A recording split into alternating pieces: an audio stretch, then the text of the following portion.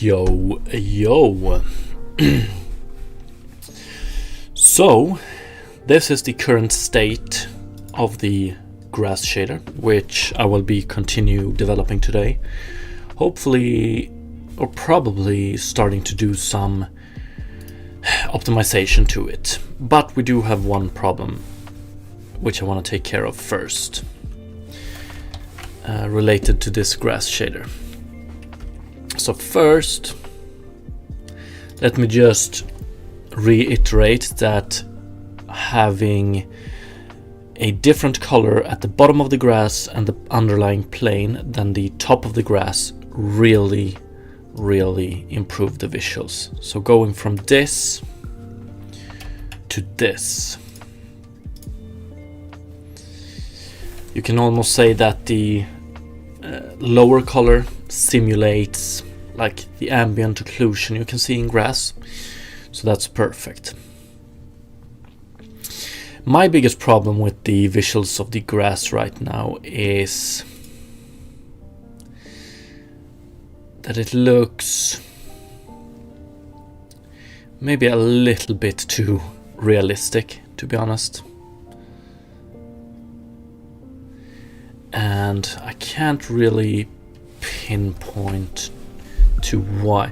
Okay, so a few things.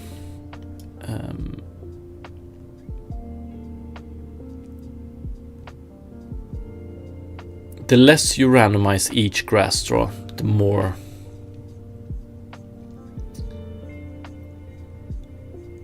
stylized it looks, right?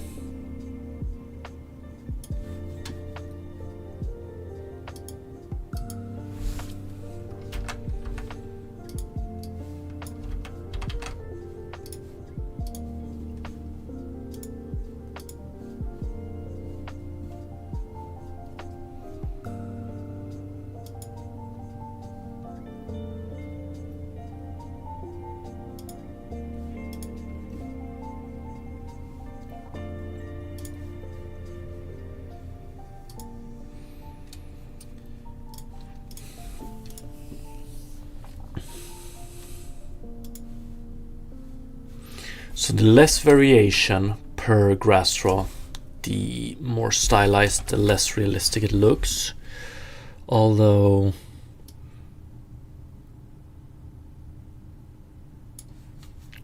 right,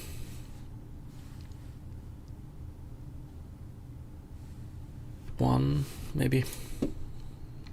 If we add more variation for each grass straw, it looks like this instead. So way more realistic, right? And I love the visuals of it, but it's just a tad bit too realistic for my taste.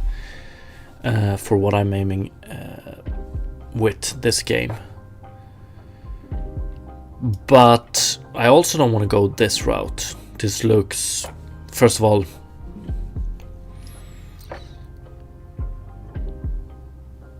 the noise here is too apparent, and even though we make it even smaller, I mean,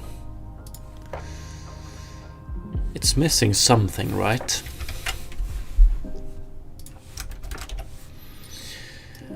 And I don't want to go fully towards this one. So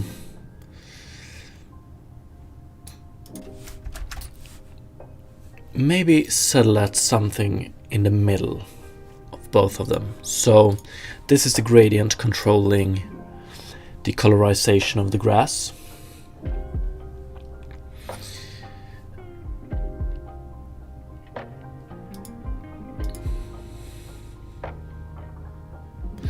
If we take, let's save this one and then we do fixed.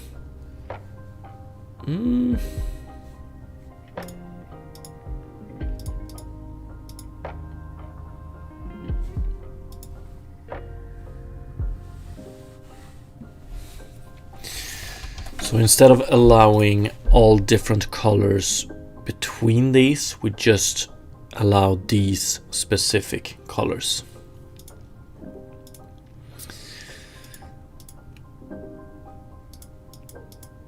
Doesn't really solve it. But if we remove some of these, like the less colors we have here,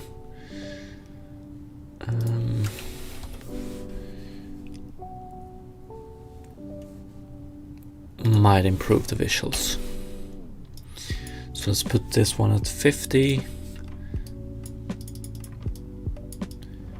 Okay.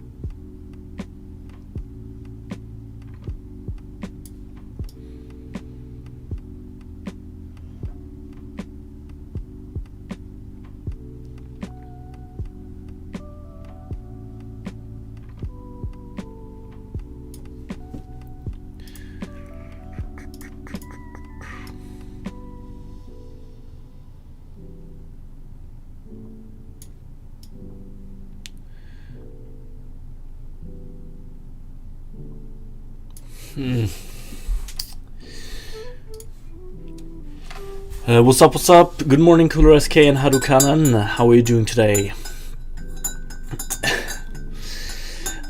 Just before you entered the stream, I was talking about how I think it feels like the grass looks a bit too realistic, you know? It's pretty as hell. I love the visuals of it, but it's a bit too realistic. And one way to fix it is just to add less variation in color. That's one way. Good morning, Modding Minecraft. Will you add interactive water to the game? Are you going to make the grass wave? Yes to both of those questions. I've been made fun of by some youngsters for having parts in my PC that don't even exist on the market. It's just because they don't understand how cool that is and how uncool overconsumption is. If I may say something, stop messing with the color stuff. Remember that when it's moving it will look way different. That is definitely true.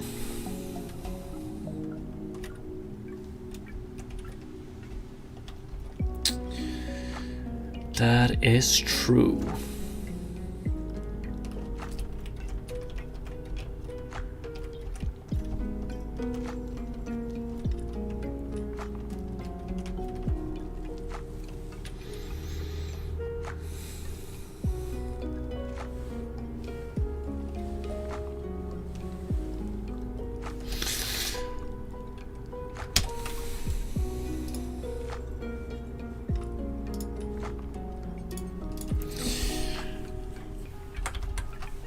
Okay, so let's see here. I just want to try one thing as well. I want to...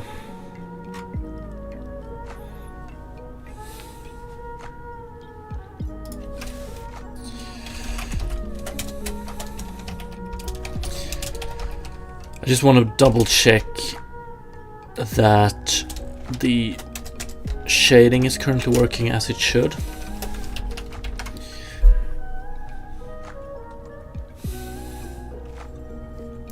Just get this feeling that we're not seeing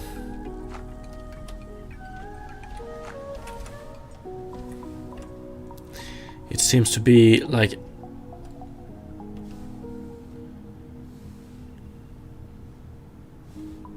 we don't have, where do we have the sun in this scenario?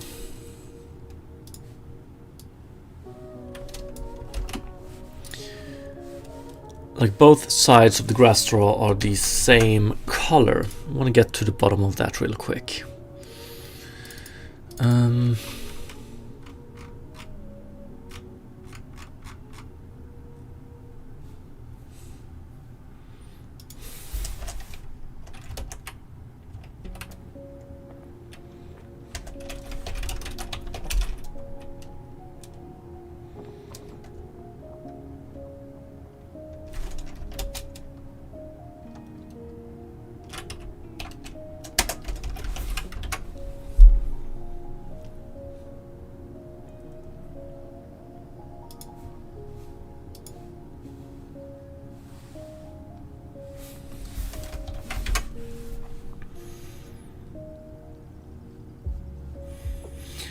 Oh, is it this one? Let's see.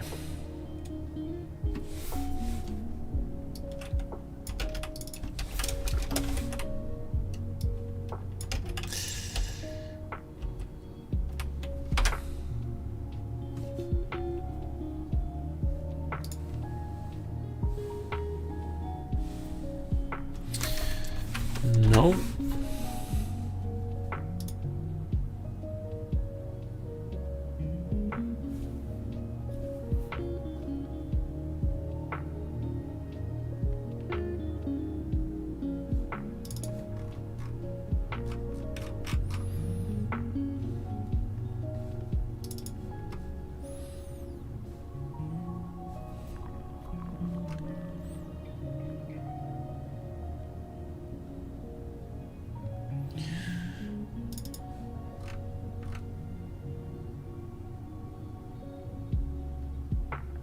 How did I manage to remove the correct light calculation here? That's extremely weird.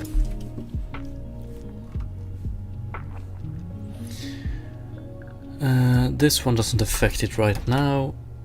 Ambient constant. This doesn't affect it right now. We're just doing diffuse.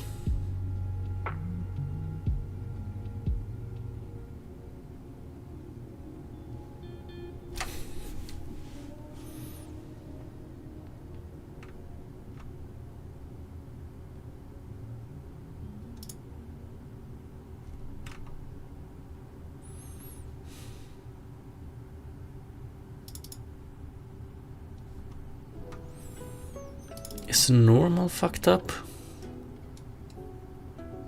Oh, yes, it is. I'm pretty sure. I think I screwed up the normals when we did. Yeah, okay, let's see how it looks with the normals as well. Yes, here we go. So...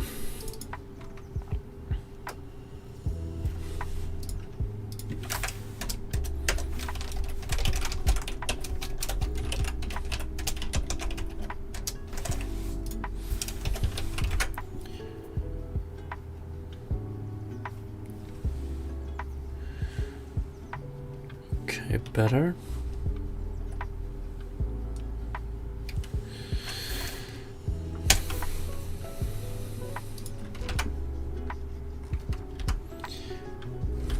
And what more did I change now? Let's see.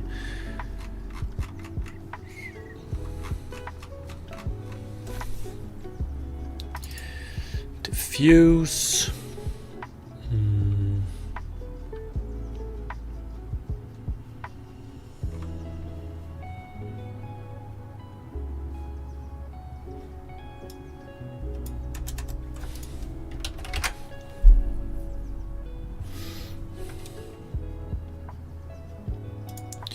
There we go, way better. Way better with this normal. Still a bit too realistic, right? Or is it? But yeah, we might... Like, I think it still looks extremely good. We might put it on hold until we have some other stuff in place. I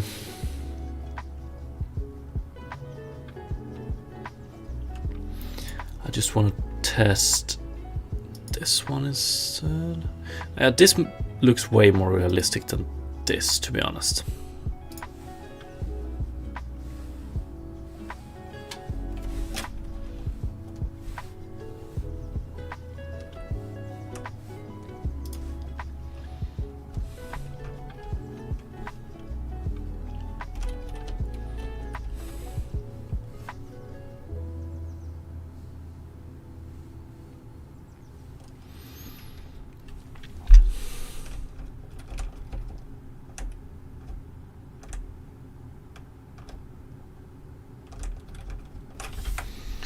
Well, I want to experiment with so many things here. I would also like to experiment with, like, the question is how often one wants to generate noise or fetch noise values. That might be a bit costly, but like I wonder if I want to base like the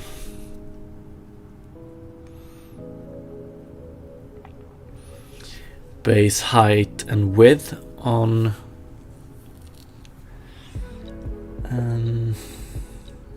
noise as well, so you have the grass is a little bit wider. Actually we're gonna do that, because in the end we're gonna use this grass shader as, so like the character, the player will decide what kind of grass will be on a certain spot and stuff like that. So it might actually be good to base the grass visuals on a texture. And I also want to optimize it. But let's see here now.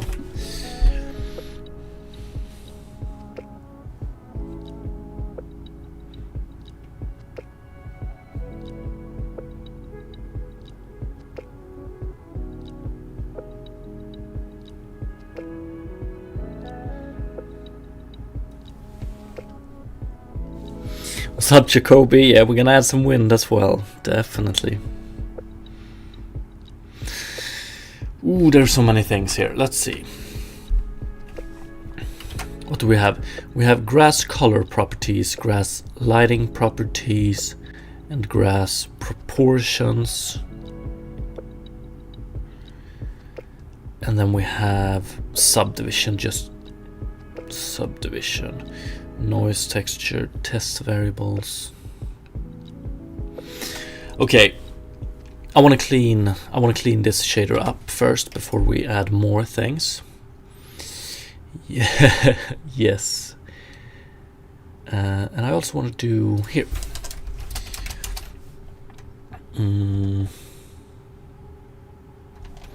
Implement noise affecting, or actually, is it E?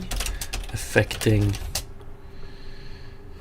grass proportions. I think it's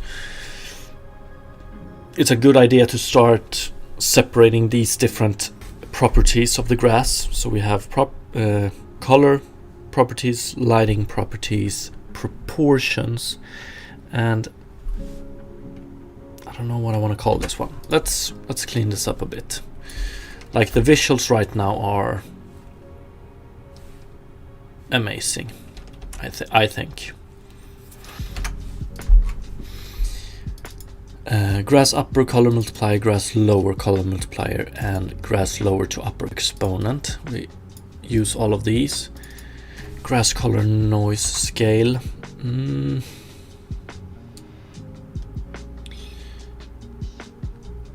It's this one, right? Yeah, and then we have the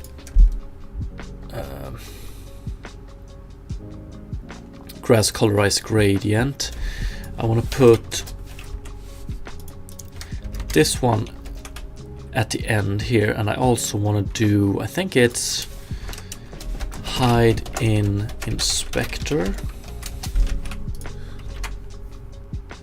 Yes, good. I want to do grass color noise scale.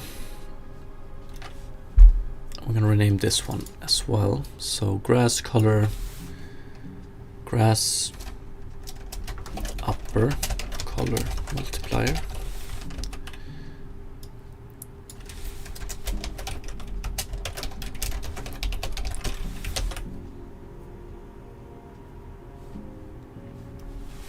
Win would be fine, but all too easy. How about pushing with the player capsule collider? We're gonna do both. We're gonna do both.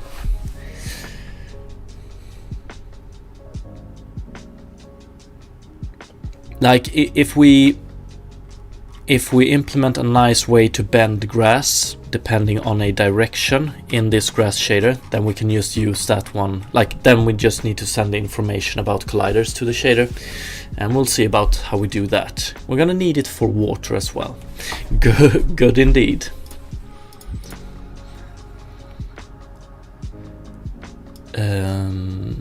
Yeah, let's name it that, and then I want to name this one.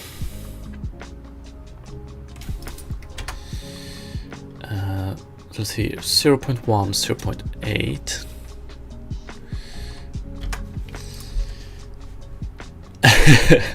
I mean, that's what I'm trying to do. I promise. Grass color. I want to call this macro noise, I think. So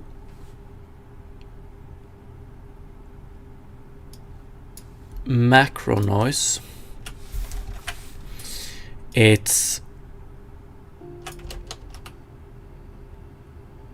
it this one? We want to rename it. One sec. Grass color macro noise scale, and let's do.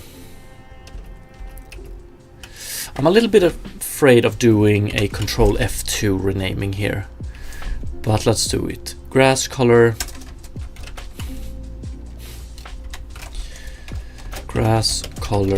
macro noise scale.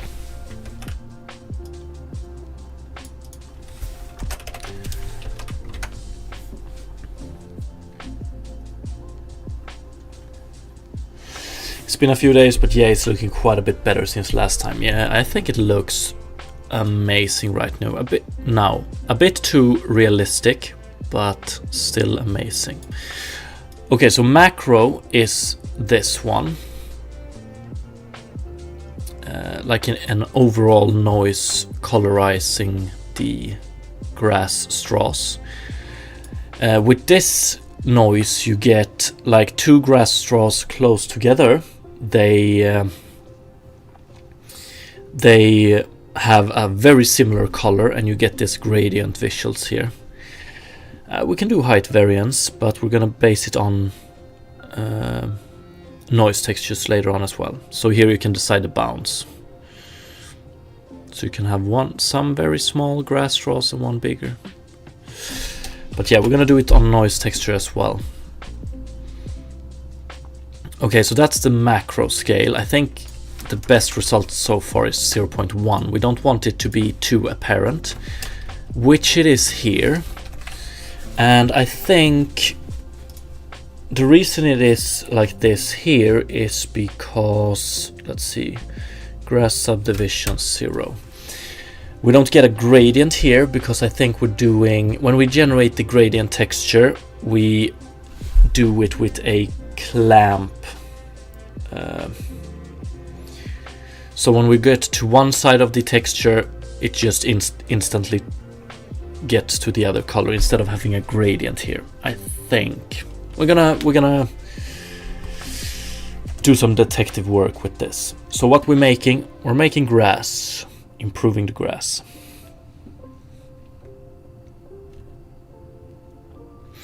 Now I'm pretty sure this is a texture problem. So when we fetch the color from the gradient here, Here we have a color on this edge, and here we have a color on this edge.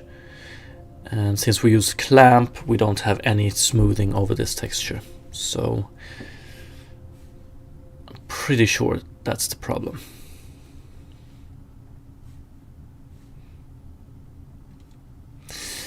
And we're gonna clean the grass shader up.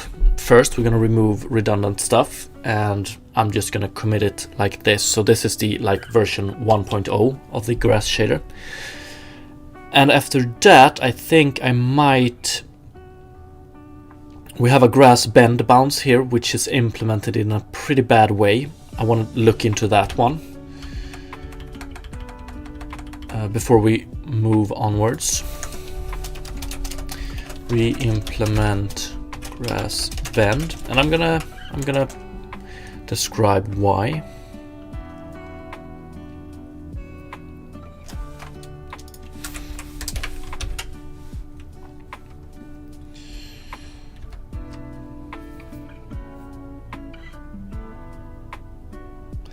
That makes me wonder, can you make the shape read from texture under the grass blade? I don't know exactly what you mean, but we do something similar, I think.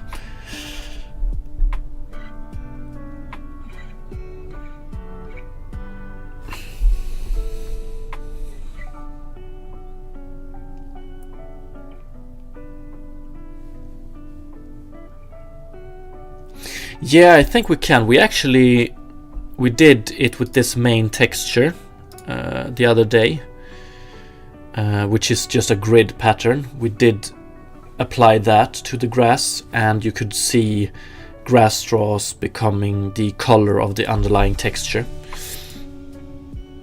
If that's what you mean. It was very, very cool. Okay, fix this as well. So fix...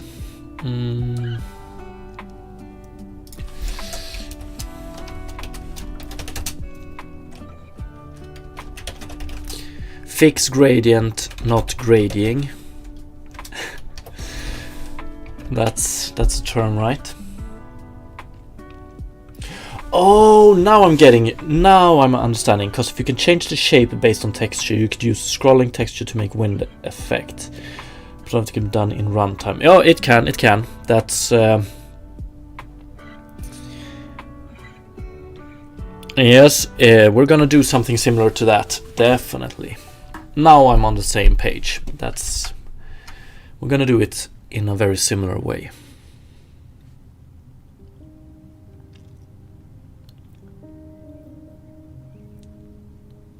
Okay, so we have macro noise texture, and then we have micro noise texture, but micro noise texture is pretty much just... Actually, do we have it? Ooh, let's see. Or it's not really micro noise, it's just when we color each grass blade randomly, we do it with a random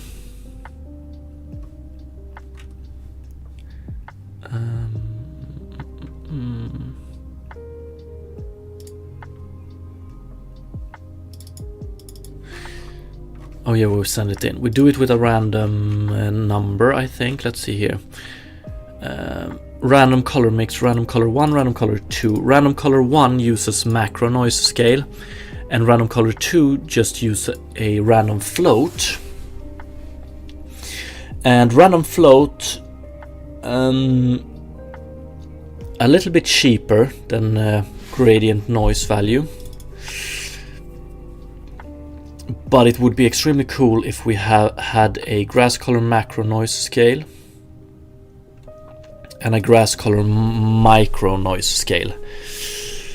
And then we have grass color macro to micro noise, or grass color macro micro ratio.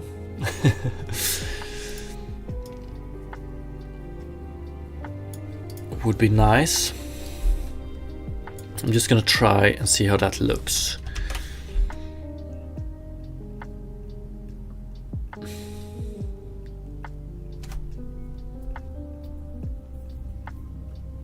Yeah.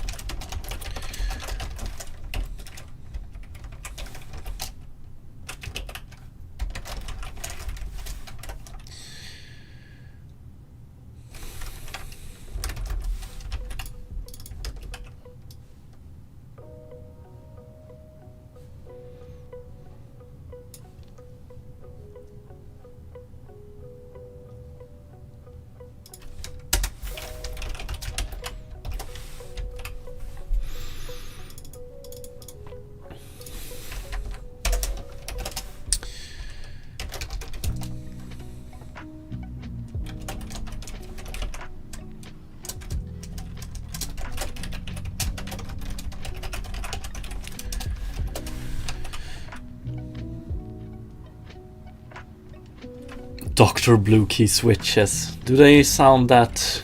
Is the sound that high? Yeah, I'm thinking about buying a new keyboard with brown MX keys to hopefully minimize this sound.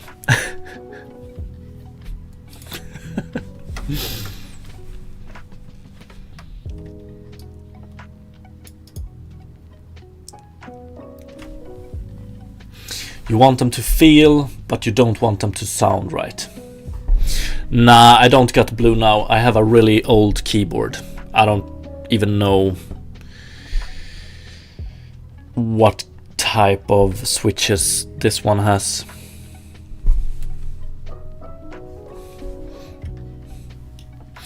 You're gonna deprive us of the keyboard noises. Hopefully, I'm gonna make them even better. You know, they're gonna sound like you're gonna hear them less, and but they're gonna sound better. That's the idea. What's up, Cypher? Almost.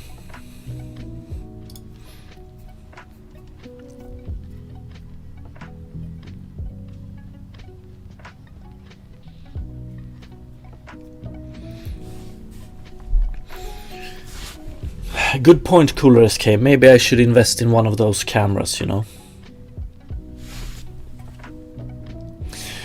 You need a tactile but not so noisy, right? Yeah, I want them to I want to feel them. Like I want it to feel good when I press down a I was about to say button, but key. Browns are noisy as well. I have a blue one and a brown one and a red one, and brown are just slightly less noisy than blue. Go to Elgiganten and test them. Yeah, I will. Or power. I'm a little bit surprised, at least not where I live. Like I would have anticipated, maybe in Malmo, that there exists a single store just solely focusing on keyboards. Feels like one of those hipster things, you know. I recommend linear, like red ones. Okay, so you recommend red instead of brown. Even less noise. But me said browns aren't noisy. Hey, we're gonna see. Might do it later this month.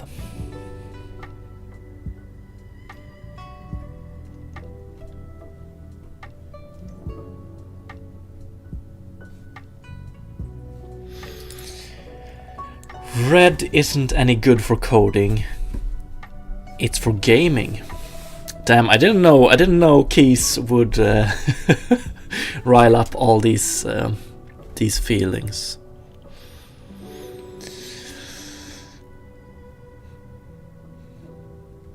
Okay, let's see. Grass micro noise scale. So what I want to do is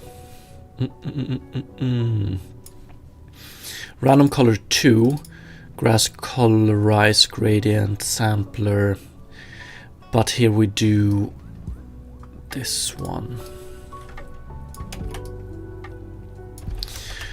But here we do micro.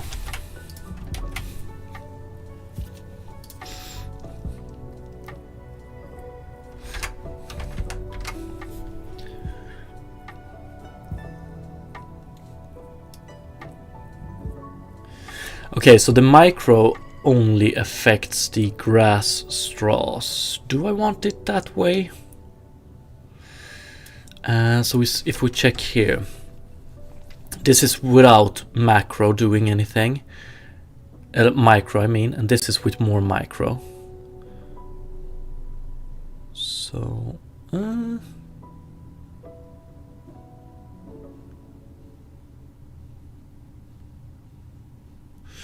yeah, just we're varying it out a bit. If we go,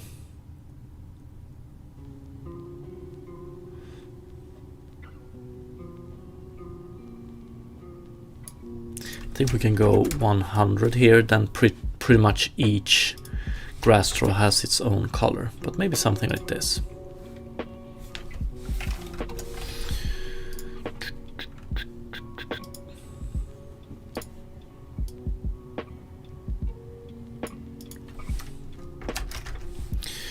.85.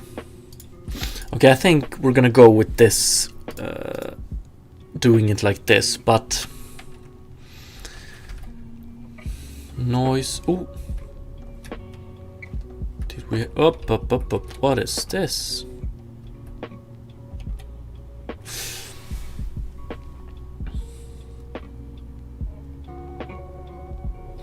If you never had a mechanical keyboard, anything will feel amazing. Probably.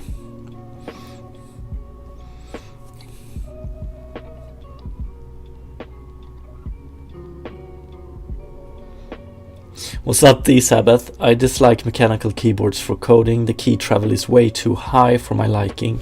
That clicky sounds gets to my head. Yeah, the worst thing there ever is sharing an office with someone with a mechanical keyboard, like when the sound is coming from not you pressing keys but someone else pressing keys. Wow, that drives me mad. Okay, so what is this we're seeing here? This one screws with me. Are we dividing with 0 or something like that?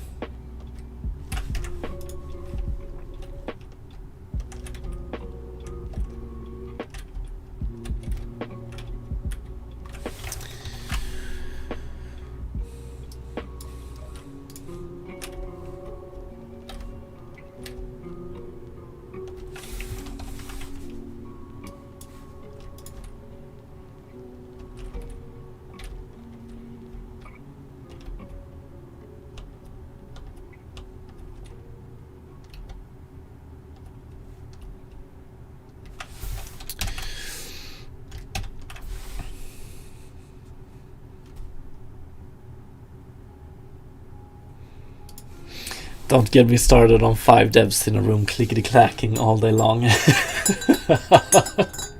Yeah. That sounds like pain.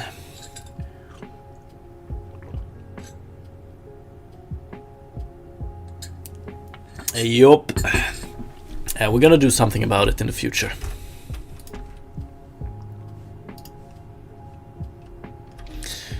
But right now I'm more interested in what the fuck is this? Okay, I don't know how visible it is on stream, but this ugly, I wonder what the cause of it is.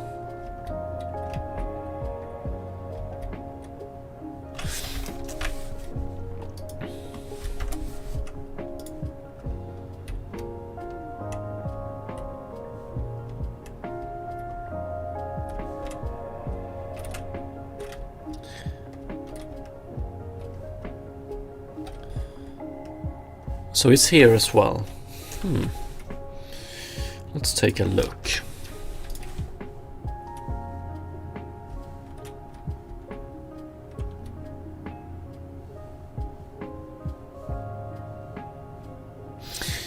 Oh, is this something to do with... I'm thinking it has to do with specular color. But I'm not sure.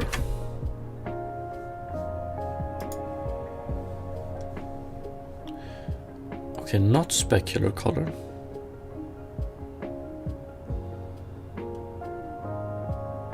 What the fuck?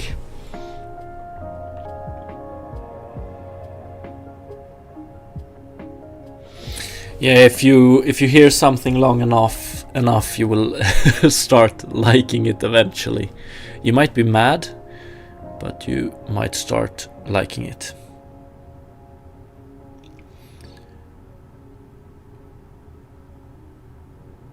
This light shift here, what the hell?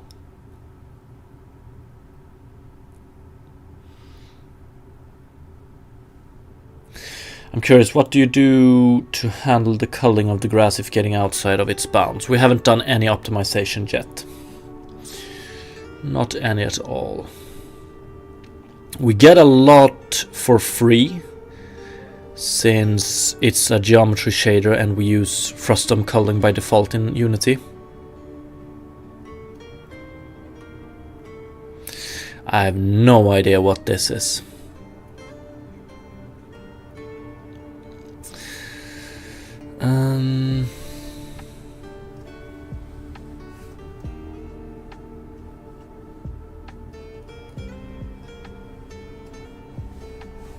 I'm gonna check out that keyboard later on, Cooler SK. I don't know if we have compared keyboards before.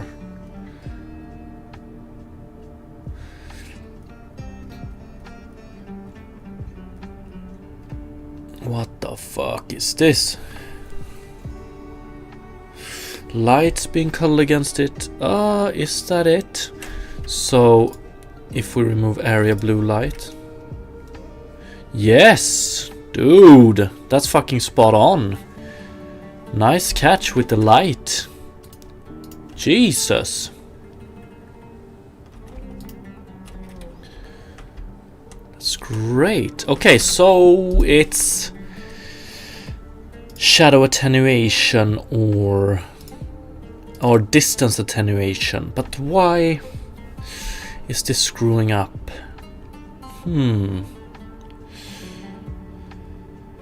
Yeah, it's a very... That's why first D-Sabbath I tried to remove the specular color, because this one depends on view direction. But it seemed to be something with light.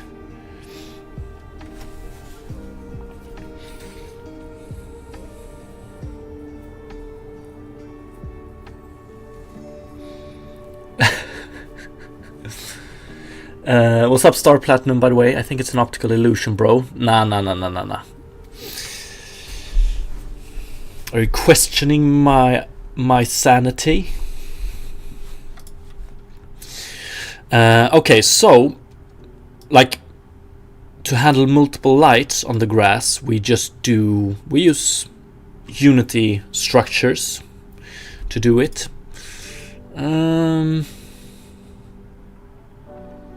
And it's distance attenuation. I think this one is the culprit. So in here we have how much a pixel should be, how much light should be affecting a pixel based on distance from light. And when we do area lights, they have a maximum distance. It's extremely weird though. Is it that the light is getting culled? So now, the camera angle is so far away from the light.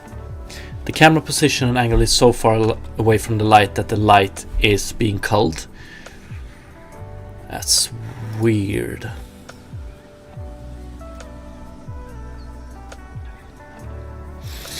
Star Platinum, good luck on those exams and thank you for stopping by. Good luck, good luck.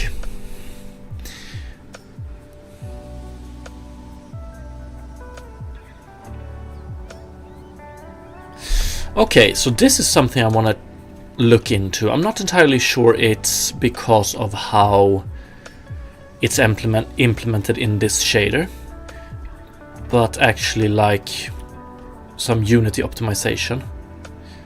Although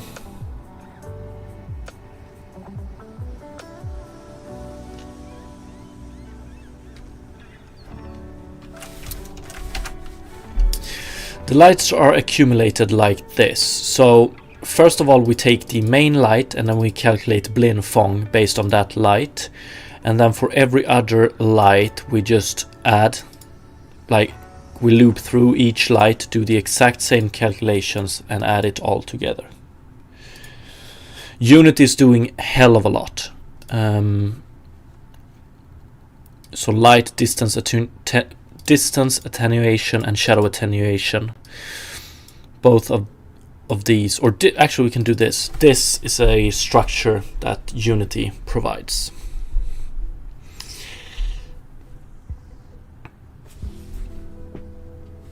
Yes, they are. They are given to me by Unity, or I actually have to fetch them, but still.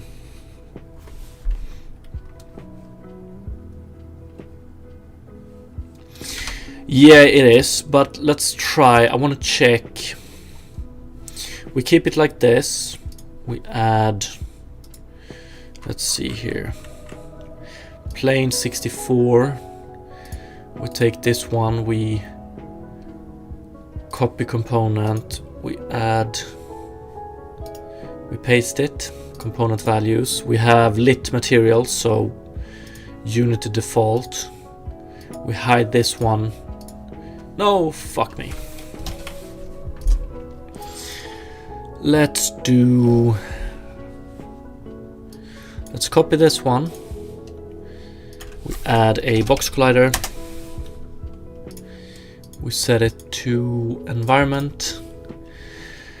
And then we copy the position as well. Let's see.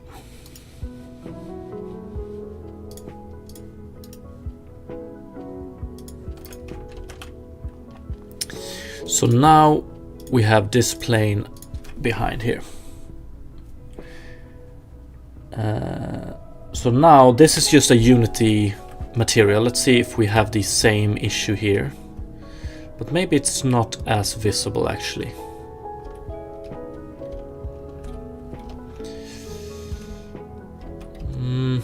I don't see it.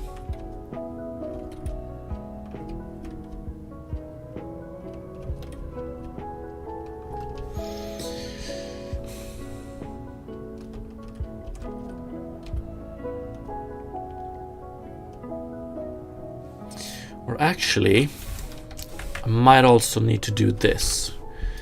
Let's duplicate this plane. I don't know, scale it down a bit. And where do we have it? Let's rotate it by X 90 degrees or minus 90 degrees. And we keep it, or actually minus 90 degrees.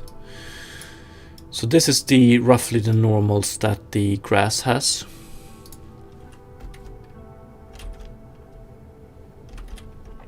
I don't know. Are they using a better light calculation than me?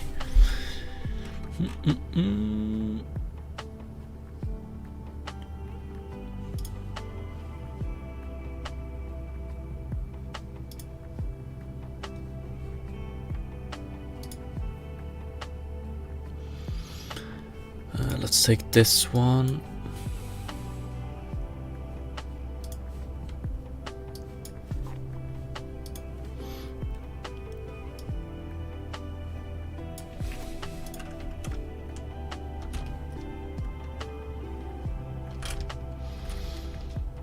Now we're not really seeing the same issue here, right?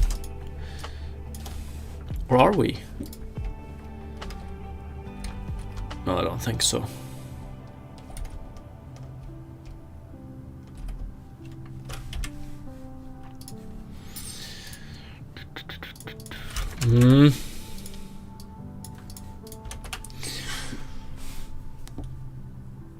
Let's see here. Can you debug somehow using a color shader to tell how many lights are being passed to check? Yeah, I could definitely do something like that. So we could do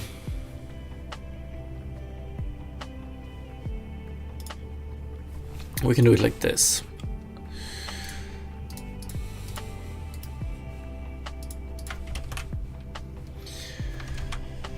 If we take the grass shader, and here we can do, so we always have light once. We do, we can do return float for,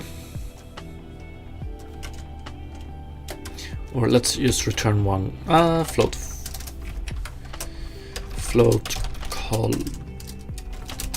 and then we do, so 1 plus pixel light count, so the number of extra lights we get, and then we can do return float for C,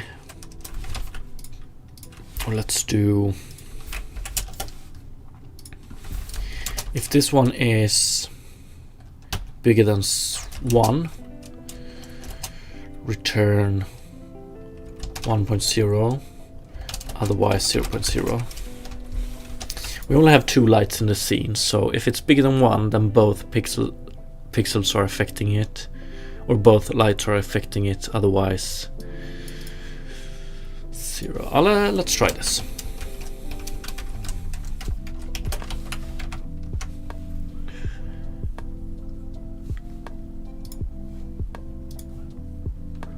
Okay, so right now we do get 2 lights on it.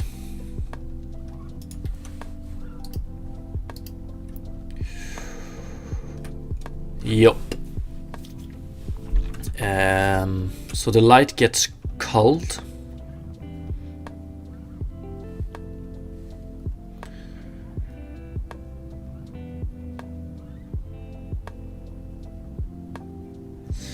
And I know why it might be. Let's see here.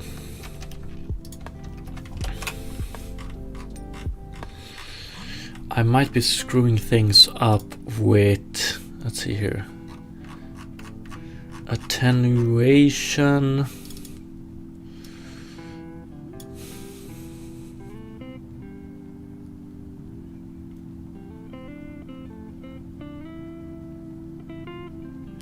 What's the heuristic on the lighting culling? I have no idea.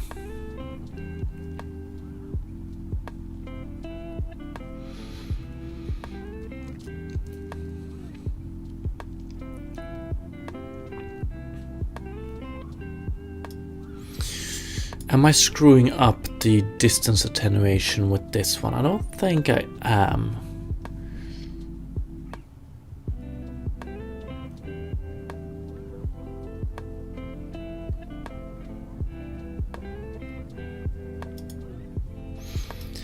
This one should never be higher than 1, so this one shouldn't affect it. But I want to try it. So now we go with only distance attenuation. Now we don't have any shadows on the grass. I want to see if it's as apparent. Yeah, it is. But how is this light affecting this so much? It doesn't make any sense. I don't think.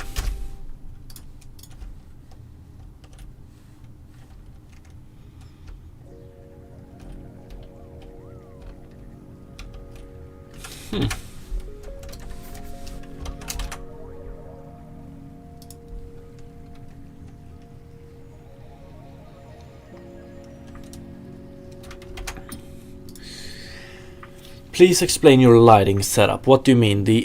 Like the implementation of the Blin Fong, or how I've set up the light in the scene? I think it's pretty apparent.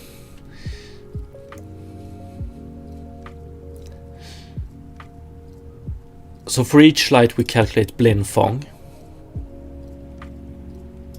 How many lights? What type? We only have 2 lights. We have one directional light with an intensity of 0.8, and we have one area light with intensity of 3. Indirect multiply 1 and 5.9. Yeah, directional. So it's pretty much like a sun.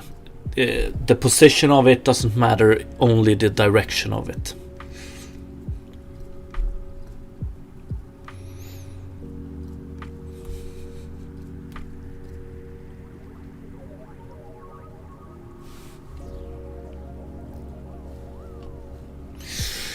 I have no idea how the area light is called in Unity.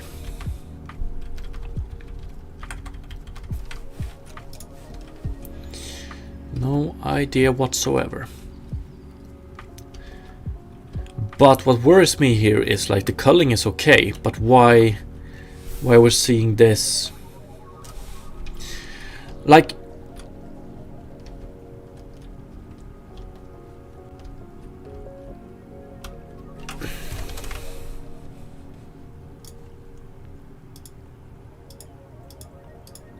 is this area light? This area light has a range of 5.9. Yeah, okay.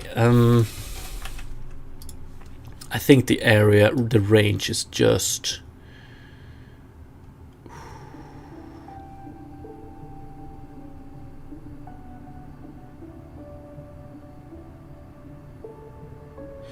This is what bothers me. So I think something is wrong in the light calculation. So if it only has this range, it shouldn't affect grass over here. So we shouldn't see this flicker here. So I think something is wrong here. Attenuation.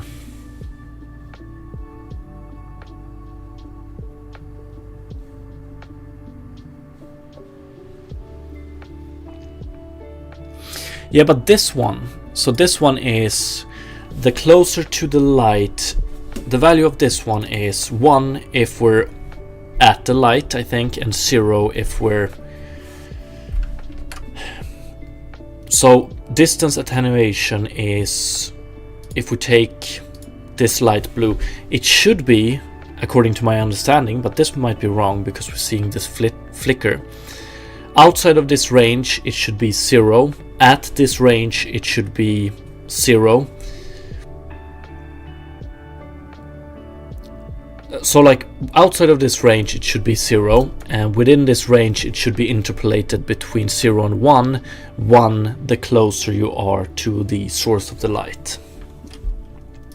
So if we have a range of 0.1, 2, 3, 4, 5, 6. Like if we have a range of 1, why the hell are we seeing difference in the grass over here? That doesn't make any sense. If we have a range of 0.8, 7, 6. Okay, so 7, so 6 is okay, 7 is... As soon as this light actually starts to affect this plane, are we taking... Is distance calculated? Ooh. Yeah. So is distance actually to... Is the same point used to calculate the distance for all of the grass? I want to check. If we remove this one. Now we see, even for the plane, we see a difference.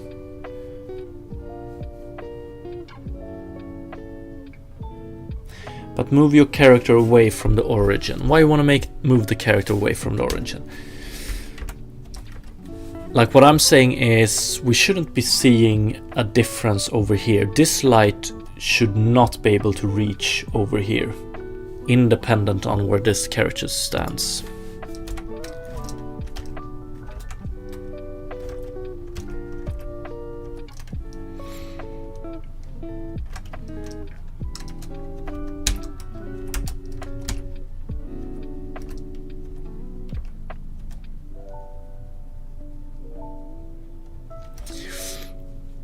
No, I think we want this light to be cold, definitely. So it's going to be cold here. You can see the difference.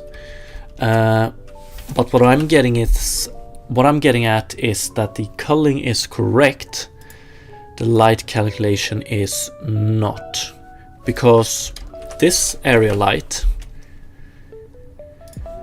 with a range of 1 should not affect the color over here, which it currently does. So if we can solve this issue, we will also solve the issue we get from culling.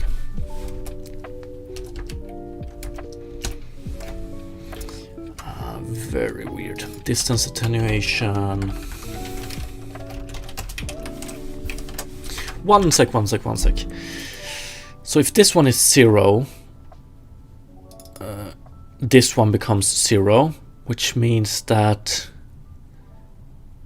this one should be 0, which means that diffuse should be 0, but we still have grass ambient constant, and that's what is fucking everything up. Okay, so this is it. I will let you work with it. Thank you, appreciate it.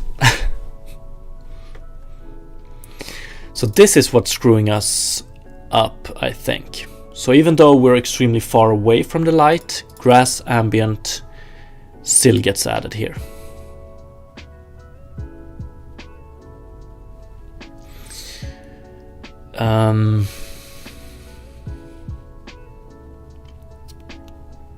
So this is it. So let's say if I look at this, if we remove that one and set 0 here, or half 3 0 0 0, so we don't have any ambient affecting this one anymore, then we're not going to see the same issue. Range 0 1 0, see, no flickering. If we add, if we put up the grass here again, we do area light, we go range 0, no flickering, right? If we run away over here, no flickering.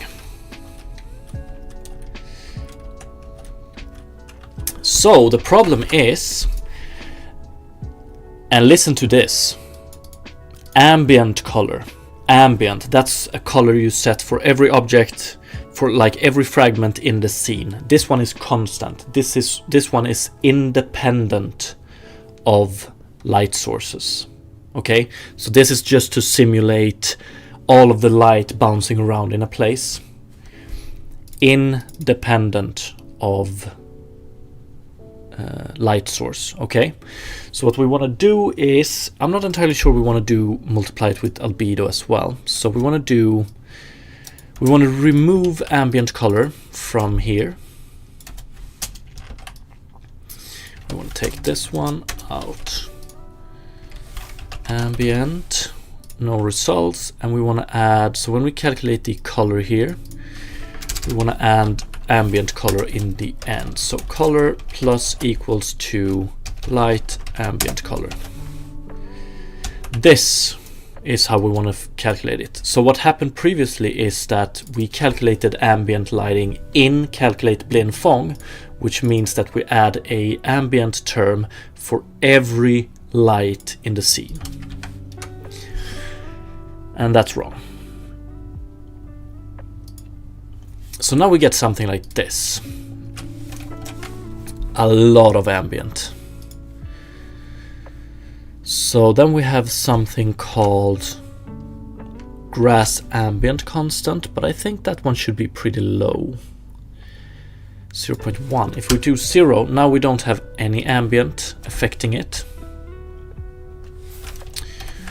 That's pretty good. So if we go 0.01 to 5, so you can see 0.5. Jesus, this is a lot of ambient. So something like this maybe. But I'm also, we multiplied this with,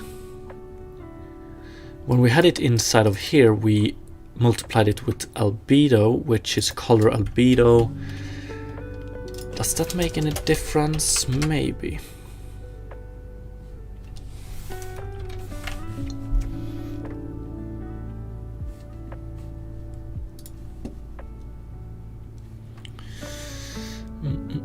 Ambient constant. Yeah, I think we want to do that. So 0.1. Okay, so now we shouldn't see a flicker coming from the ambient here, which is great. Nice. Okay, feels good to get to the bottom of that one. So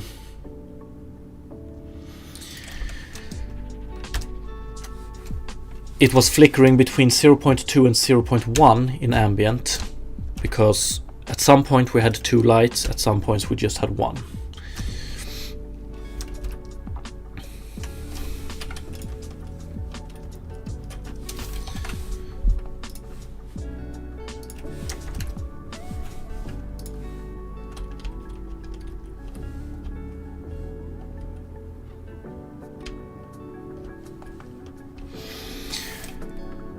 Great. Did I put this as an error? Fix gradient not grading? No, I did not. Okay.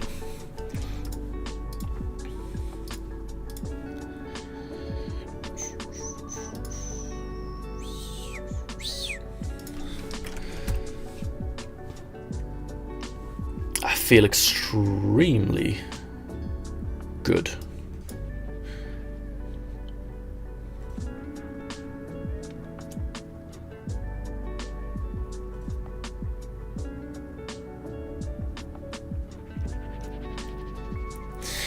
Okay, macro noise scale. I think I want to do this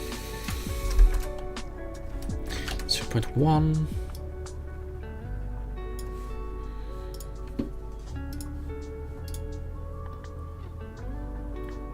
I want to get rid of this as well.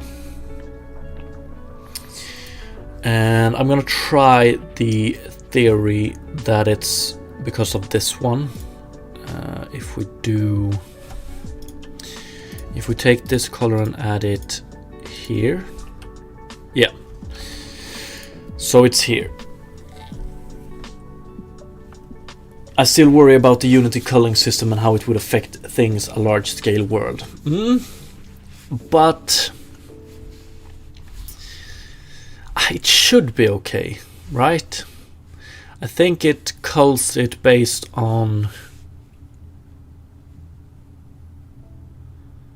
I don't know, might want to read up on that. That's true. Okay, so let's fix this one.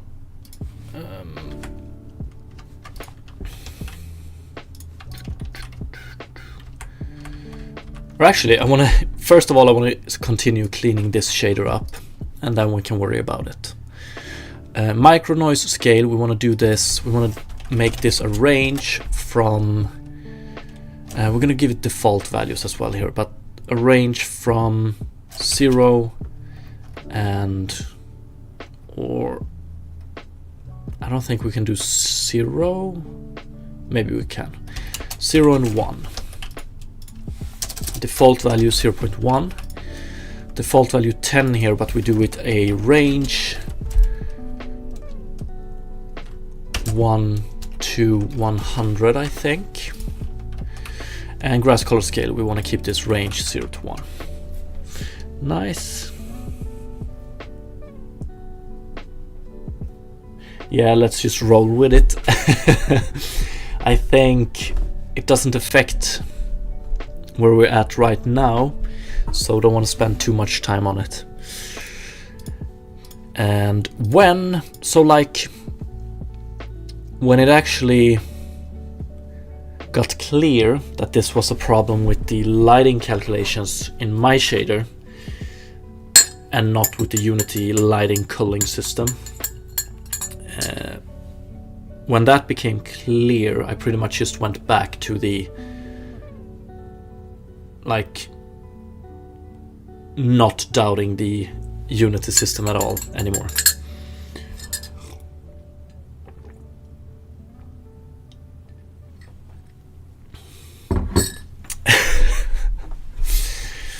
Hey, hold your horses. We're gonna get to the creatures. I just want a nice, pretty playground for them. Okay, so this is pretty much done right now. I want to rename this one grass color macro micro, or macro to micro ratio.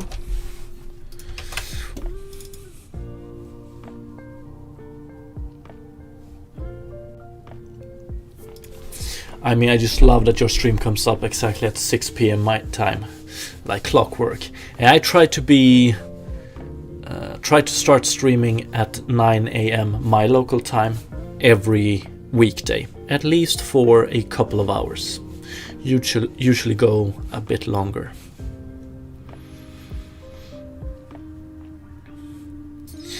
Okay, lighting properties. We don't use smoothness. I'm not entirely sure I want it. But we're gonna keep these two. Ambient constant. Rim exponent we don't use anymore. Do I want to play around with this more? Maybe. Let's do add rim lighting. So this and this, I was going to use rim lighting as a sort of penetration lighting, so simulating subsurface scattering. What's that, some Euro time? Yes, Central, I think we're on Central European time. Here in Sweden right now.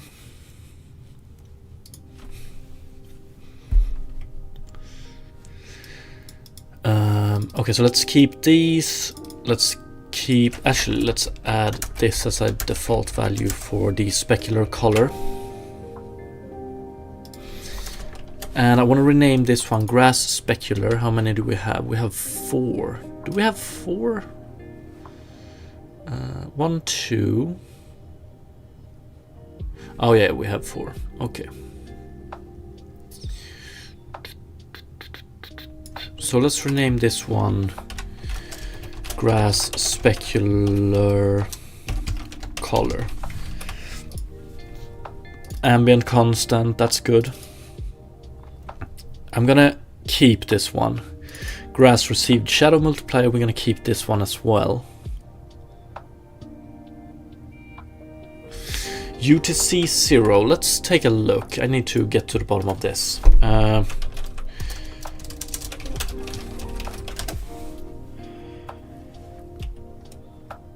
Yeah, we're currently in CET, so Central European Time, and so CET in UTC. I think it's UTC +1, maybe?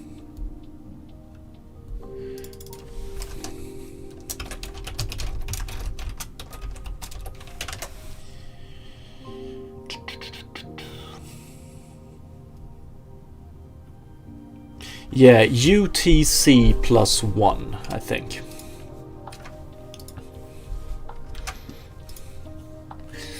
Okay, so all of these I want to keep, and then we have not possible to skip up like this.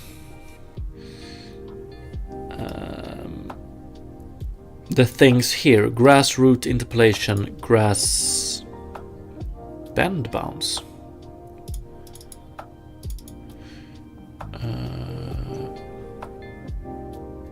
Shouldn't this be... do we have another heading somewhere?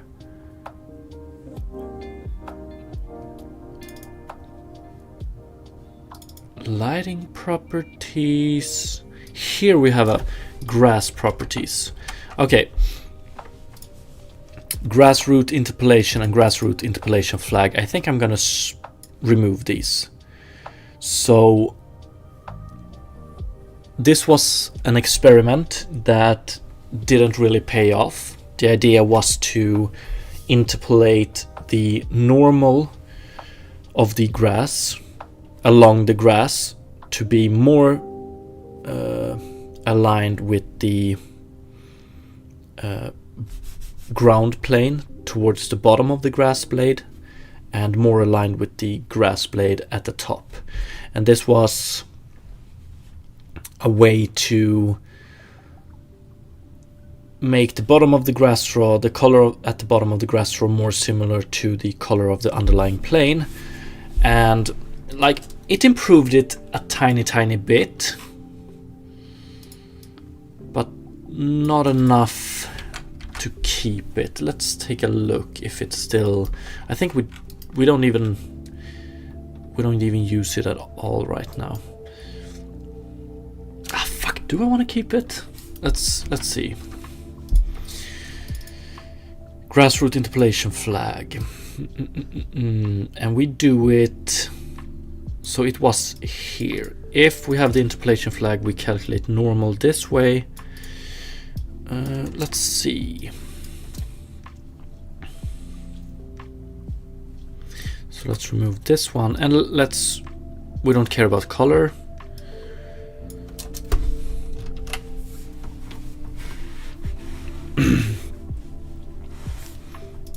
Grassroot interpolation flag. So if this one is enabled, we lerp the normal between ground normal and grass normal.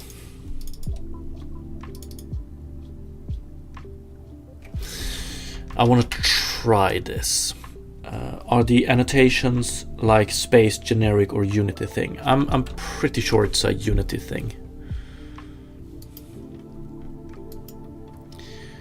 Okay, let's see here.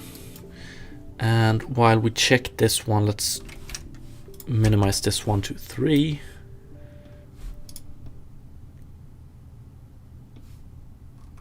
Oh yeah, we have a blue light there. Okay.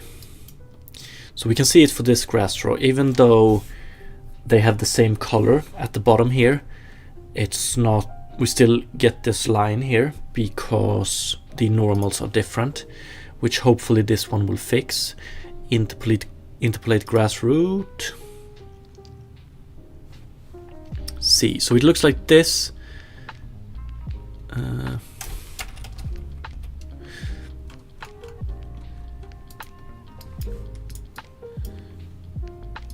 So it looks like this instead of this. Pretty amazing, if you ask me. Although making it that much, like with few grass blades, I guess it looks a little bit better. But like the question is, it's probably not worth it. And then we can also let's see here.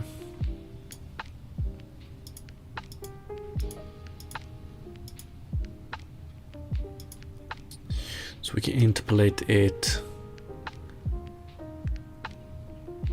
So at 0 we just do it at the very bottom, and then we let the grass straw has its own normal, but we can also make it such that it climbs up on the grass straw. But this is probably, I want to see how it looks if we do, let's disable it. It might actually make it worse. I don't know, let's see.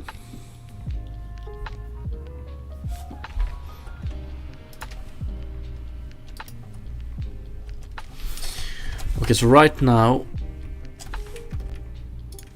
it's without it, and now it's with it. Like, there's pretty much no difference, or no visual difference. If we do it from this angle, what do we have then?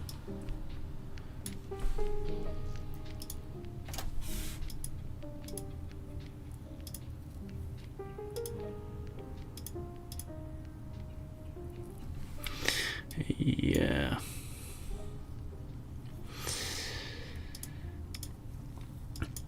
So, keeping it like it's implemented right now,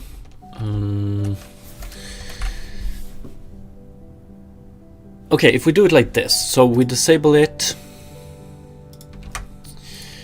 So right now it's a pre-compile.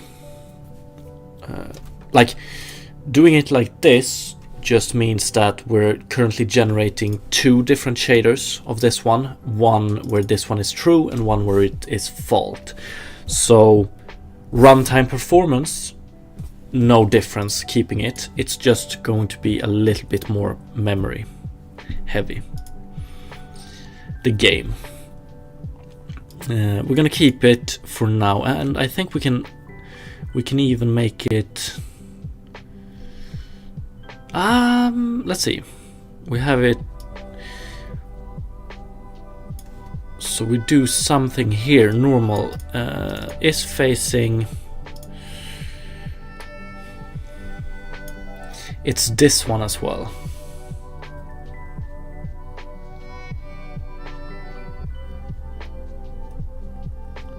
Cost benefit analysis. Yeah, okay, let's add a if else statement here as well. So we do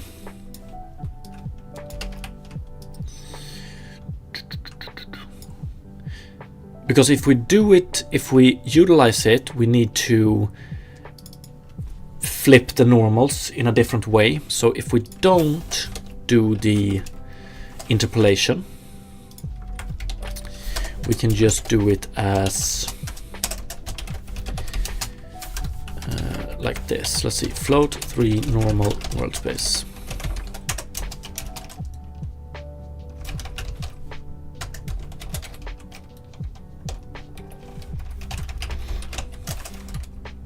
Don't I normalize it here? Maybe I should.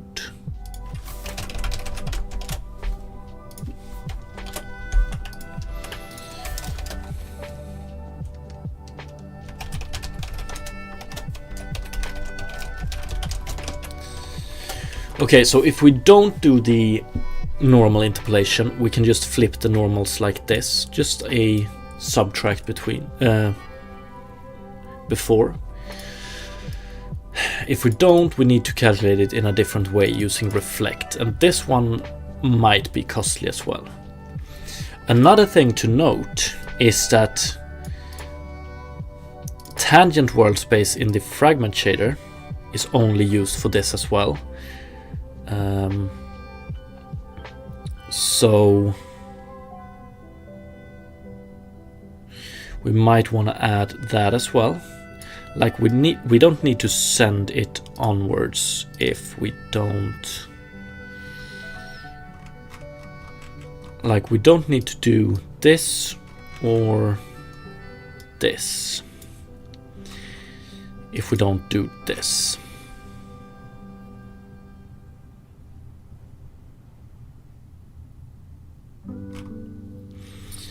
I don't think. Which means that we can get rid of this one. And that's just one less thing we're sending onwards.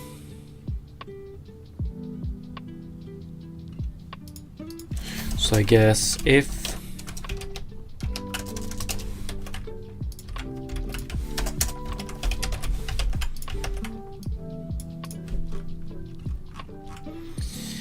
and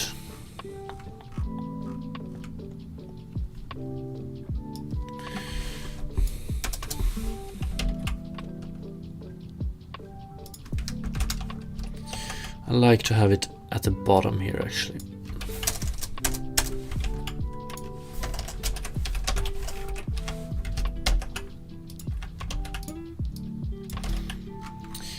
And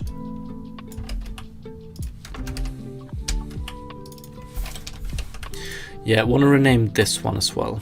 I think I want to name it output actually. And let's put this one here.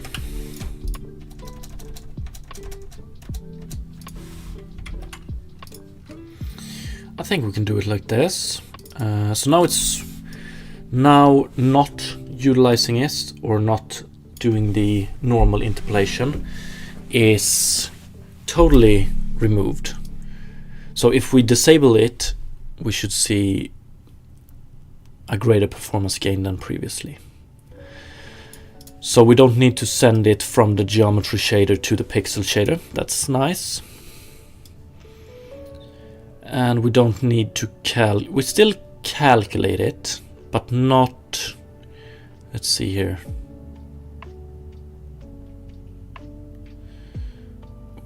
Can we remove it? Tangent to world. Tangent, tangent, tangent.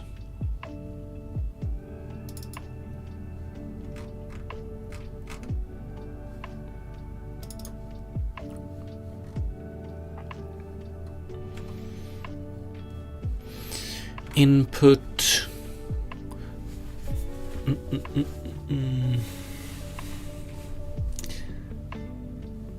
Whoa, whoa, whoa, whoa, whoa. Oh, yeah, yeah, yeah. Yeah, that's not what we want to do. We want to do this. I'm being tired. There we go. Grass tangent world space. We calculate it here. We don't need to do that. So grass tangent world space, and then we take this one as well. I don't think we're using it somewhere else. No.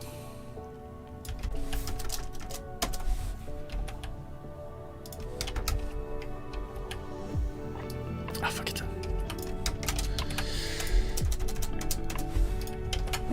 So we don't need to do this calculation either. So that's very nice. Let's see if we have some errors.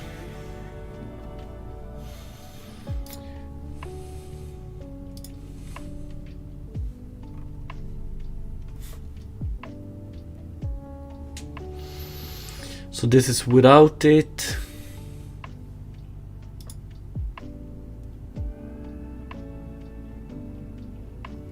And this is with it.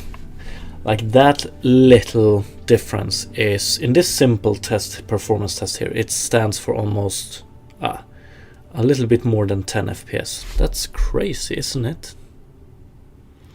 That's insane. So, sending data.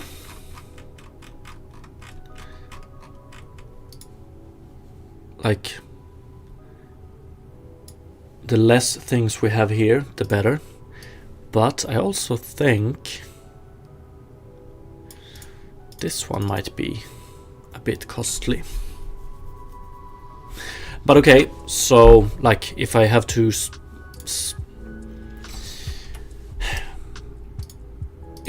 come with a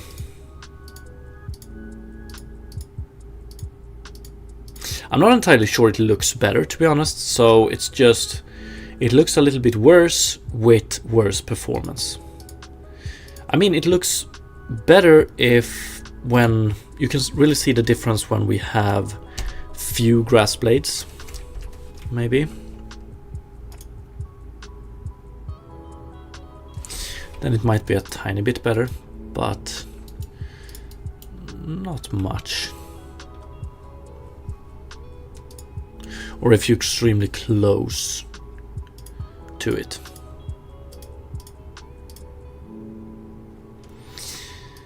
Well, the option is there, it exists, but probably won't be used for the most part.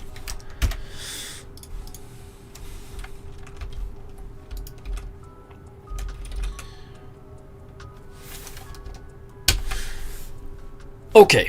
So we're still gonna keep that, but I wonder if I want to put that one, grassroots interpolation space. Do I want to keep this under a separate header? Maybe I do.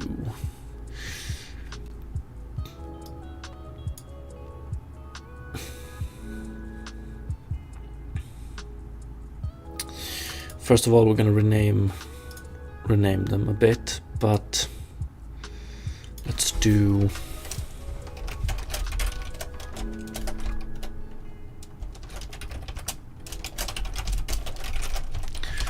pretty much gets its own header right now. So let's see, it is possible right now because we have this flag. So let's rename this one grass root normal.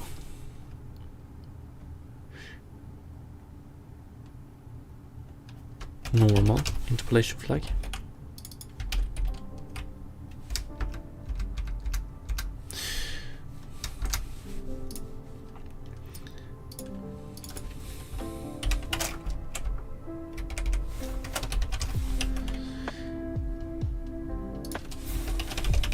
Interpolate grassroot normal and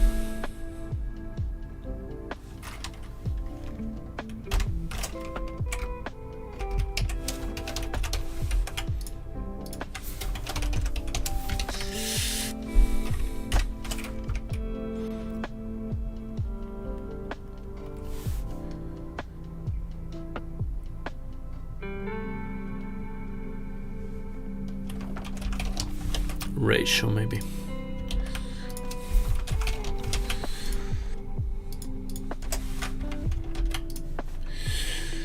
Okay, something like that. Grass normal interpolation. And then we get to the grass proportions. I probably want to do I probably want to put this one on top actually.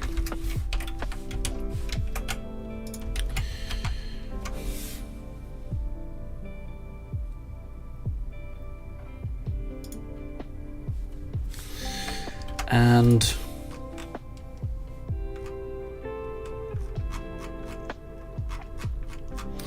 let's see here, grass color macro noise scale, grass color variables, and then we have grass lighting variables.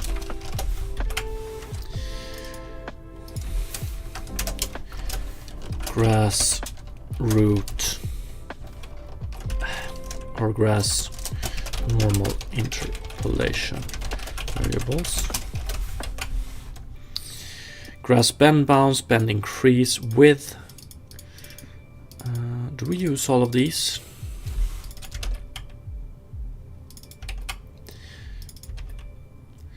Three, grass height bounce, grass subdivision. Grass proportion variables, and I want to put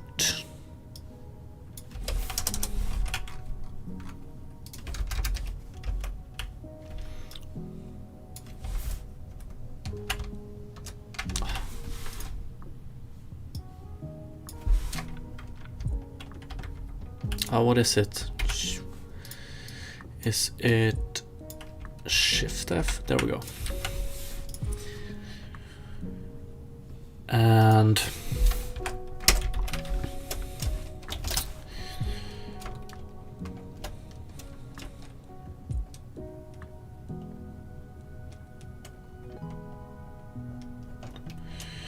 mesh, base mesh variables, test variables, and then we have main texture. Don't use that one actually.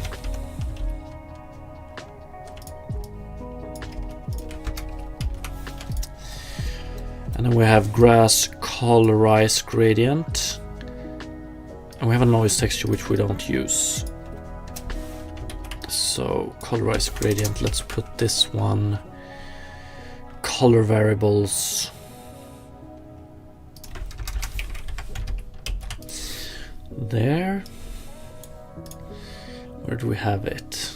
Hide inspector.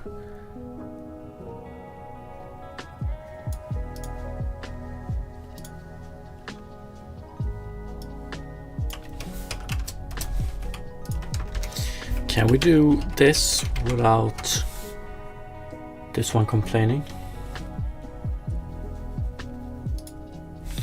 Great. Grass bend bounce, grass bend increase, decrease, multiplier. Do we use all of these? Yes, we do. And then we have height bounce, and grass subdivision. Okay, I think that's good.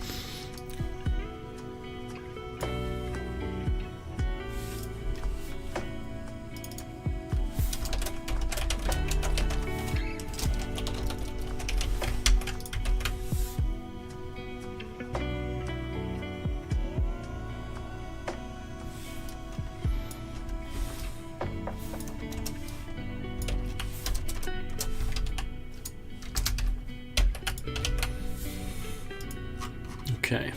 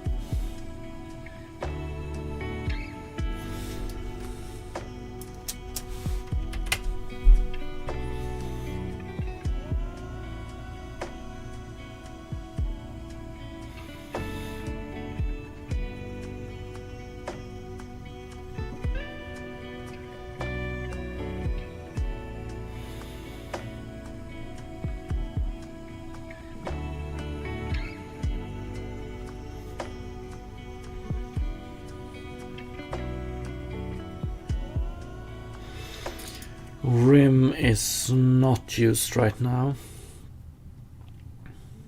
as it should be.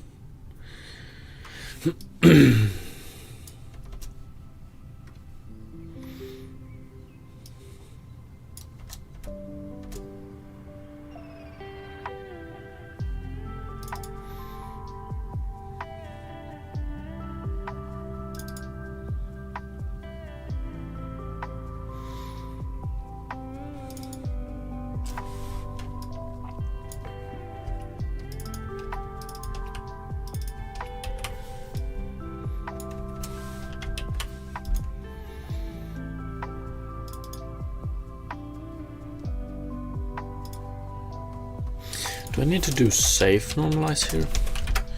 I don't know.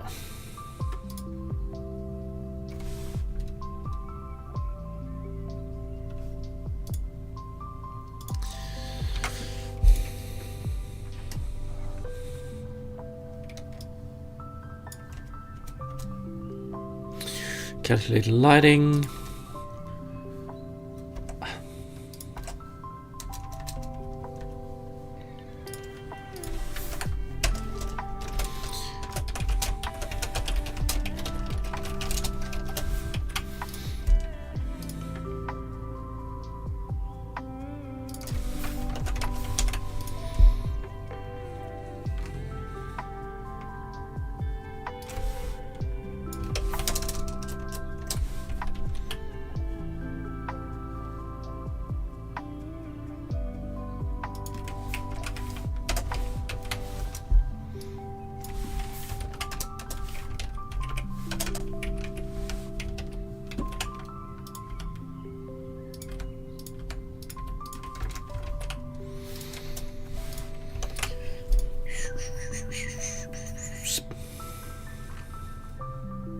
Okay.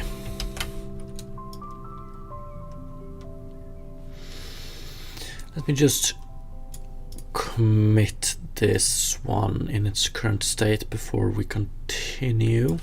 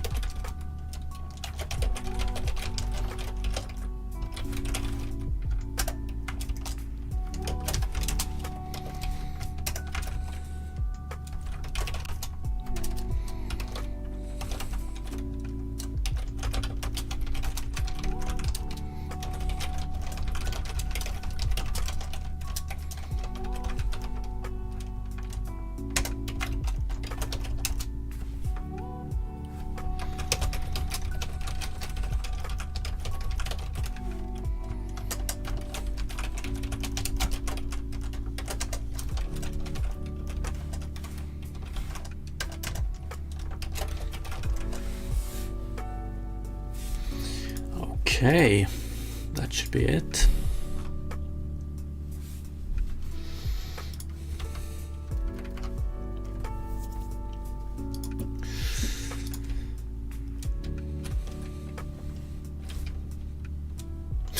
Okay, great, let's continue. So I want to fix this problem, and I think it's with the so for this plane we have a component called ground. A very nice name. It doesn't do that much just now. It has a texture generator variable, more specifically a gradient texture generator, which looks like this. Let's see here. Just some properties specifying the texture size, a property specifying or defining the gradient.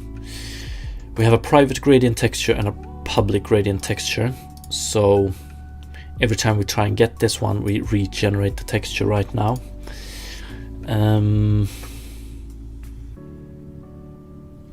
A bit unoptimized. Might need to add a dirty flag, but we're not going to do that now. And basically what this one does is it takes this gradient and regenerates it into a texture with these specifications. Very nice if you want to work with gradients in shaders. So we just control a gradient here, and thanks to the ground script, which looks like this, that gradient will be regenerated into a texture every time we change it and sent to the shader. Right. So right now, when we create the texture here, we just create it with the default settings, and I have no idea what those are. So let's take a look at that. Unity. Shimk, what's up? I'm sorry about the pronunciation. Unity texture 2D. I'm a big fan. Oh, thank you. Appreciate it. Constructors.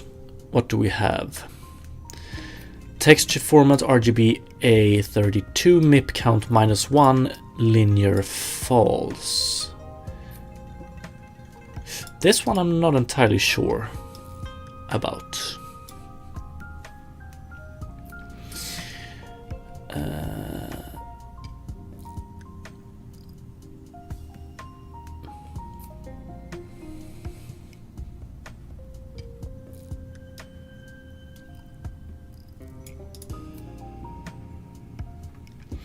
Is this actually all we have? Let's see if we can alter it later on. Red texture white.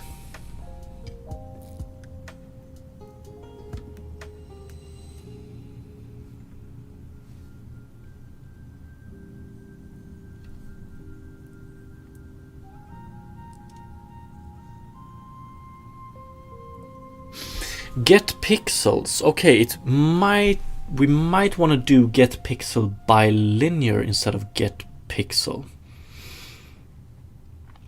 Okay, this is very cool. Let's see here. Or we do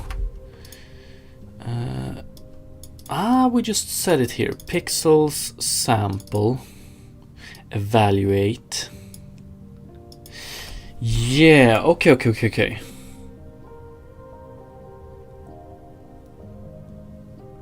Gradient texture, or actually set pixels.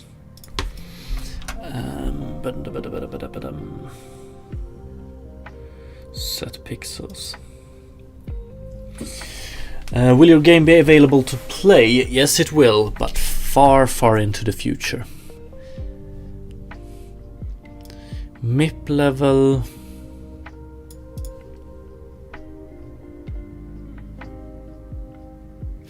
Now I think we can, I'm pretty sure we still will be able to, let's go to texture.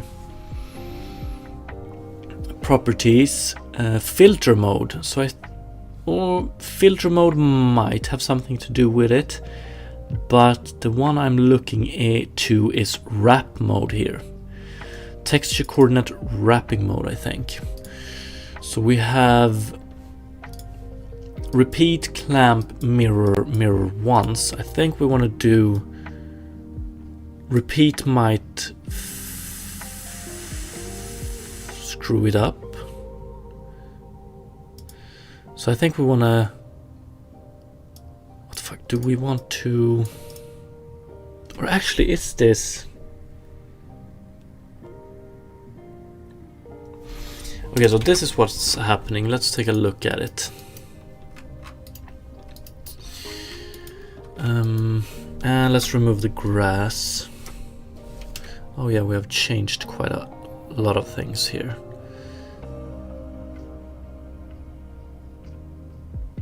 Oh no, one sec.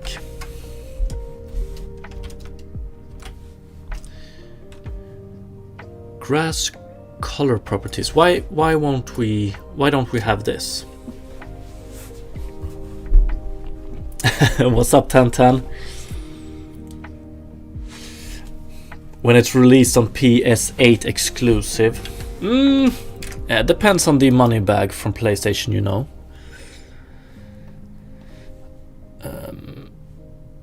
Grass subdivision. Why don't we have a header here?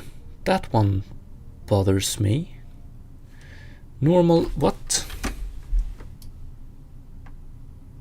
Why is this not a header?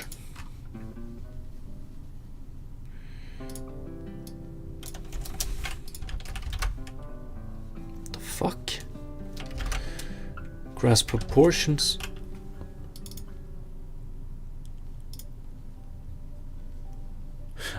Because we have this one right at the top.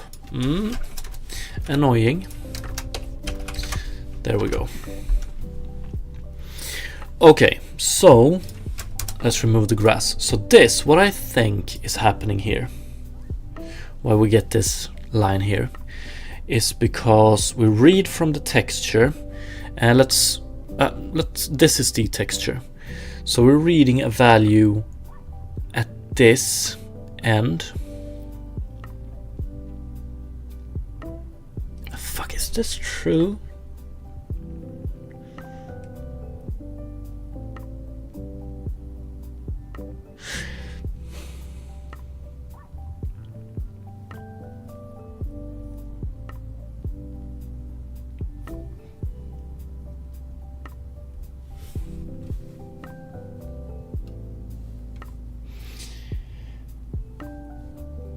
Maybe Xbox General Admiral X. Is that what the next name of the Xbox is?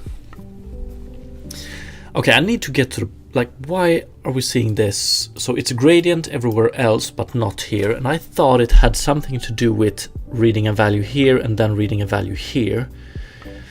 But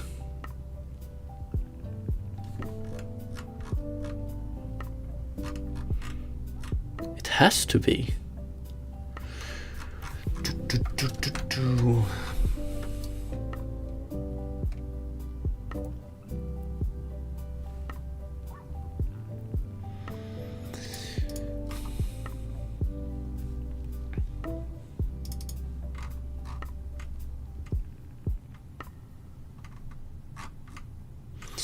Okay, so when we calculate generate geometry shader output value, output color, sample texture 2D LOD. So this is the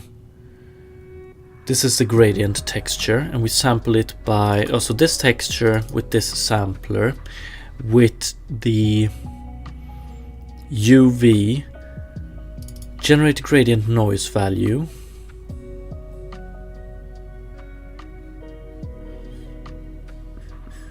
With this scale and this position world space.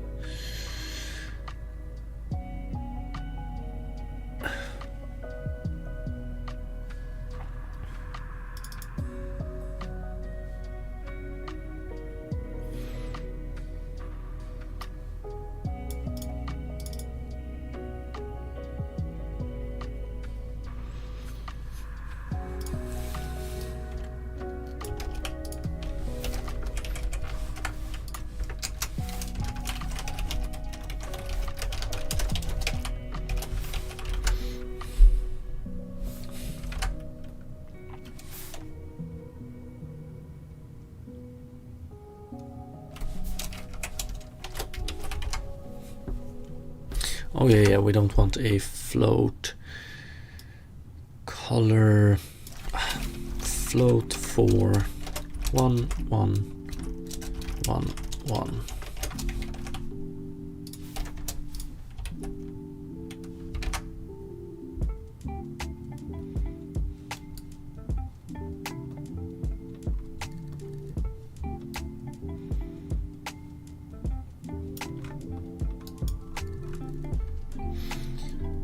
Are we getting a value higher than 1 here?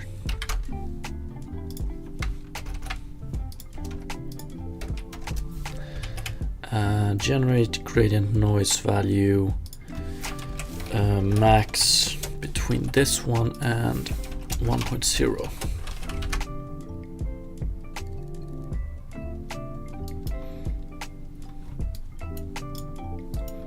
Or actually,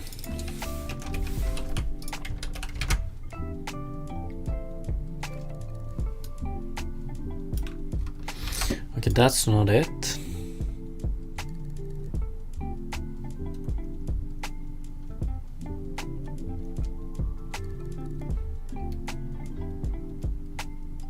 Although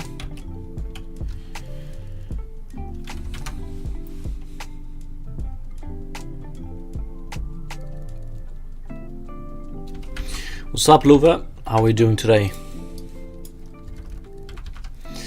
Oh, this is a weird problem.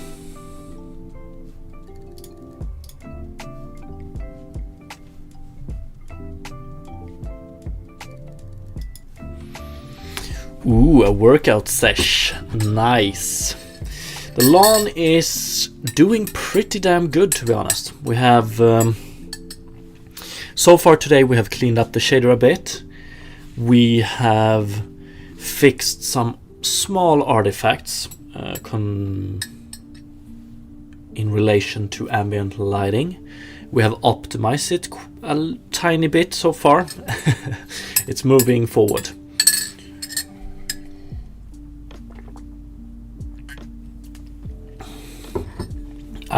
What's the problem? Yeah, that's what I'm trying to figure out, but I don't like this subtle switch here.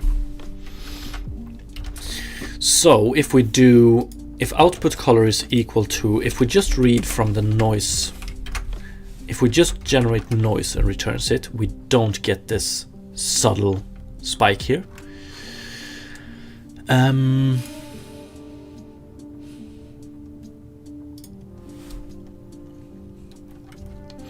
And also, if we... I'm pretty sure it has to do with...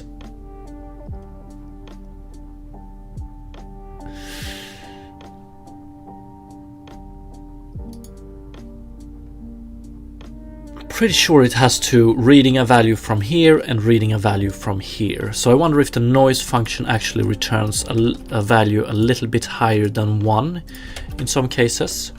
Because if we do like... Or...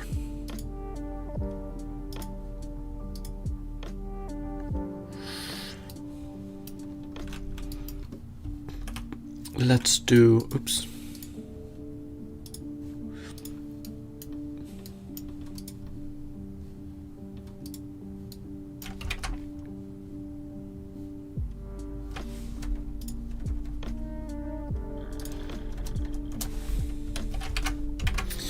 Yeah, that's what I'm wondering.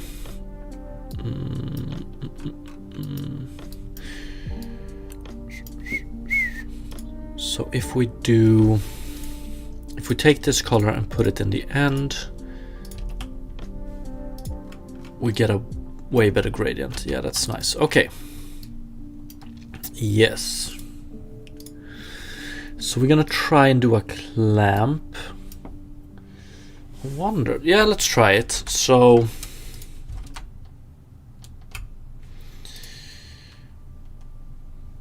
we want to do we want to do it here? Gradient texture dot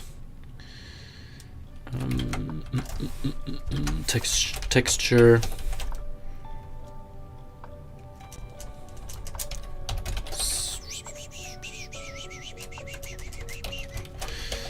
One sec.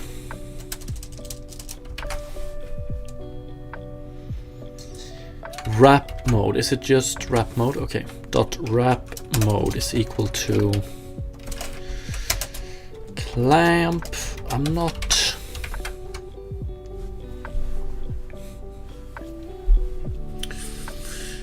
Let's see. It could also be. Oh, nice. Great, there we go. I want to try and put...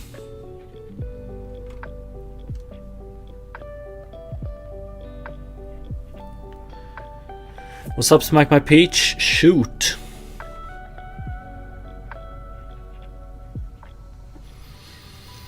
I changed this. Here we do macro scale. Let's put this one onto 1. I just want to see how did it look when we didn't have wrap mode clamp here.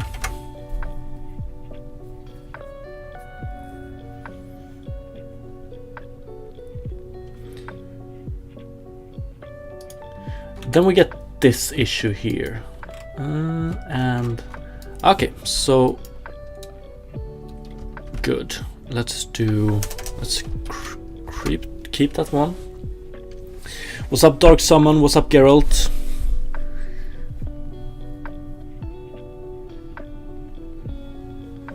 I'm a little bit worried about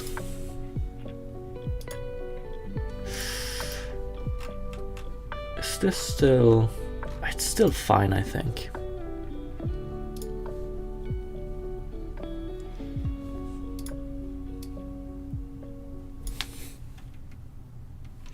Yeah, it's still fine. Okay, so doing a clamp fixed it. That's nice. Oh, what did I have here? Grass color macro noise scale 0.1. There we go. Let's add back the grass once again.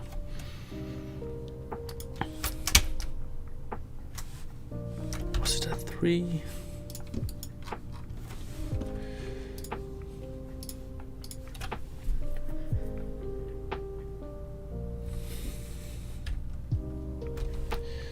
There we go. Much better. Has anyone figured out a way to auto-inject mono behaviors on definition without the need to reference in start or awake?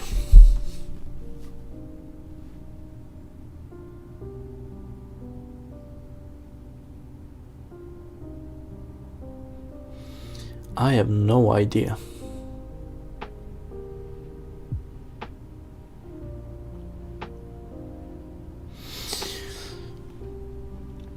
So what exactly, like what type of functionality are you interested in if you want to do that? Like what are you trying to accomplish with that? This grass still looks a little bit too realistic for me, but we're gonna work on that later.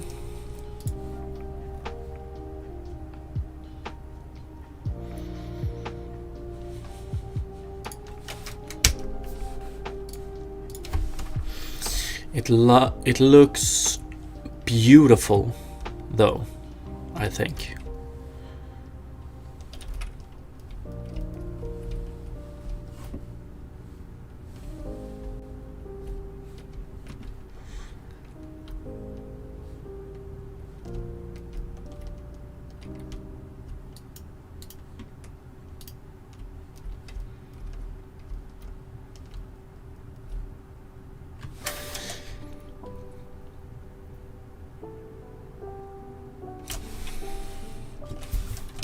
Okay, let's see here. Re-implement grass bend, implement noise affecting grass proportions. Color generation, done. Make grass root vertex normals align more with the ground, done. And optional. This one and this one I want to experiment more. Later on. But is it useful in a larger scene? I'm me, what do you mean? Is what useful?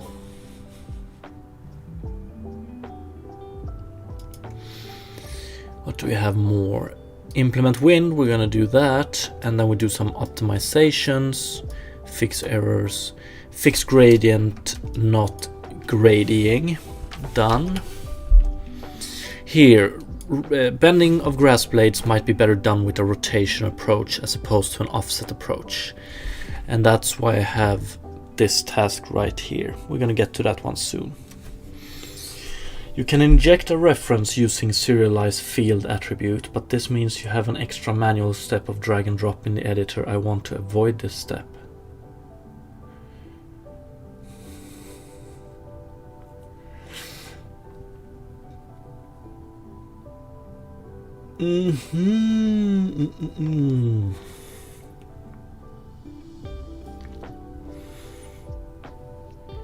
Okay, let's see.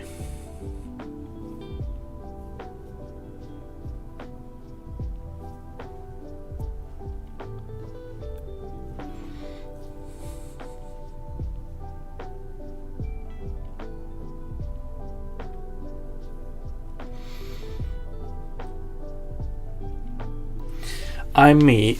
Many objects offset origin. Will it hold up? I have no idea what you mean. What you're talking about. Is what useful?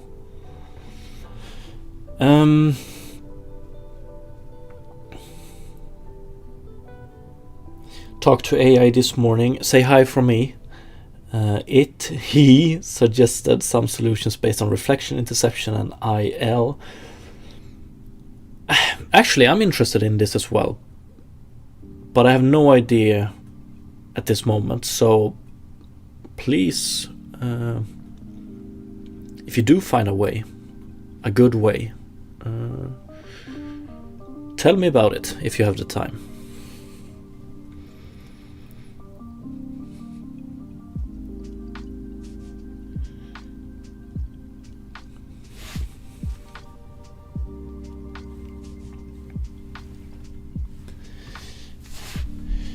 Okay, I'm me. Many objects of this type translate the player way of the origin.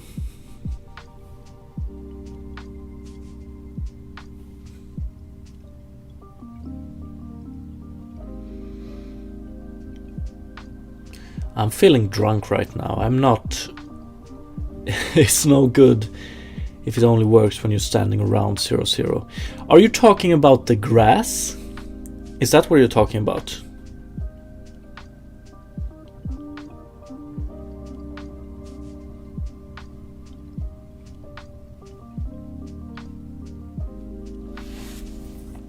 What's up, Eric? Damn, your shaders are cool. Are you planning to make paid packs to sell them? You put a lot of effort into them and they look really high quality.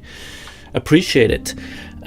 So my cell shader lit and the outline shader are available on my GitHub for free, but they are a few versions back, if you know what I mean. So they are not as good as my current ones, and I have been thinking about like updating them, like updating the ones on GitHub to be the newest version, and also add them to the asset store for whoever wants to buy them as well. The cell shade lit I'm currently using is probably pretty similar to the one I have up on my GitHub. This outline solution though has a few improvements. Yes, grass. Okay, let's check it out. So you're saying if we move this one, so right now this plane is located at X. Let's do it. Test. I want to add test, character, and camera. And then we do... So how far away from the origin you want to try this? So you want to get some floating point errors. Is that what we're looking at here? 1,000 units away from the origin. 10,000 units away from the origin. 100,000 units away from the origin. Actually, and here we start seeing some stuff happening. Look at the tip of the grass straws. You see? What is this? 1 million. And this is just floating point precision limitations. Jesus Christ. I love floating point precision errors. Oh, damn, for free, you should really make them paid. I'm sure you would have buyers, and if it can help fund your projects, that could be cool. Yeah, that's true. We'll see how I will do about the updated versions. So the reason I released them for free when I released my video was that the initial versions of my outlines was heavily based on other people's work. So, like, making people pay for it didn't feel right. I'm still leaning towards releasing both a paid version and a free version, and the ones who wants to can pay. And thank you, I appreciate it. I appreciate it, Eric.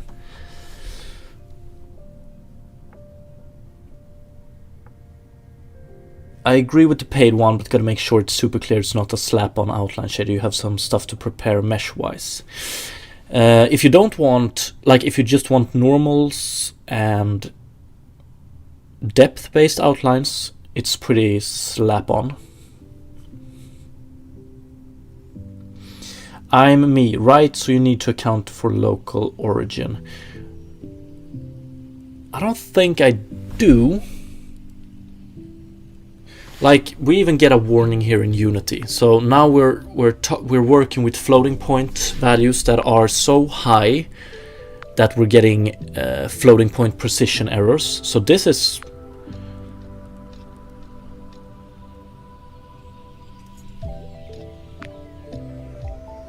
how it is. This is a limitation. And I don't really care. I don't really care that much that, like, the grass and my character looks like this over here, because we're never gonna be this far away from origin.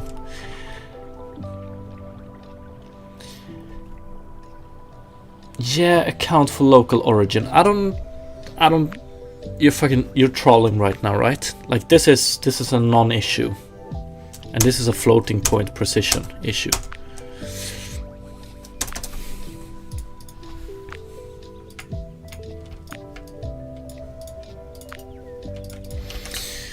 Okay, let's see.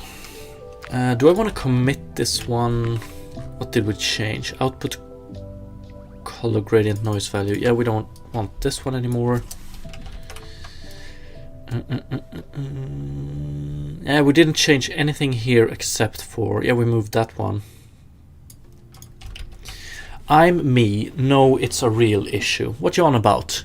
Like, if you start working with floating point values that are big enough, you're gonna run into precision errors, and there's literally nothing you can do, right?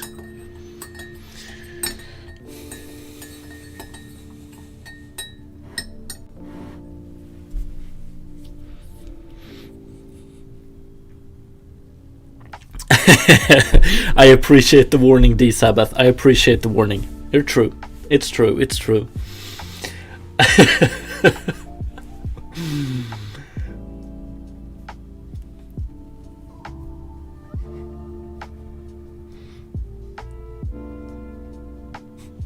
But look at this.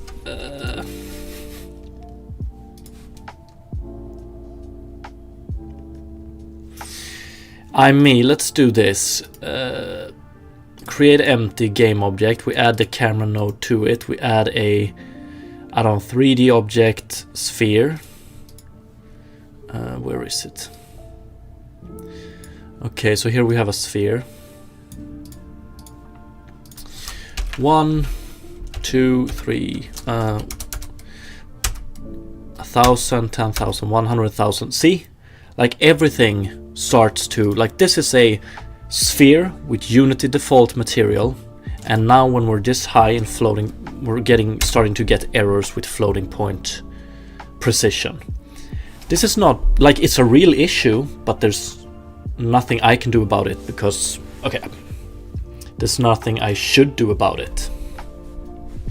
More than never letting the player get this far away from the origin.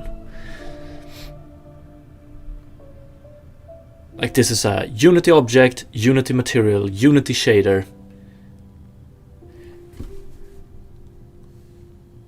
Subtract passing from the engine. I don't know what you're on about, man.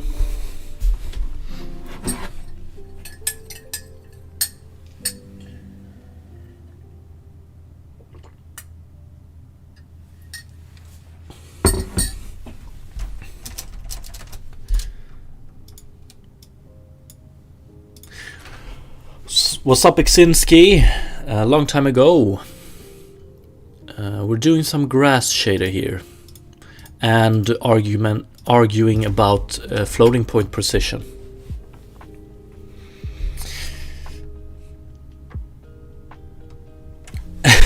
Yes. Yeah, I'm not gonna care that much about floating point precision. I'm not gonna try and fix that issue. Like, it's a well-known thing. Like, so what you're telling me, I'm me, and I'm pretty sure you're fucking around, is that I should implement a custom-made shader for each object I ever want to support, and I should, like, offset the origin if we get to a high enough value. Like, it's nonsense.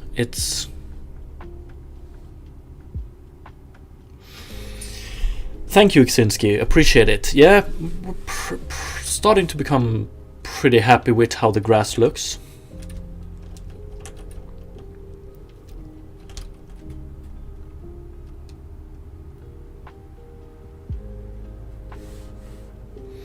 What's up, Thomas?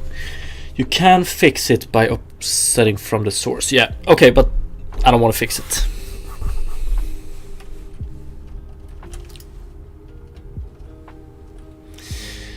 Iksinski, yes it is. So this grass is, everything is just made from one shader. So, or one shader file, I would say. We have a lot of different shader stages. We're working on generally we're working on a monster collecting game, but specifically we're working on a grass shader.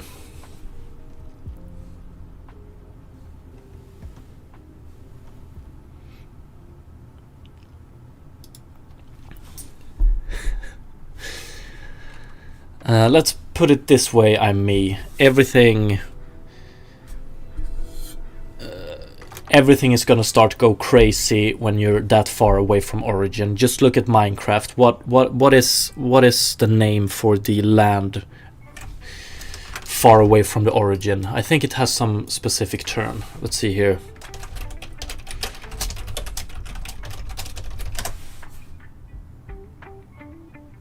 Do they call it farlands?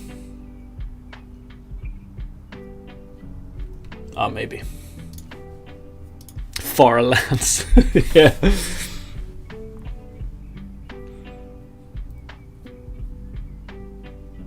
If it's open world, you're going to have to play the offset game. Yeah, that's definitely true. Depends on how big the open world is as well. Like if we go up to 1,000 units, like that, then it's okay. 10,000 units is also okay. We start seeing problems when we're up to 100,000 units. And if we're never gonna go that big. And like I get what you mean. So when you do the offset game, you pretty much just bring the world back to origin. So you don't do it in shaders or anything like that. You do it per object. And that's why when you do an endless runner, for instance, you usually move the environment and not the player. So the player is always at origin, but the environment moves. Because then you can run endless, right? Out of curiosity, when, if ever, will you reach the floating point issue? We won't reach the floating point issue in this game. I mean, we're looking at, so the player is going to control a garden. And that garden will be at maximum 1k times 1k, I think.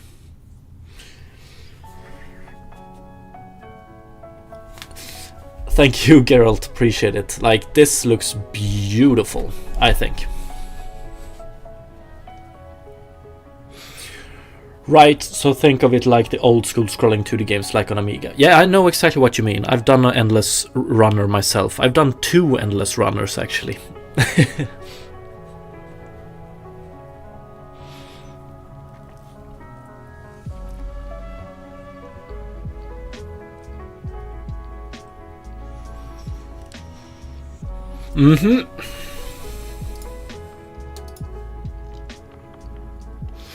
I mean, it's an interesting problem with floating point precision values and stuff like that.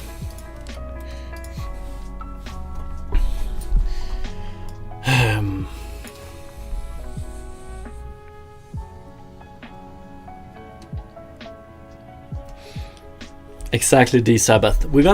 I think we're gonna have some tall trees making the boundaries of the garden.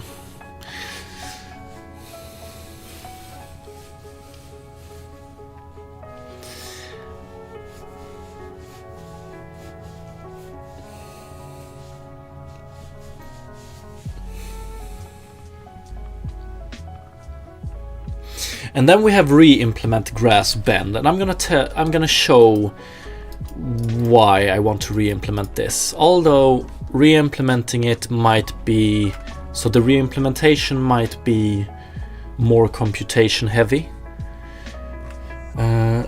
So let's see, let's do a subdivision of 1 here. So if we take a look at the grass blade,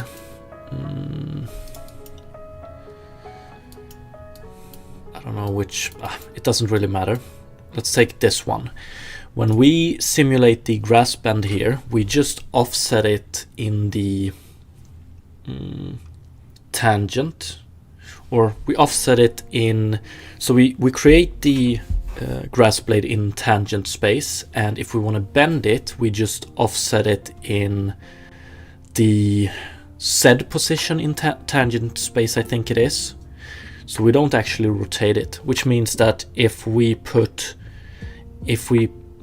create a too big of a bend, we get visuals like this.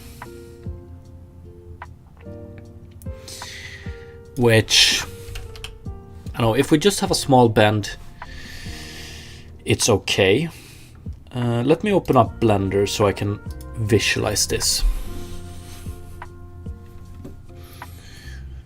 and describe what's happening.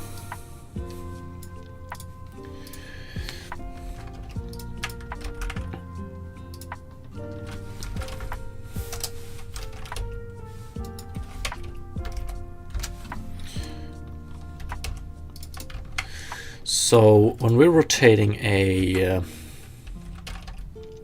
grass straw,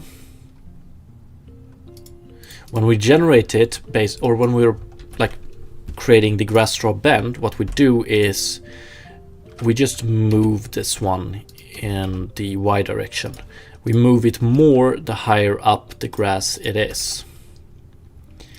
And like it works with small values, but with bigger values, you're pretty much going to make the grass straw longer than it's supposed to be. So bending the grass straw this way makes the height from the ground to the top of the grass straw,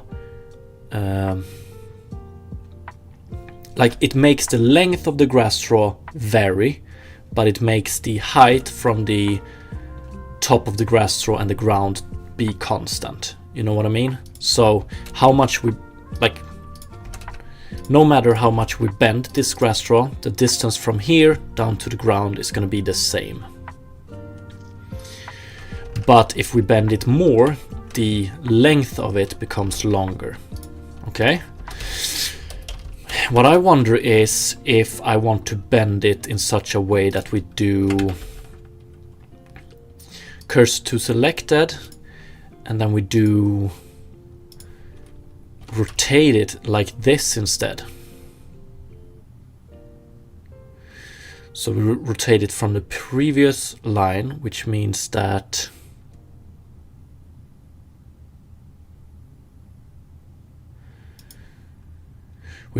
we might be able to support bending that looks like this, right? And I think that's something I want.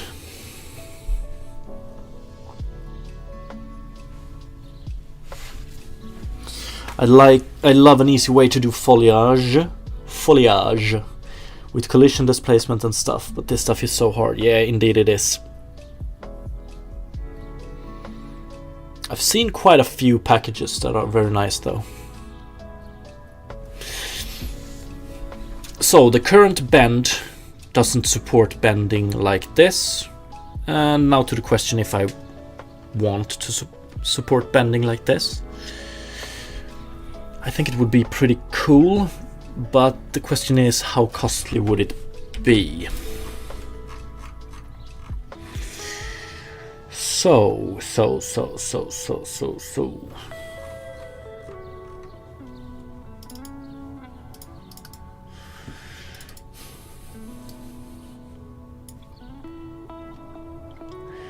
Angle axis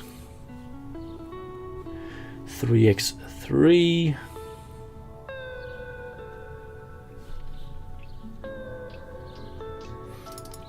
Transformation matrix, yeah, we would have to, I think we would have to recalculate this transformation matrix each loop in this for loop. Might be a bit heavy.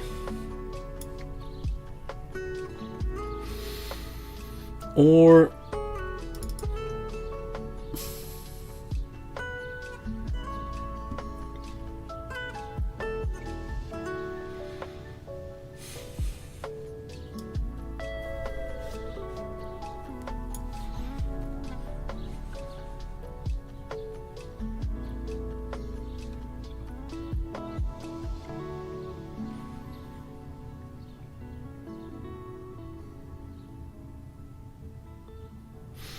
I mean, it would be pretty cool to support grass that is bent like this.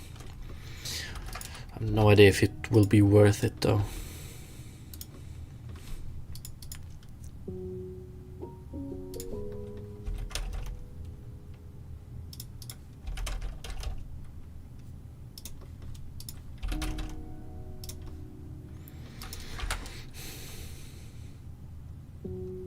I think I do want to support it. Let's see.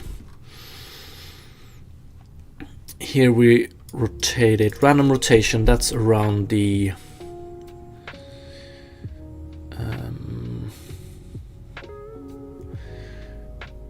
y-axis. Okay, transformation matrix. We want maybe random bend.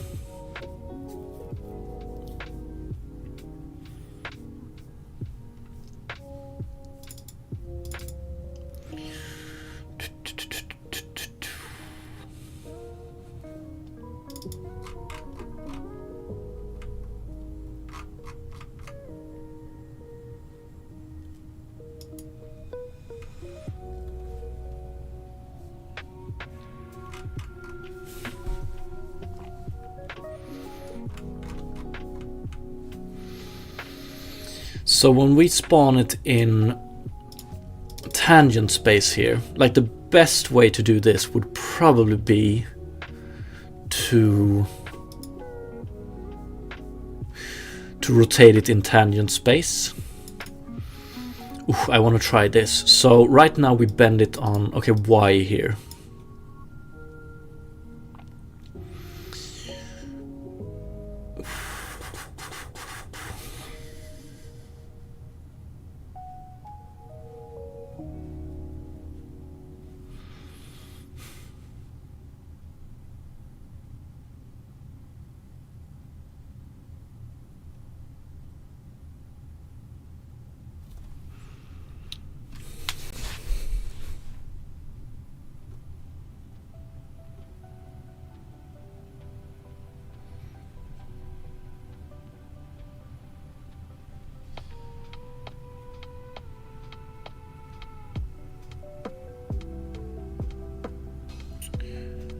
So what I wonder is,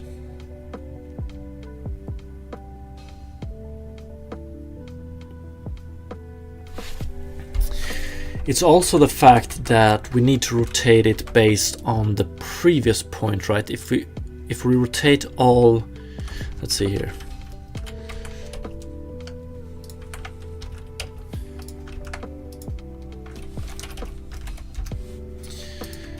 If we rotate all based on this origin, what do we get? So RX 10, RX 20, ooh, RX 45,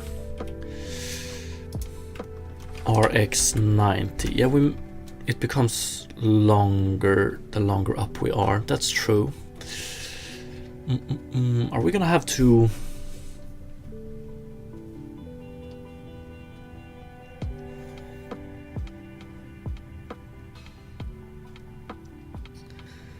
Or if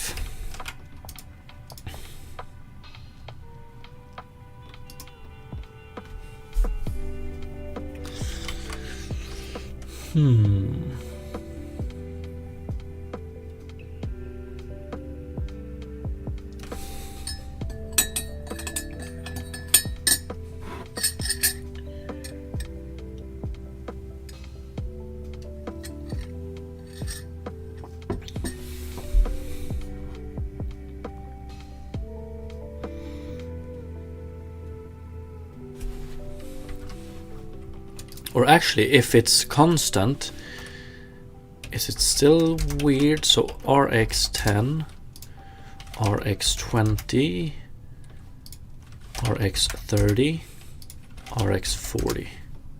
So if we don't vary between here, it should be okay, or should it? RX20, RX40, RX60, RX80. Or does it become longer? It does, I think.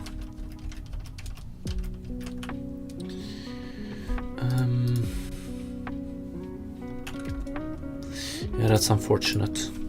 RX90, RX180, 1X270, RX360. And that's what I want to avoid. Oops.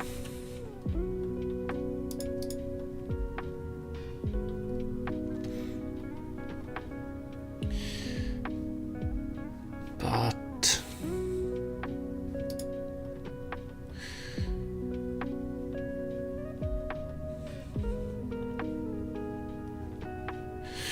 could I don't know.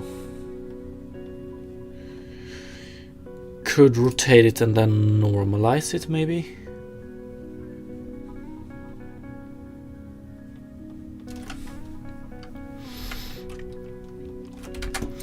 So, but then we're gonna have a lot of normalize. So if we calculate this one with a rotation instead,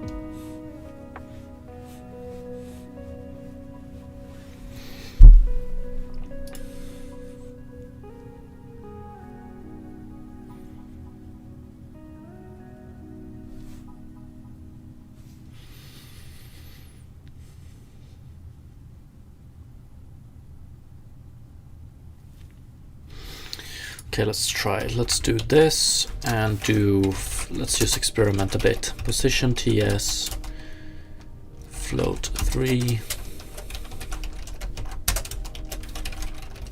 0 T times height. Okay, so this one,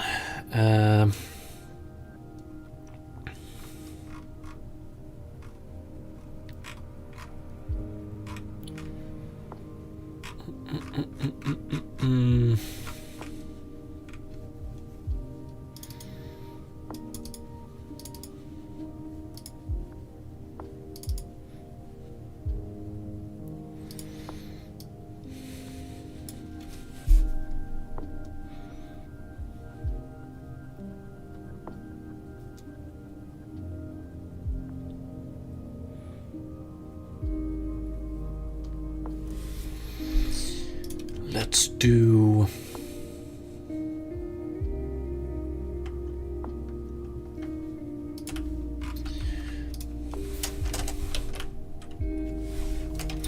float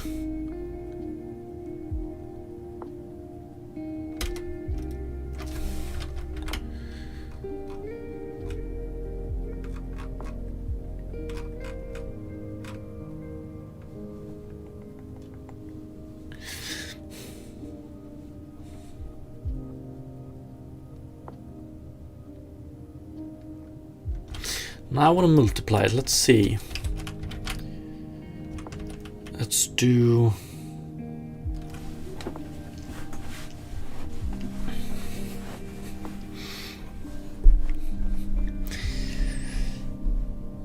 that pulled muscle should not stop you. I agree. Fuck that pulled muscle, man. And good luck.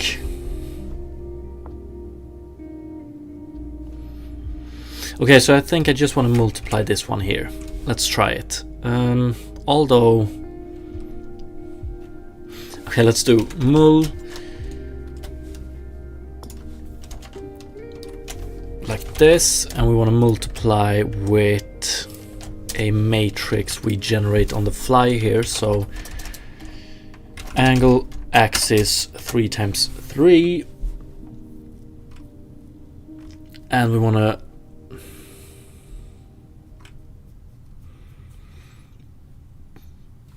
rotate this one around. I'm not sure about this at all. First of all, we want to rotate it by, what do we have here? We have a float bend. Let's make bend here be radiant, or yeah, radiance.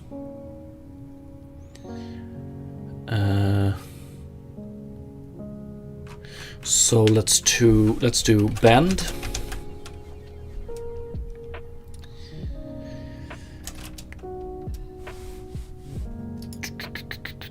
Bend multiplier. Yeah, let's go T times bend multiplier right now. And we want to rotate it around an axis, and I think it's the Z axis we want to rotate it around, but I don't know. So we create a position in tangent space, and then we try to rotate that position around the x-axis. The more the higher we are. I don't know if this is correct. Gonna get some. Okay, I wouldn't have been surprised if we crashed it, but let's see. And then we have bend bounds here. Do we? Oh, okay. We actually rotate it around the wrong axis, but this looks pretty damn cool as well. Do I want to support grass rotated around this axis? The more grass subdivision you have, the better it looks, I suppose. Or does it? Yeah, I think so. It looks extremely weird. But okay, so we get some rotation around the wrong axis.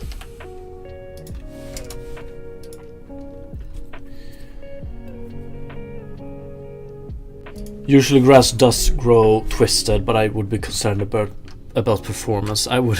That's always something I'm concerned about. So I wonder, do we want to do it around x-axis? But if we're gonna do this multiplication here, either way, we can add rotation around that axis as well without much of a performance loss, I think.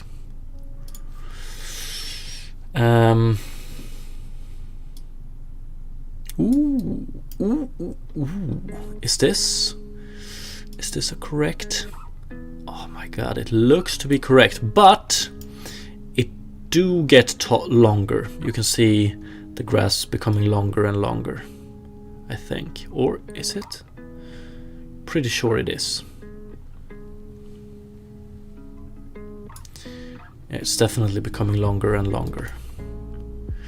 But okay, a step in the right direction.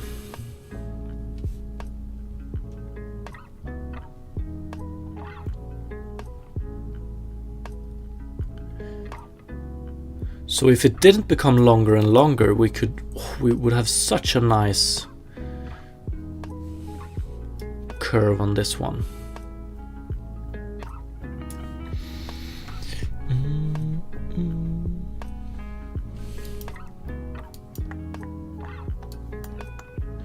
Although I'm a little bit worried. Let's see here.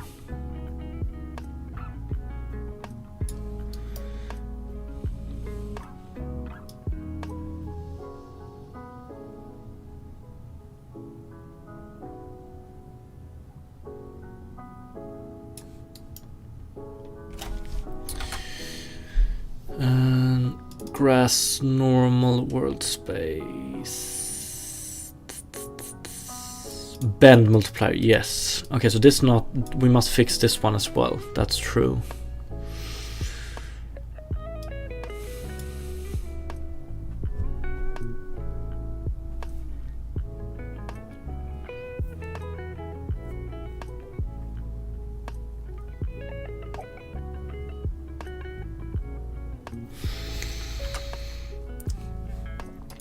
Okay, before I continue, I need to run FK real quick.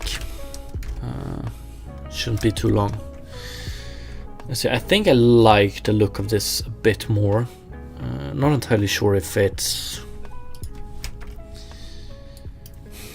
Maybe it isn't optimized enough though.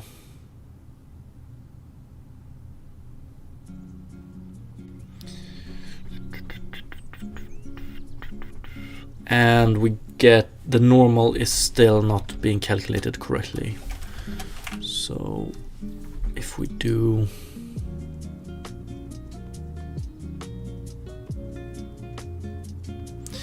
so with this one it looks way, so you can make grass if you don't water the grass. I don't know, you can make grass die a little bit prettier. Are we getting the correct normals? We're getting the normals of not too bad.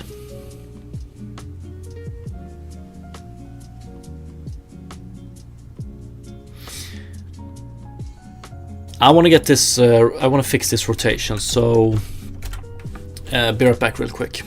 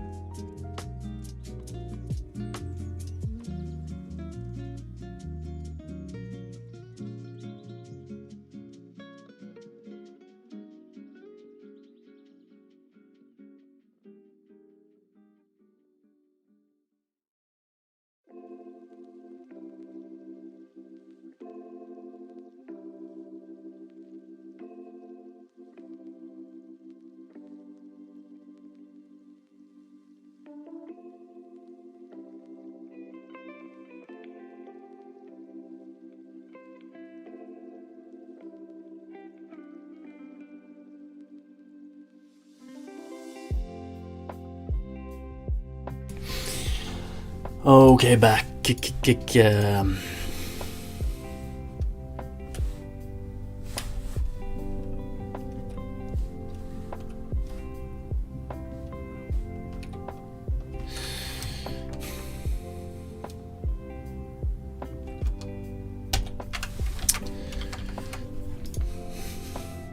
So rotating it this way, I don't even know what was the performance of doing it this way. Maybe not too bad. But rotating this way gives us a better rotation, but we are also making each grass segment longer, which is weird.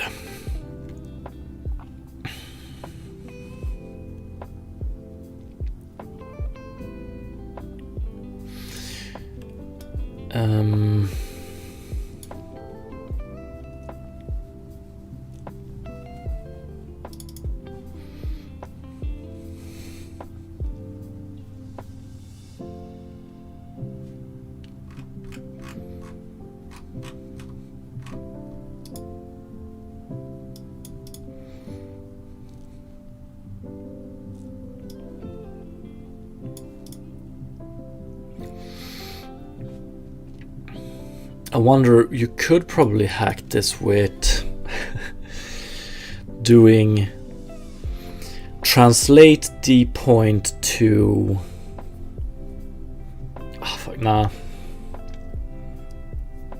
translate it to X distance away from origin, rotate it, translate it back, and there we have it.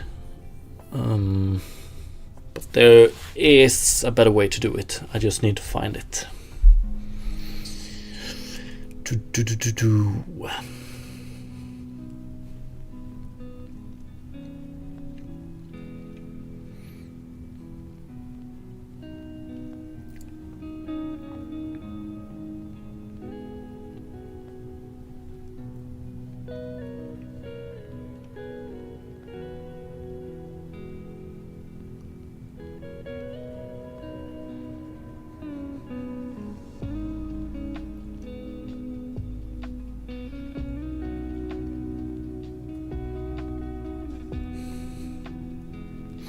I think this one should also only affect this one, to be honest. So,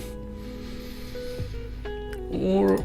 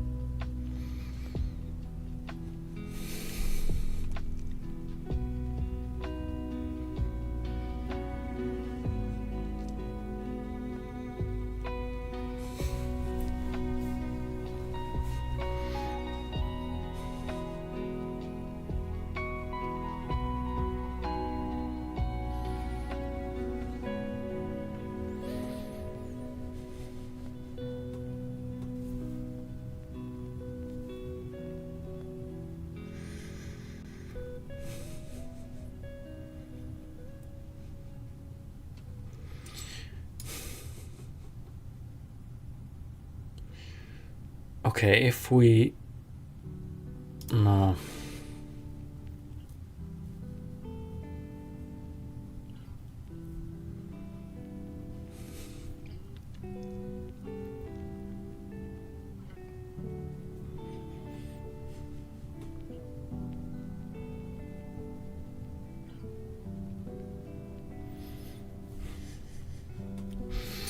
Do I want to do position TS? What if we do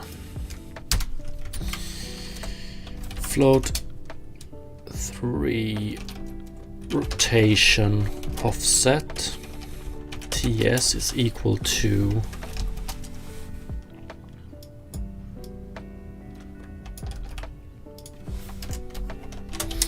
multiply this one and float 3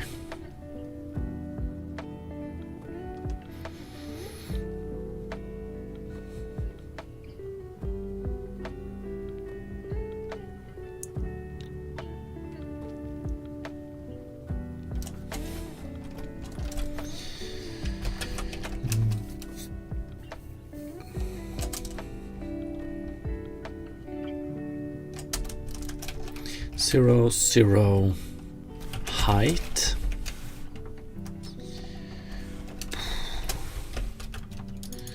and do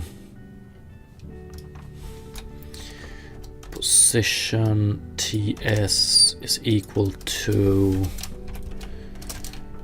not mul but maybe just add it.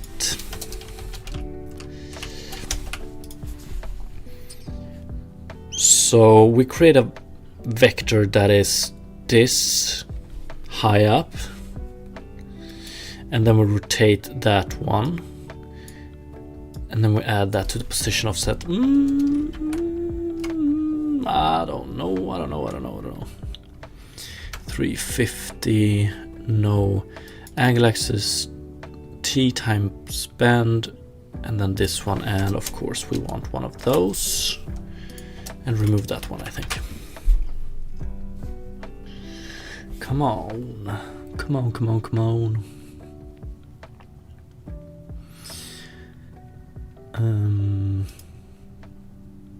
Okay, we're still here. 350.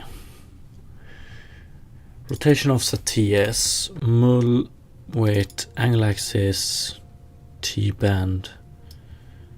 So this one.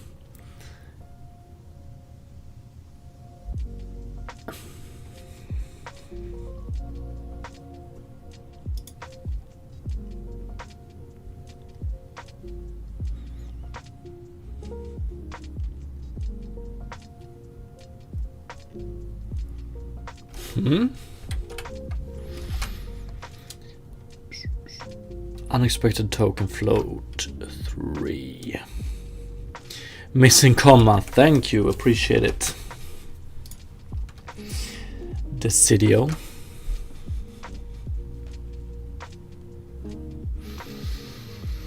Okay, let's see how this bend looks.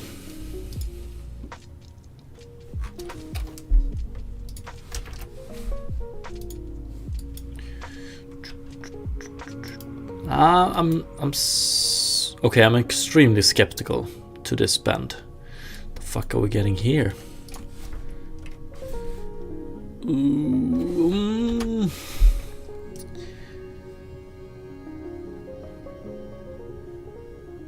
Position TS plus rotation offset. Okay.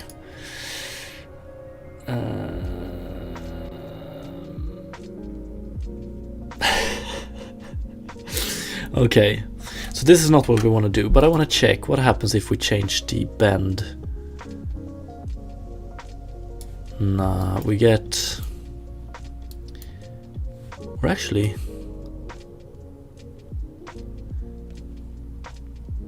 Does it become longer? I don't know. Yeah, it does. So doing it this way yields the exact same result with the exact same issue, but with an added issue.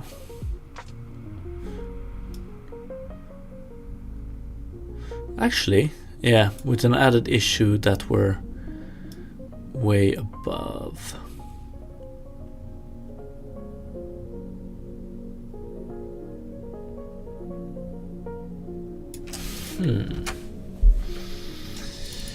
And if we do this one in...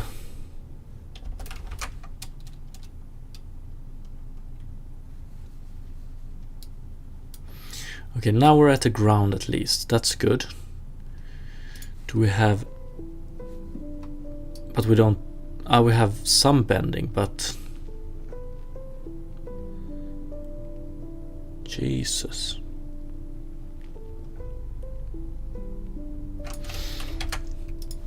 Okay, so this is probably a worse way to do it. I wonder...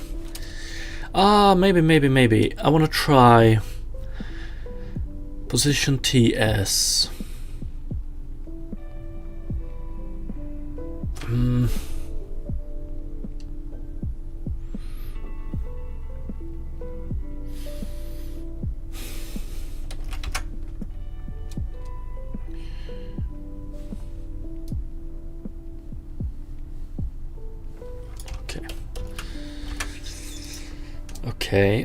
Okay.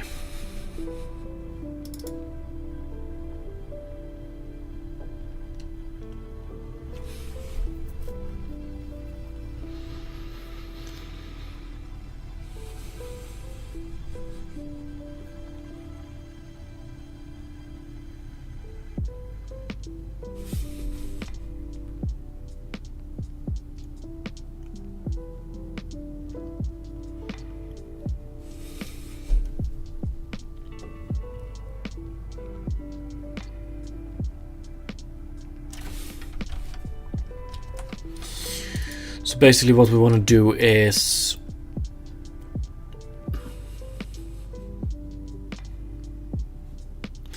I would like to be able to avoid this without having a reference to the previous position at all times. But like doing something like, so we rotate this one by 20 relative to this point, and then we set this cursor to selected, and then we'll rotate this one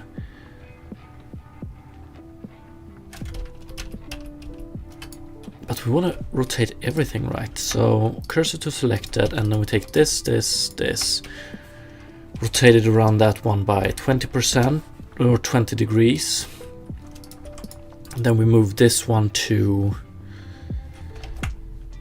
here, and we rotate these ones around here by 20 degrees.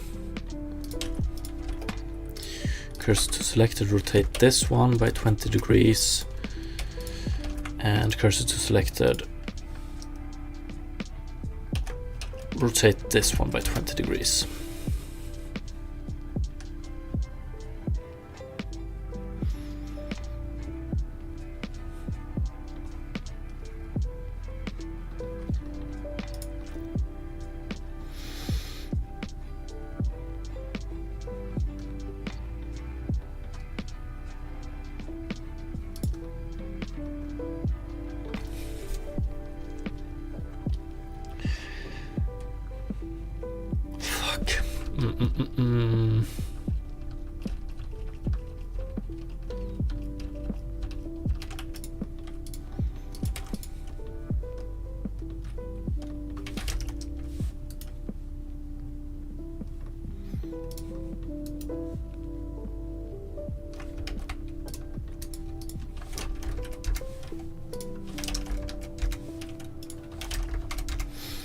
So this is how we did it first. We do get a little bit of a longer.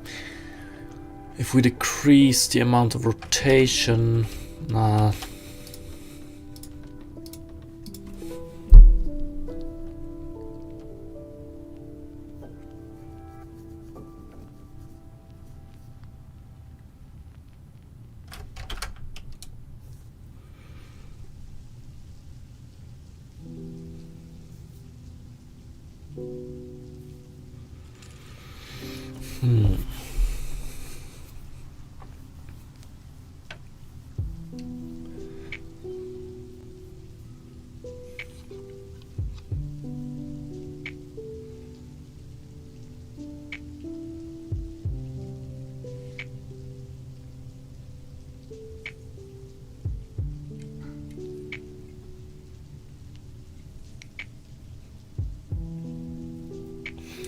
but am I just thinking about this the wrong way? Yeah, maybe I am. Like there exists a maximum amount this one can rotate, or without making it longer. Nah, we should rotate it to the previous, related to the previous line at all times, and that one is what sucks. So I wonder if, fuck, we could probably do it like this. Let's see.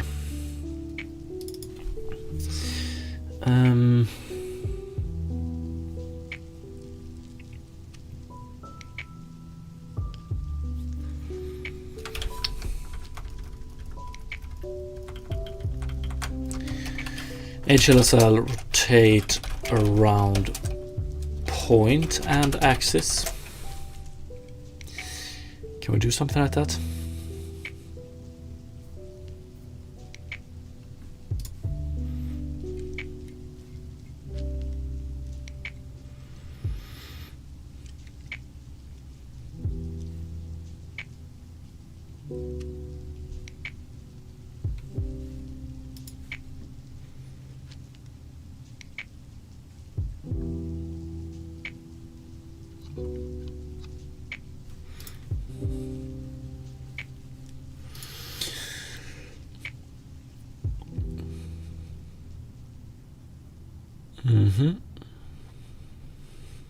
Ah, fuck, this was what I was talking about.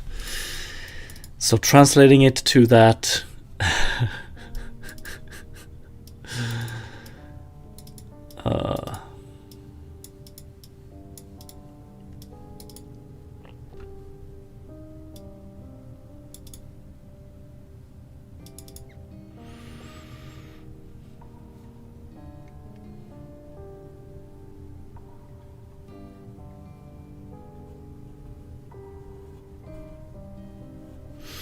But if we do center, new XY, new Y. Okay, so this is the same thing. Can I work with this one?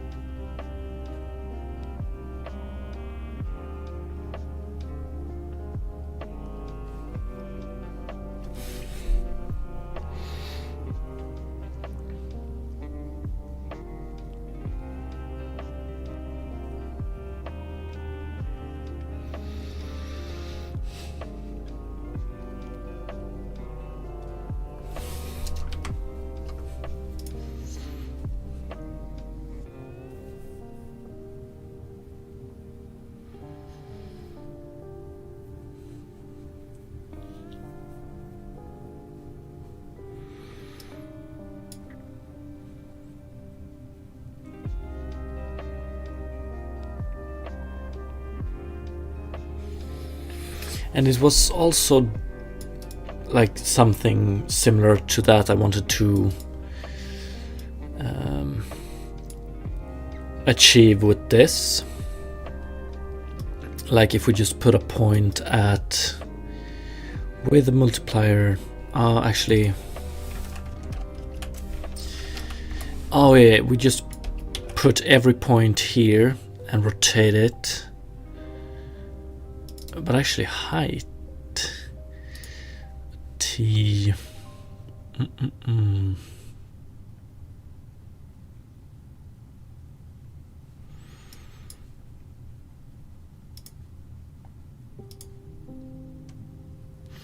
Okay, this is total height, but if we put it at what could it be? T I grass subdivision. So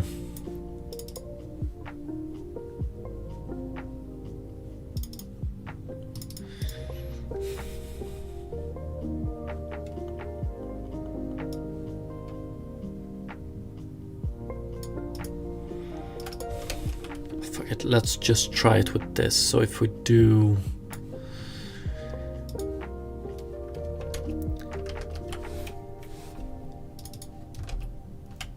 1 divided by grass subdivision. So we just create a point that is located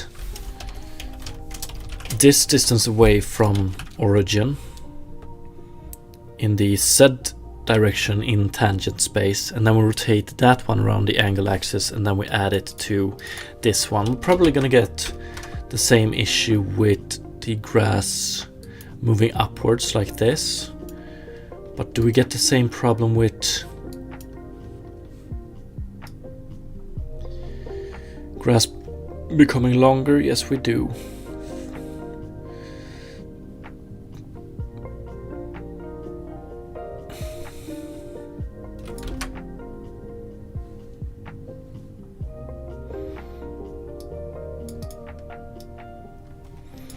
And this is not, I don't want to have it here, or do I?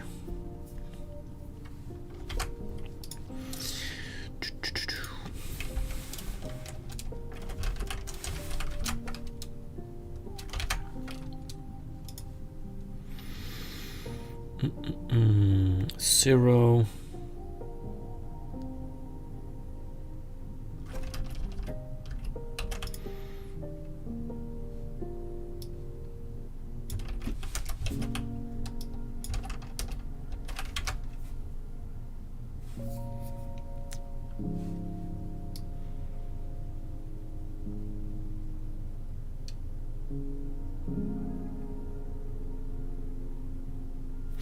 Jesus, this was a harder problem to solve, at least for me, than I anticipated. So this, I think this direction, going this direction, is definitely wrong. The thing we tried first, just multiplying this one directly with this, yielded the best result, but we still get like elongation of grass blades, which is something I definitely want to avoid. And we had that same issue with the previous way of rotating it.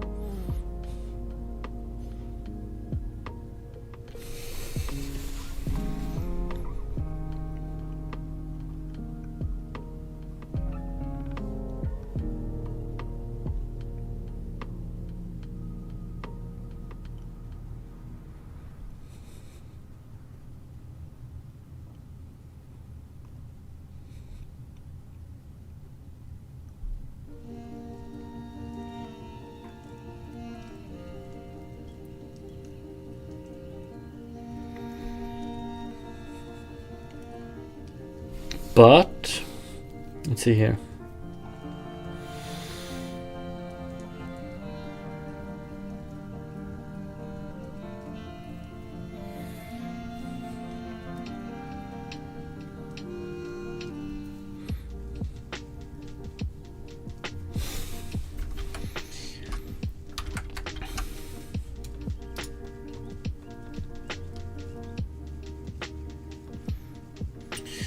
So if we take a position, rotate it around the origin, so then we get this rotation here. So we have a arrow to it, and then we normalize that one and multiply it with what the length here should be.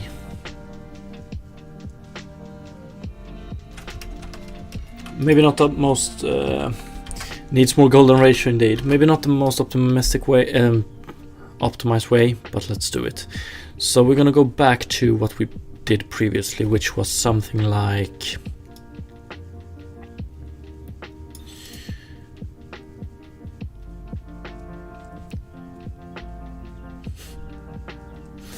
let's see, position TS, let's do mul, remove that one.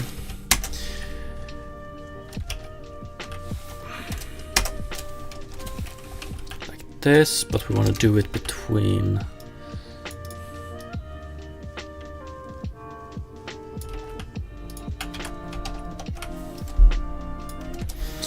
Okay, so this, we create a rotation matrix with T times bend, yeah, around this axis, and we rotate this one, and then we do float, or actually position TS is equal to normalize position TS.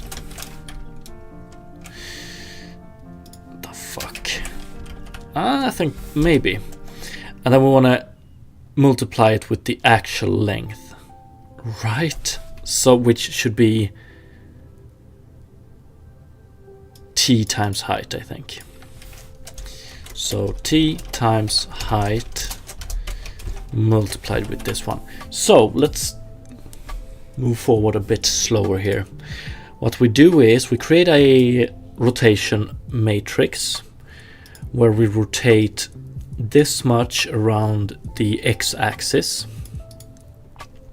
Then we create a position in tangent space with an x based on width and a z based on height and a y value of 0. We multiply this with this one, so we rotate this one, still in tangent space.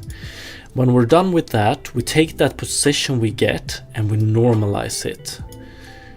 So it's one distance away from the origin in tangent space. But we get, so it's more like a direction now. But then we multiply it with the height we should have here.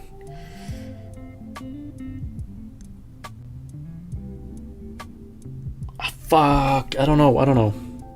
Maybe we should multiply it by a height delta and add the previous position to it. Maybe that's something we have to do. I don't know. Does this make sense?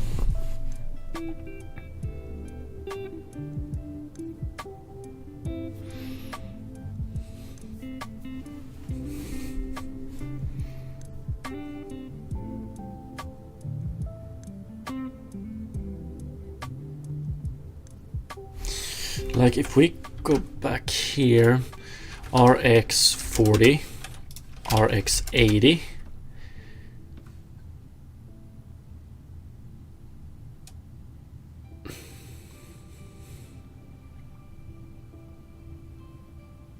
Nah, I don't think this will make sense. We still need to use the previous position, I think. Because, okay, so we're getting this direction in tangent space. So from here to here, or this vertex point. And then we normalize it, so we get something like this. And then we multiply maybe actually. Or maybe. I want to see what this results in. Fuck. Or? No, I think it's...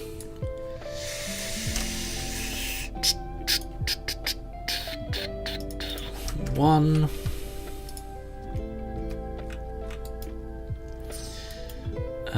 Nah, we're not there just yet. Okay, so we get an issue with 0 as well. I'm okay with that right now.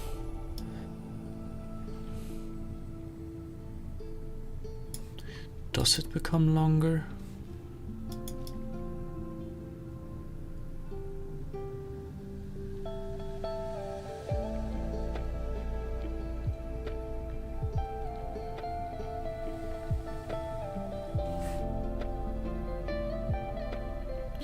It becomes longer, all right.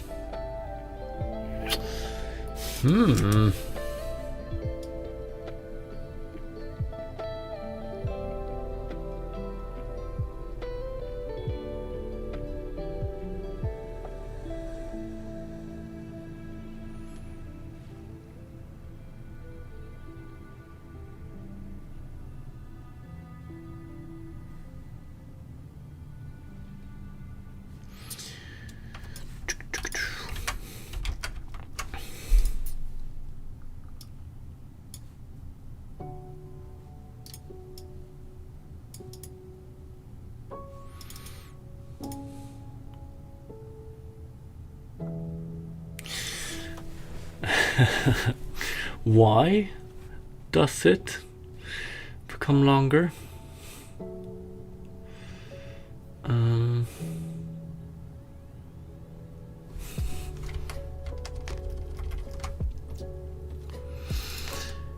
Okay, so 20. This one is rotated 40, this one is rotated 80. And then we have this. We normalize it.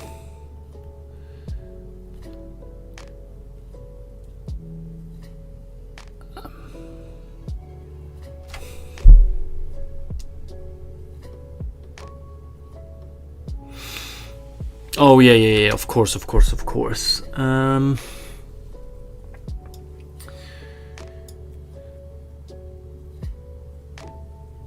Yeah, okay.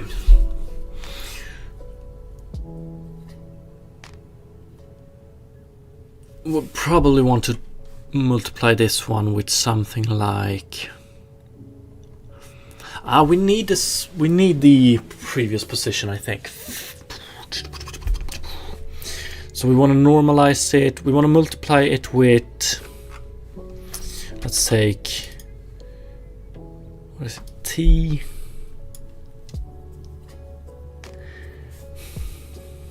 We want to multiply it with grass subdivision.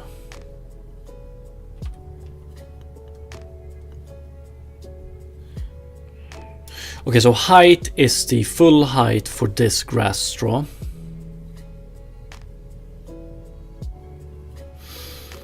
So we want to multiply it with 1.0 divided by grass subdivision times height. So what this is like how many parts is this grass divided into, and how long is each part if this is the maximum height.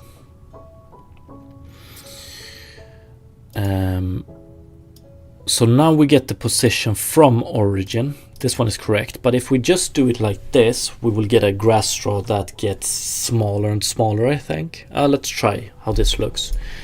So we also need to add the previous position TS here, and then we should be good to go. But I don't know.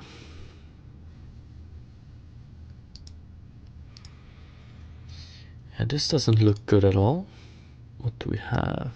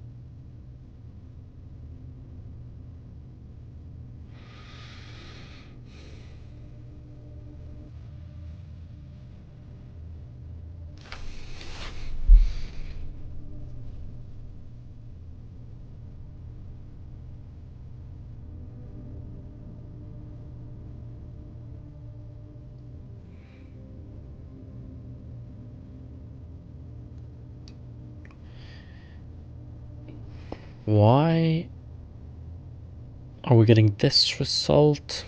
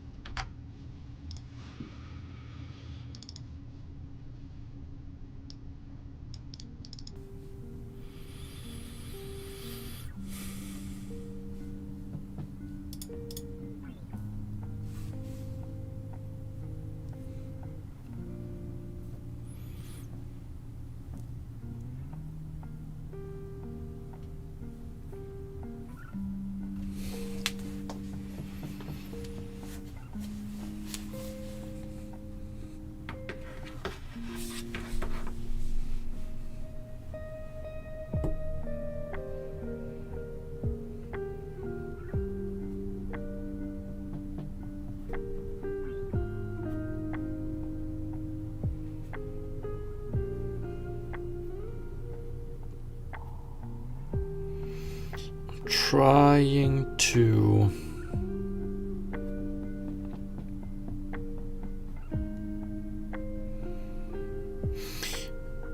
yeah, okay, it makes sense. So we're getting all the positions on each other. Yeah, because we need to add the previous position as well. Yes, of course. But adding the previous position, fuck. Let's do it.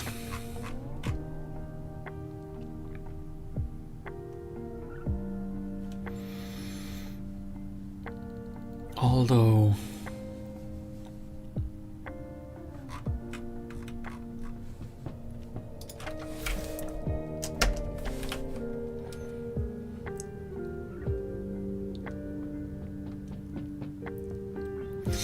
and we want to add them in world space, so I wonder if we want to do float 3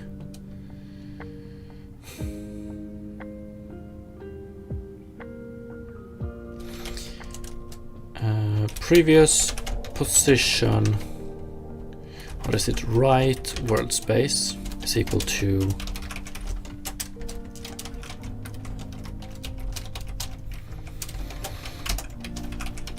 previous position left world space is equal to 0, 0, 0, and we need to send them in here. We're gonna put them at the end, float 3 previous world space,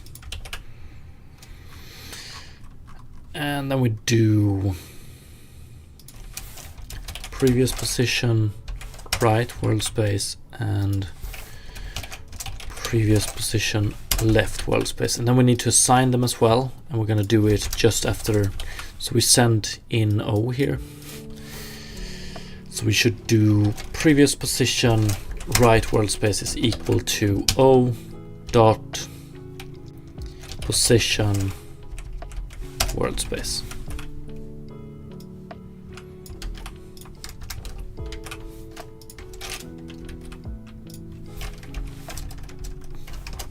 I think. And then we do, although I'm a little bit worried about this, it might be okay. So what we want to do, position TS origin world space plus, do we need origin world space? Since we do for the first vertices we do origin world space. So maybe I want to do, let's see here, origin world space is equal to origin world space is equal to position world space. Fuck, do I want to do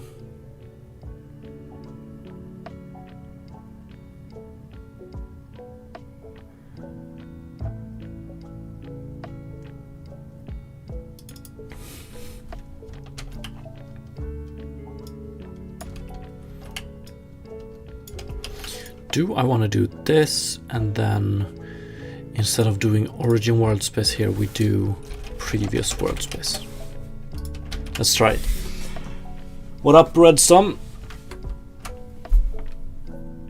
Oh.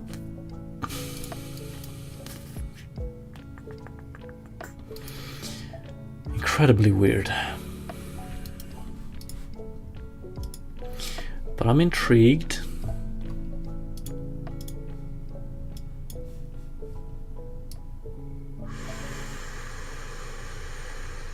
Wow, I think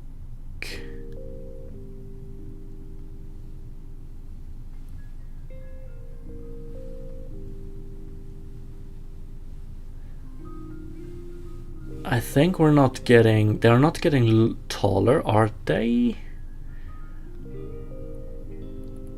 I don't think they're getting taller, but we still have some problem.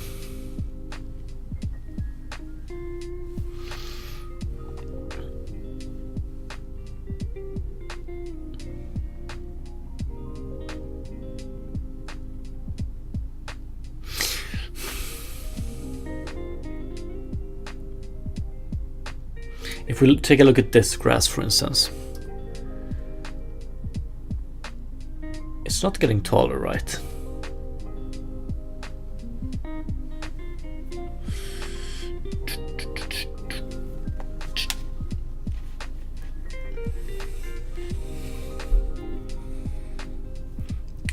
Yeah. Okay. So position right world space, position left world space, position world space. Did I screw it up with this one? Position world space. No.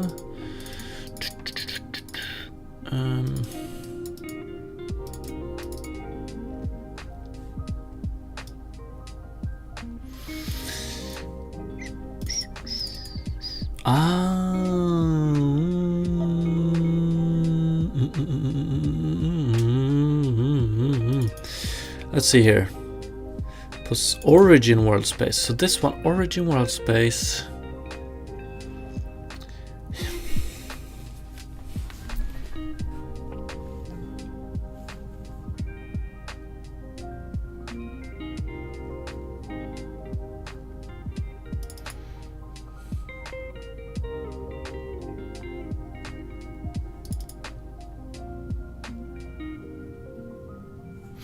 This is something we just need to do inside of here as well. Just gonna move this one.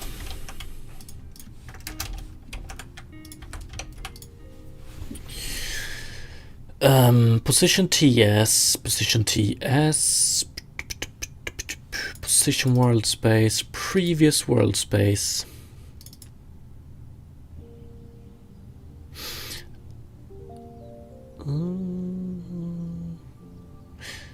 A position world space should be okay moving forward here. So why, oh why? I just need to double check. So if we do this and this,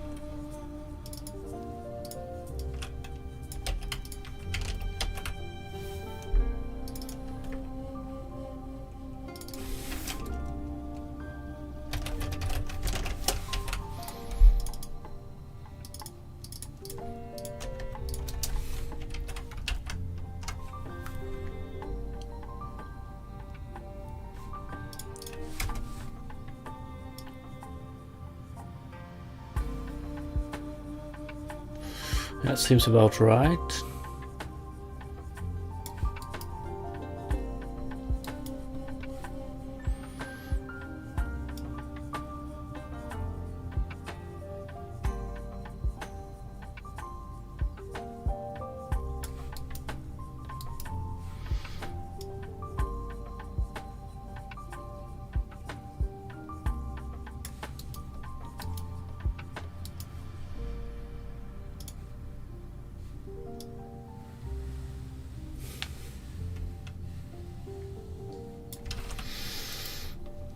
Okay, so this is a previous solution. The new solution is this one. Where we use previous world space instead of origin world space. Origin world space is position world space, which I set these to be. And then we do this.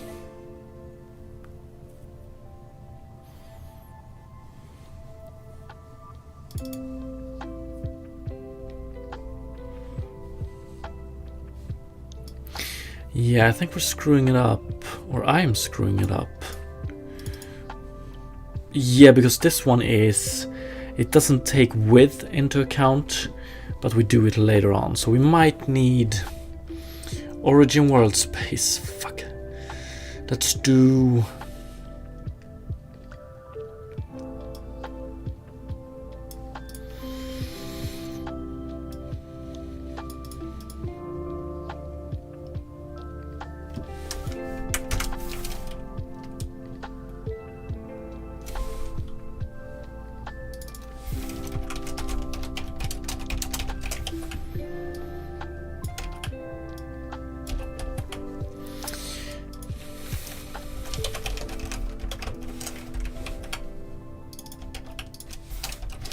So we remove position world space from here, or yeah,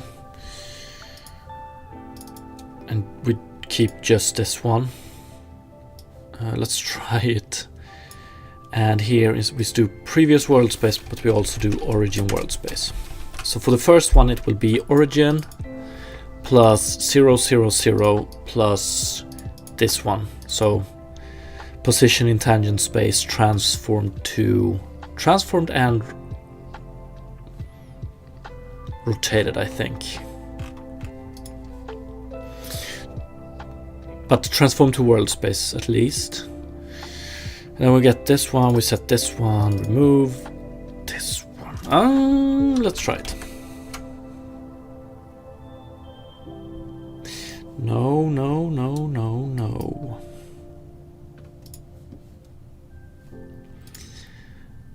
Fuck.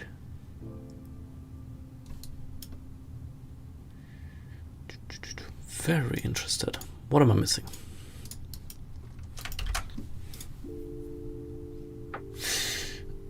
Oh, yes, yes, yes, yes. We don't want... Yes. We don't want all of this. We just want... Oh, this is...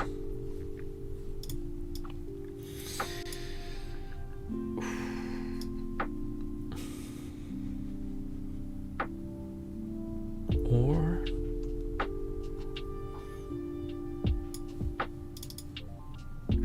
Yeah. Origin world space, previous world space. Okay, what I want to do with this one instead is, I think, let's see here.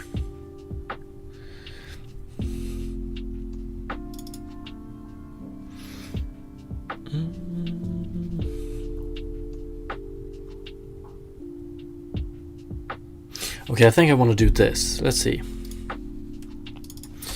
Origin world space. We're going to keep it like this. Origin world space.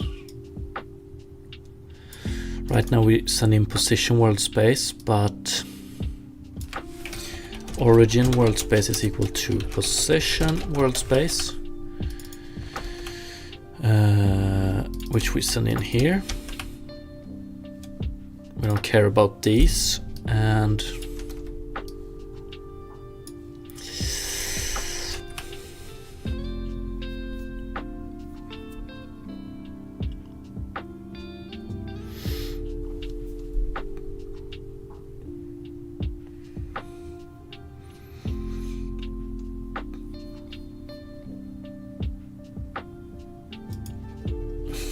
I think I would like to,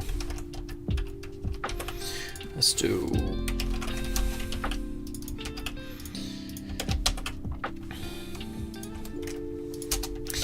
like this, and then we calculate origin world space to be equal to, we don't want to remove this one this time. Origin world space is equal to lerp between this one,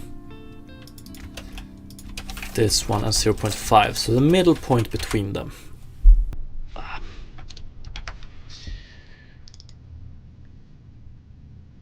Oh yeah, now we don't have them here. Let's remove this one.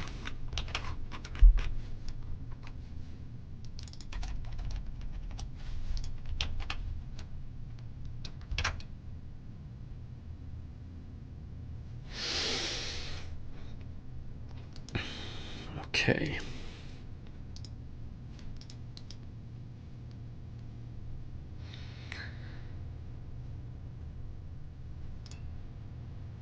What? Maybe. Let's take a look at this.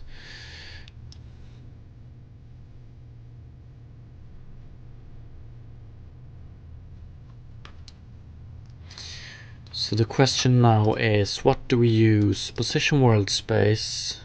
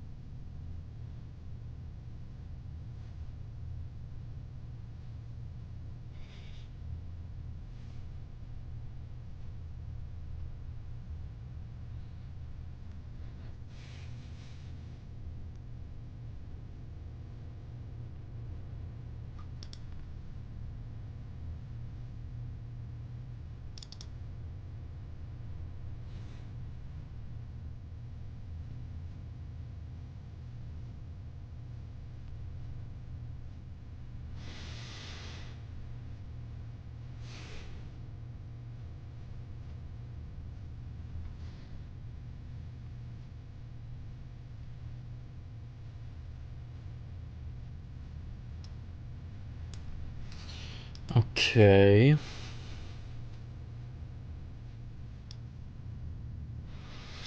This might be a problem.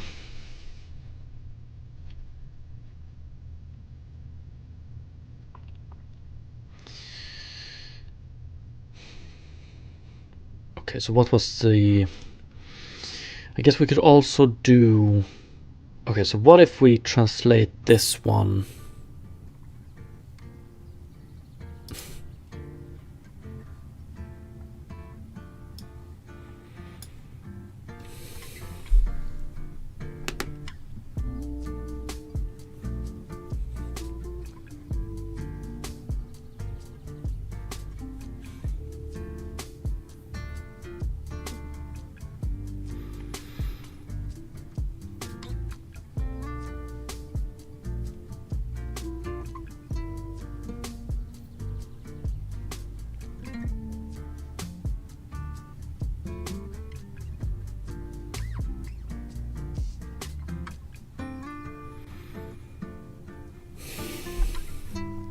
Okay, so the proper way to rotate a point around another point, or the easiest way, is to transform that point to the origin, rotate it, and then transform it back.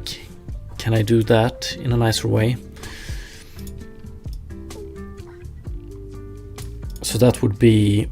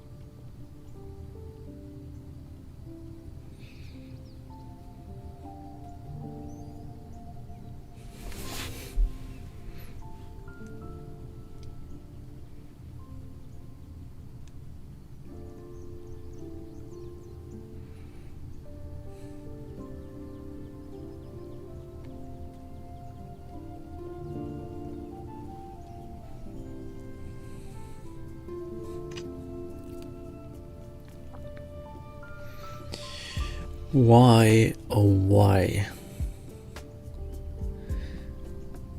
is this so hard?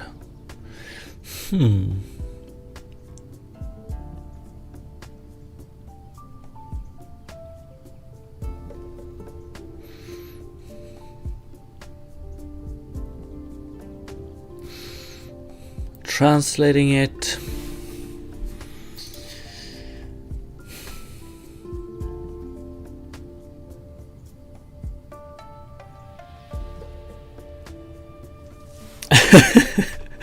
Yeah.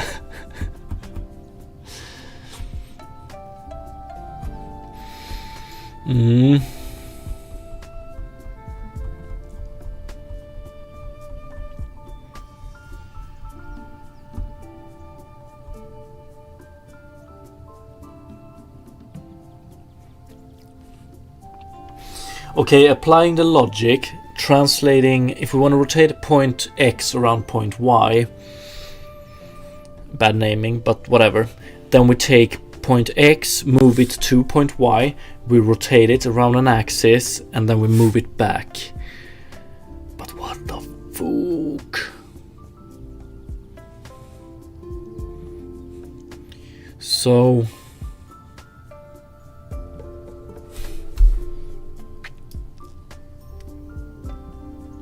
no, still doesn't make sense for me. So that would be,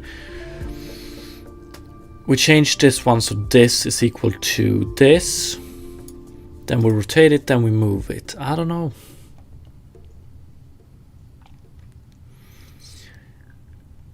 Is that enough? Height, because this is what we care about the most.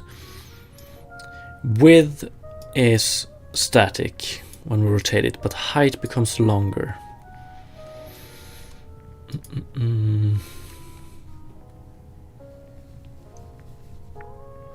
Can I do?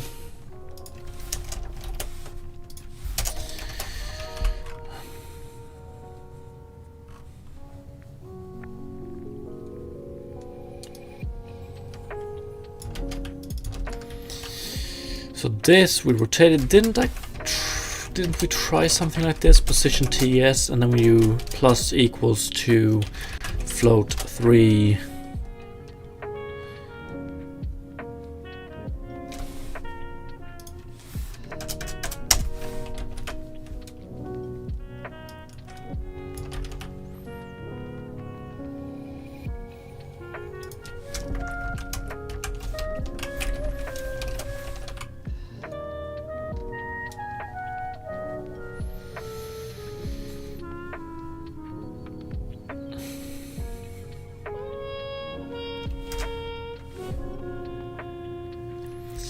Still want to try this, so let's go.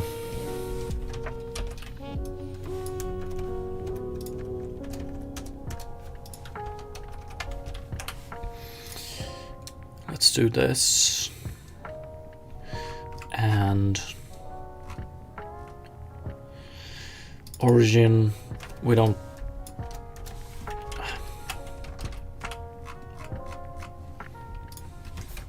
So origin world space is always equal to position world space, right?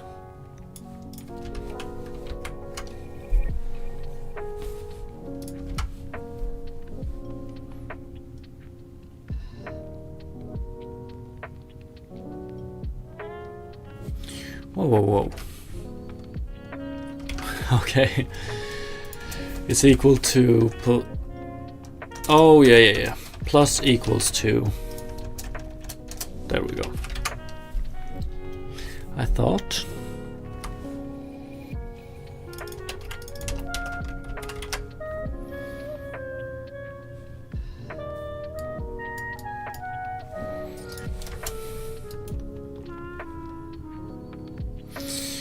We get a little bit of an error here. But does the bending become longer? Oh shit, this is one of the weirdest bendings as of yet. I don't think, yeah, it becomes longer. Fuck, this is a problem.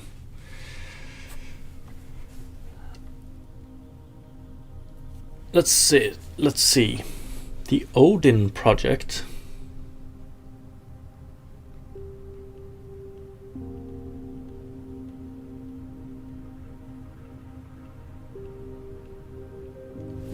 No problem at all. Thank you for stopping by and thank you for the follow. Appreciate it. and good luck on your coding adventures. Right now I don't know how how good it is to watch this, because I'm pretty much ramming my head against the wall right now, as I usually do.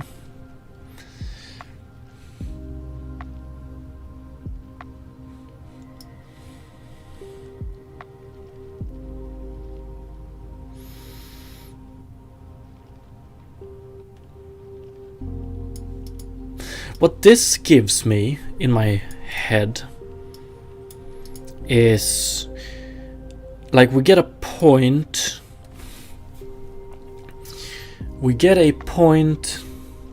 in tangent space. Could also see it as a direction, which we rotate, and then we add this, which is wrong. But then I want to do maybe we should do whoa. Nah.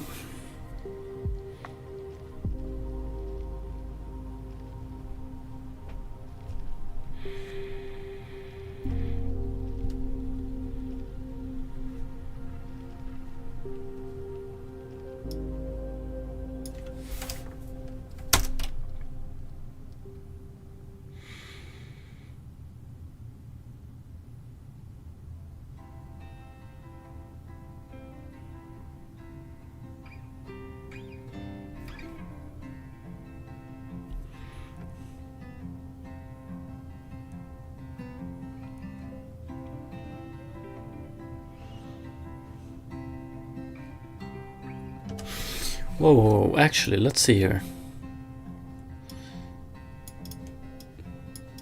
This might be...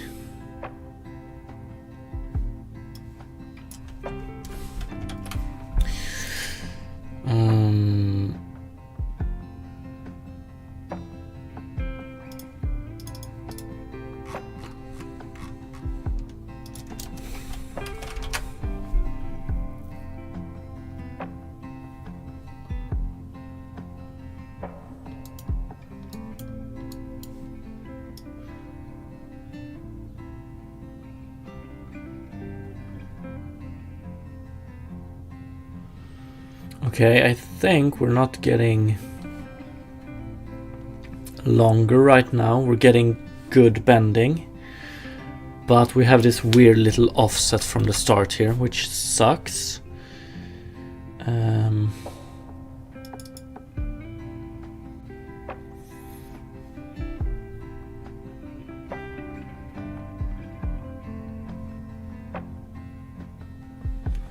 Why do we have that one? Looks kind of decent indeed. I think this bending is okay.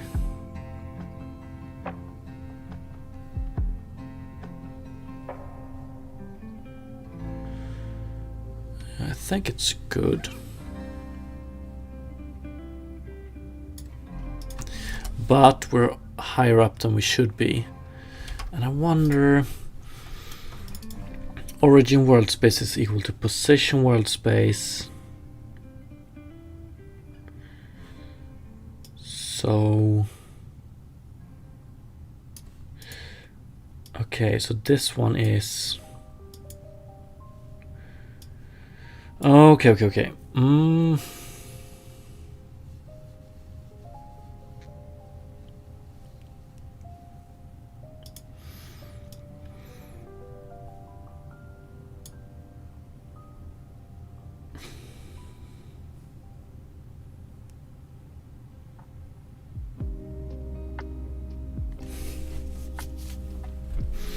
So the first one here gets offsetted as well. I guess we could do, if t is bigger than 0, we do this, otherwise we do 0.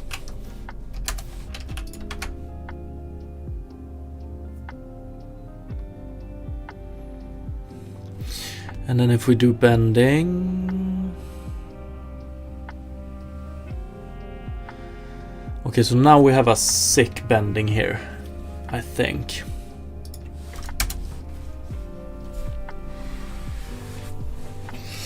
Jesus, man. Thank you so much. Appreciate it. Thank you.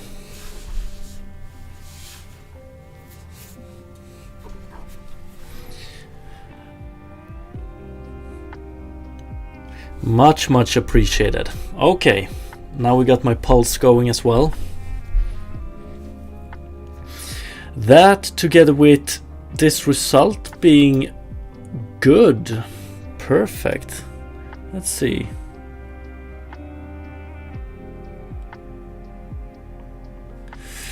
Beautiful. Let's try and see what happens if we get some more grass going here. So if we go back to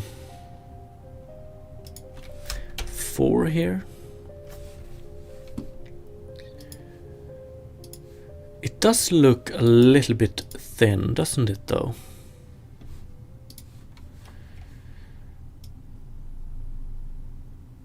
It still looks good, right?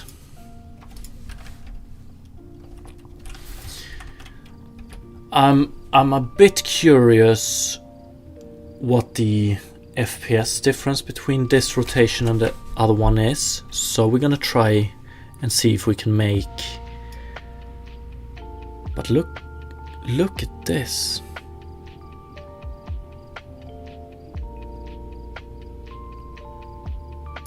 Well, this is a good result, isn't it? But there's still a few problems with this. One being the normals, I think.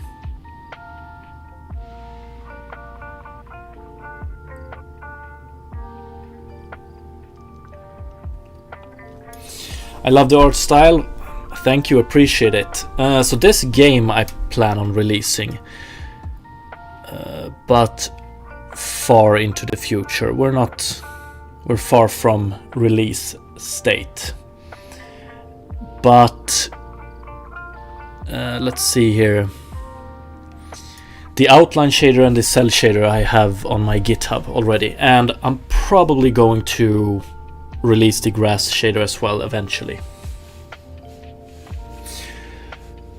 Admiral, I guess, Rainbow Beard, thank you so much for the Prime sub. Appreciate it. By the way, don't forget to commit. Yeah, that's true. I just need to fully implement this.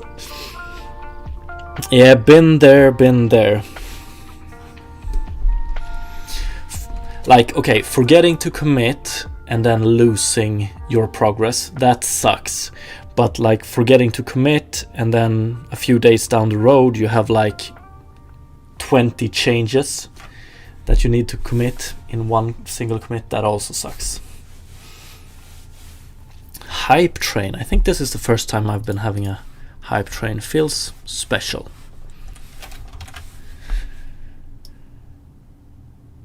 Okay, but I think the normals are still not being calculated correctly.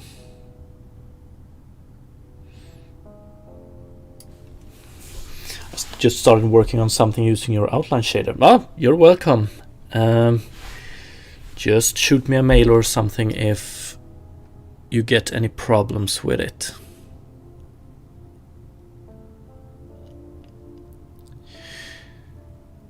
Yeah, okay, so the normal is still fucked, I think.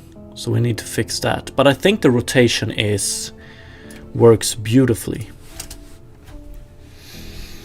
I'm just gonna run AFK real quick and put on another cup of tea. So be right back. 1 minute maybe.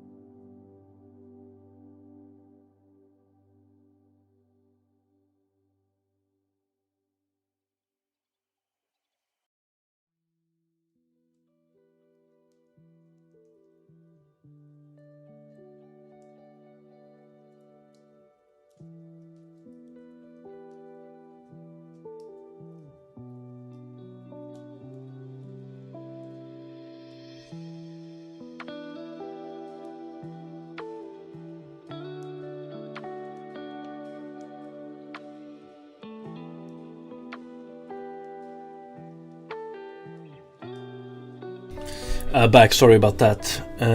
First time getting a hype train and going AFK immediately. Let's see.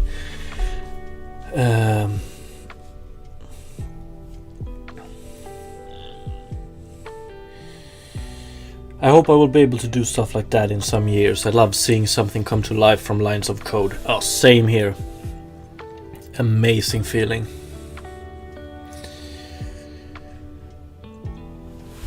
And yes, like it's never too late to start.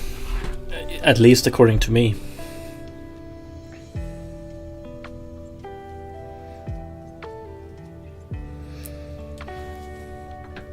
What is the saying? Something like the best time to start something new is today, or whatever it is. I think it's pretty true.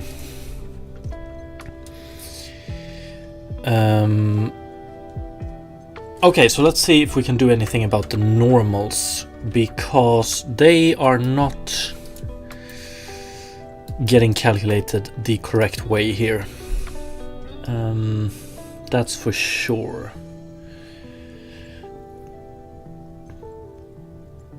Although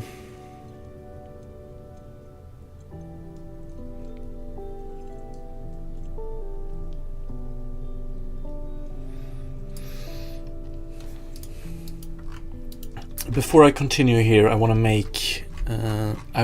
to make it easier to see what's going on when it comes to the lighting. So we're gonna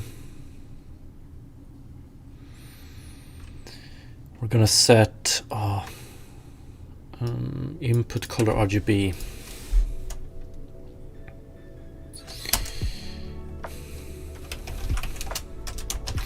I changed this previously, but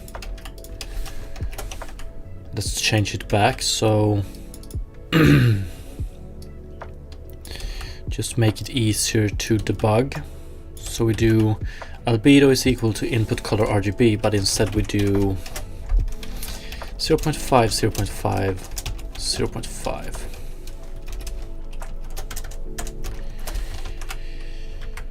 So we just return a gray color, I think. There we go. So now we can see the light better.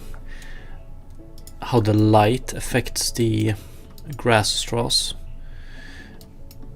So it's brighter on the side facing the sun and darker on the other side. And if we bend this, we can see that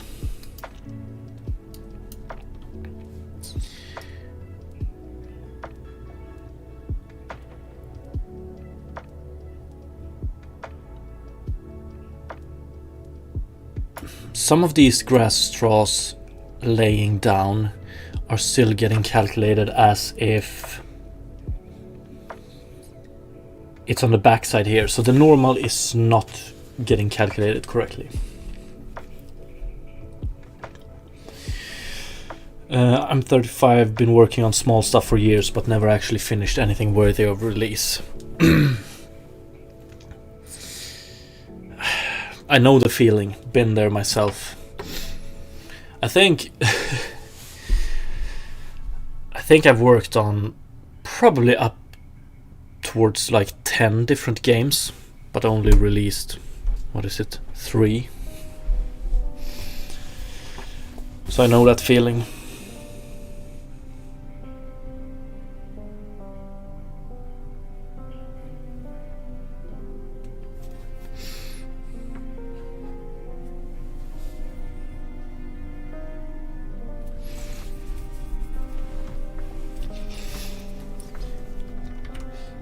Okay, so this is going to be hard as well to figure out.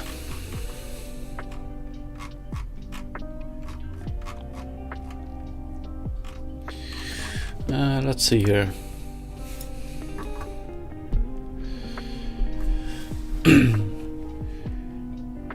Okay, so this is where we calculate the position. This was how we calculated the normal. I wonder if we can calculate the new normal by doing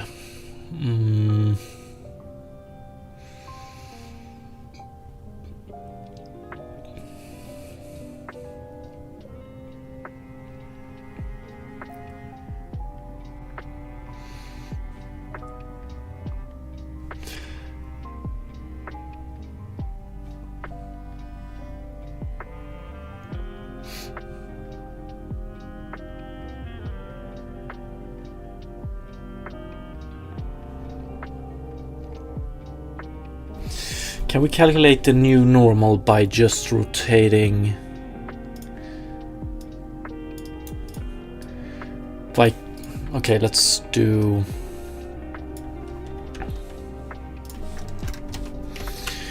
put this one here, and in the new solution here, could we do, let's take this one and name it float 3x3 bend rotation is equal to this one. And we do bend rotation here. Float 3 grass normal in world space is equal to, this might not be the most optimized way to do it once again, but bend rotation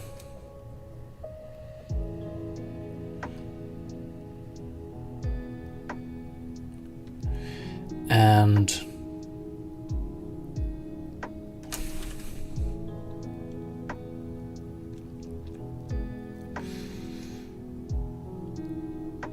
yeah, we want to multiply the transform as well, but let's do bend rotation float 3 0 minus 1 0, and then we multiply transform.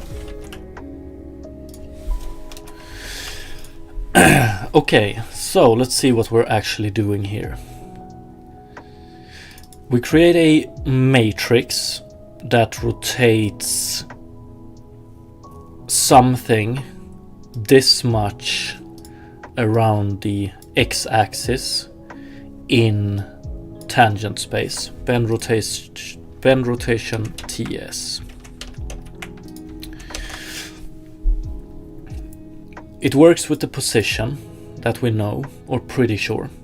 So let's see what we do with the normal.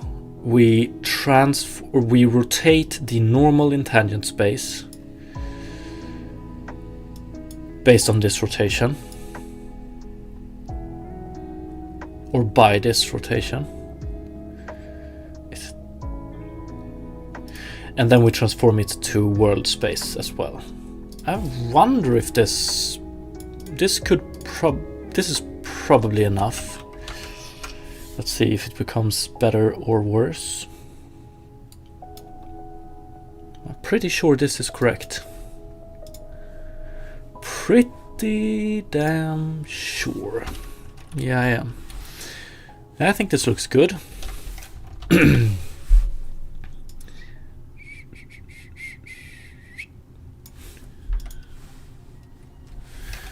So if we look at the backside of the grass, backside being the side not looking at the sun, and we bend it, we can see some grass, it's becoming lighter because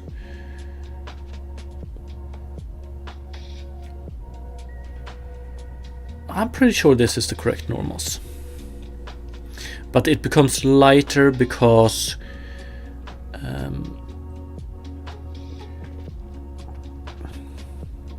we see more of the side of the grass that is facing the sun than the back, if that makes sense. Maybe not the best way to put it, but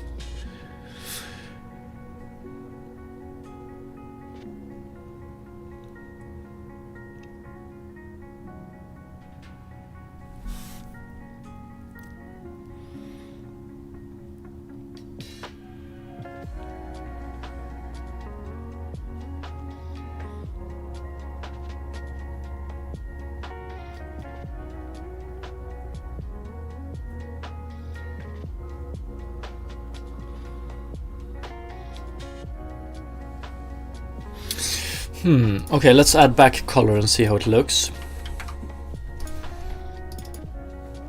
And then we can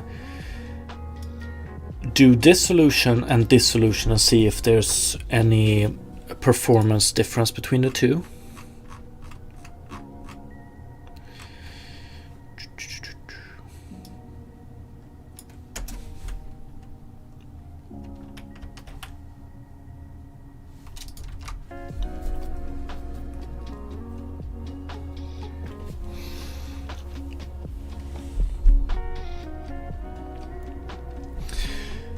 Thank you. I'm still gonna have a hard time pronouncing that name, but Curzon. Thank you so much. Appreciate the lurk and good luck with your projects. And thank you so much once again for the community subs. Appreciate it. Cruiserson. Okay.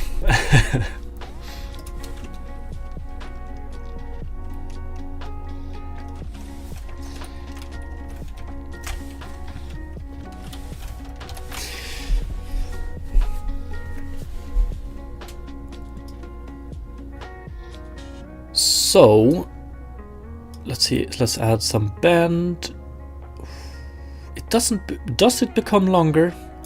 Actually, no, I don't think it does. Oh my god, this grass looks extremely wild now. I think it looks very good. I think,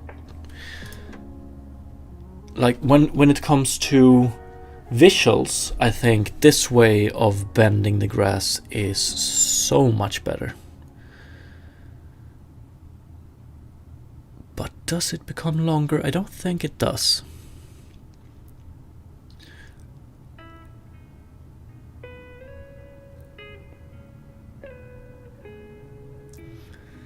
Yeah, this looks nice. Although, and then we can also do, if we do subdivision 8 and we do it, oh, look at this. Look at this.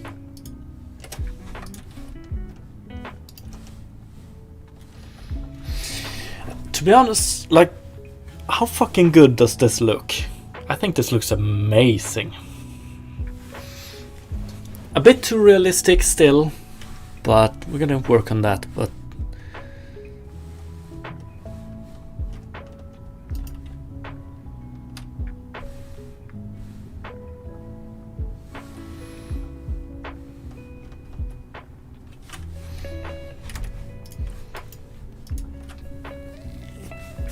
thank you, Admiral Rainbow Beard. I think so as well. Although I'm sitting here and thinking about, like, how the wind should be implemented. I think there might be some problem with the wind. We'll see about that.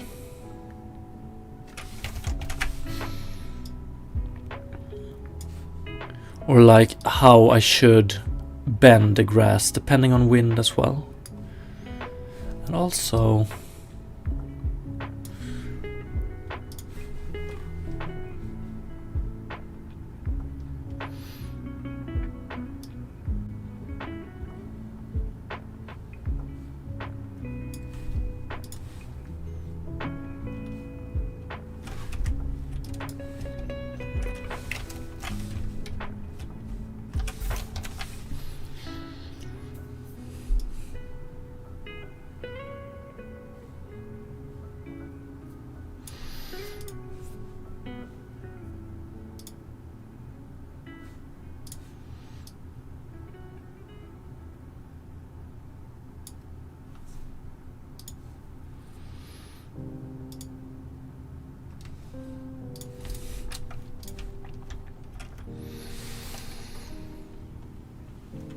yeah, I can see it getting in a pickle. Yeah, bends on bends. Just gonna go grab that cup of tea.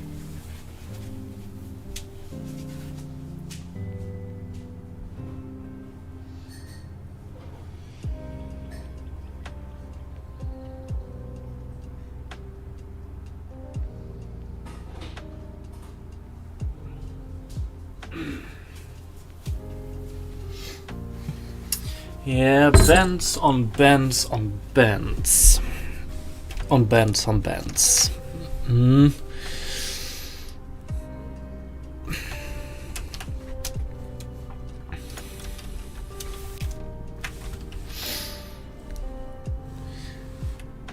But wow, this bend is so much more visually pleasing than the previous one. Even though we can do stuff like this as well, but like,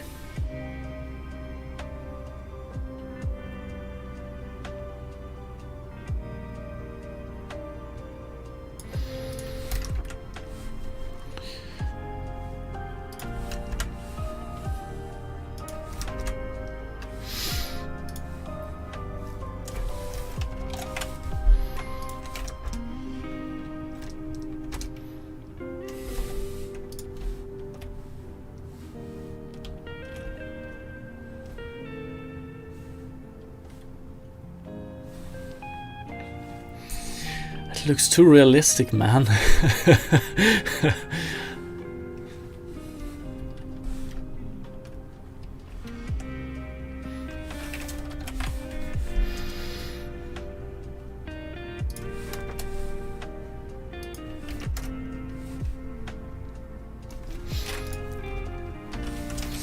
Okay, but let's see what the difference in performance is.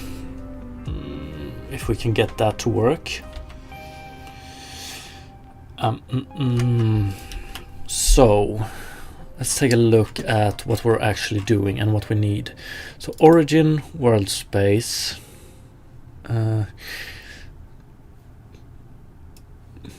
We do this.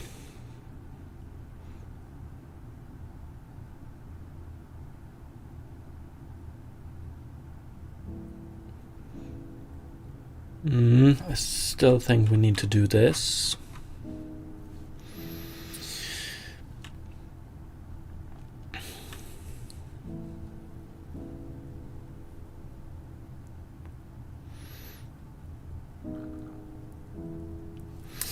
We create one rotation matrix here, and then we do two matrix multiplications, one here and one here, or one here and one here,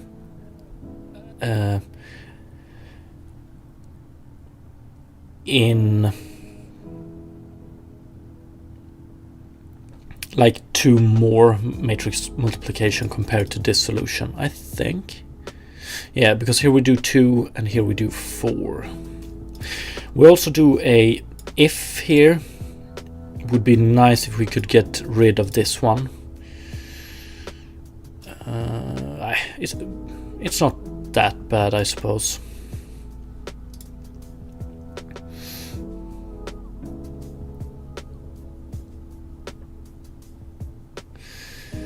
So let's try and do a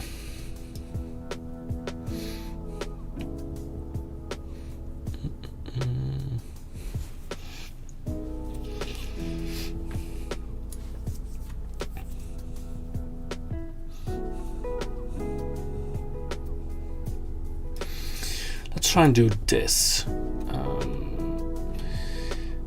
Grass proportion. Here we have grass bend bounds, grass bend increase exponent. Let's do. I think I would have. Maybe I should have a drop down here. Yeah, it's probably time I learn how to do that. So I want to add a shader feature with a drop down here. Let's see. Unity HLSL shader feature drop down.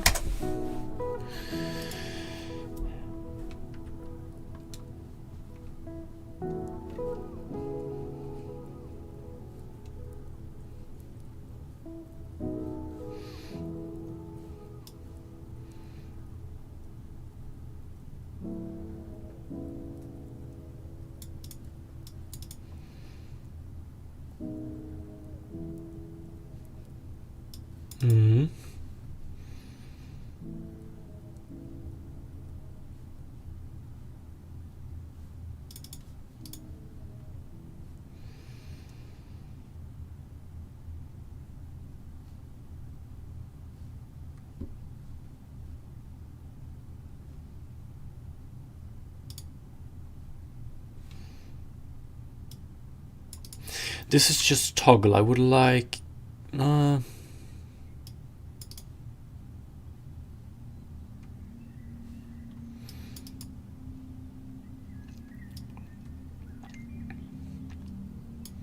okay, let's try this one then.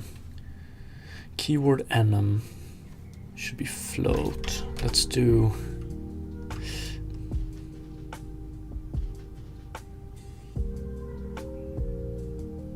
Can I get an example of how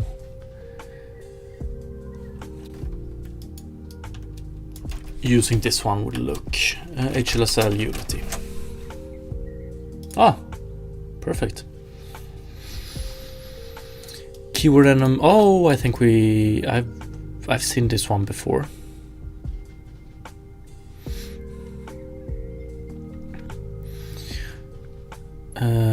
Oh yeah, and it was very important that, what was it?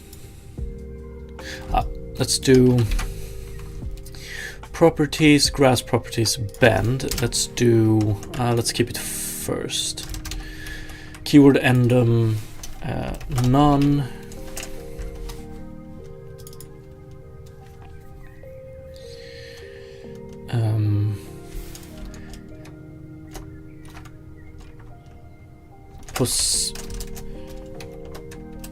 Position based,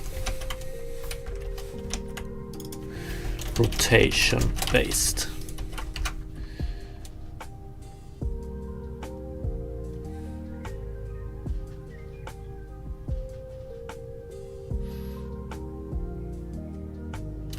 Okay, so let's do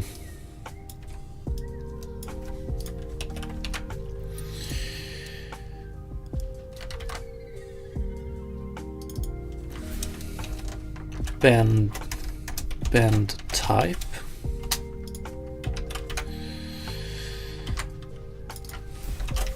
type,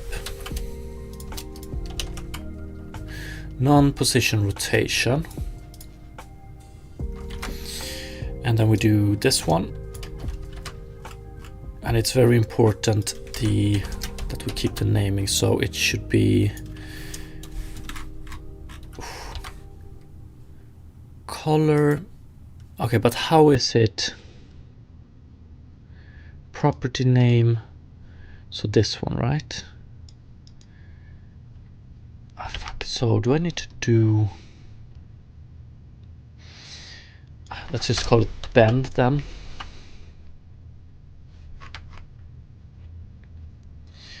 So we can do bend none,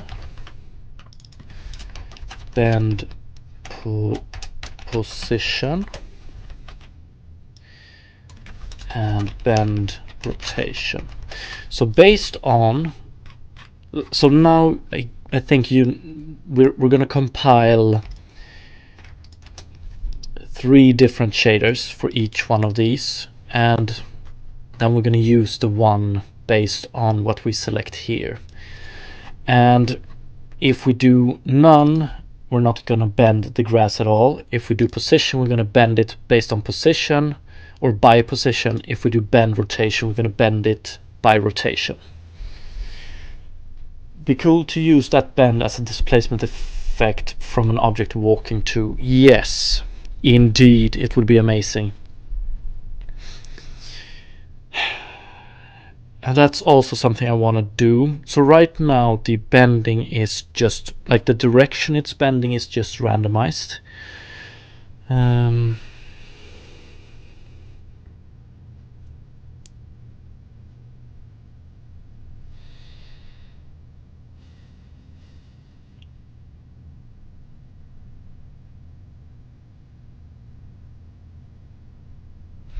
Yeah, we'll see about the wind soon.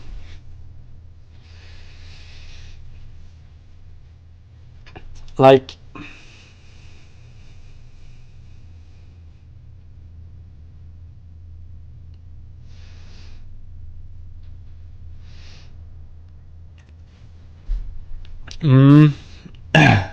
it's a lot. It is. So right now the bending is just random, but what one would like is to have the, like, we do want random bend, or I guess it's more, yeah, we do want random bend, but we also want to have bend depending on a direction.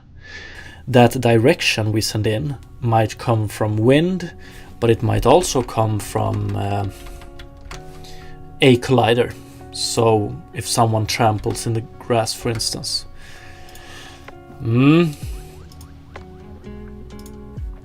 Decisions.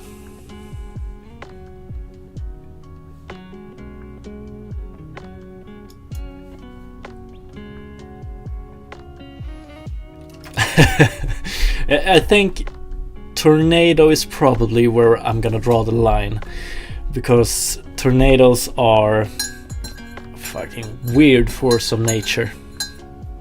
Not as weird as farts.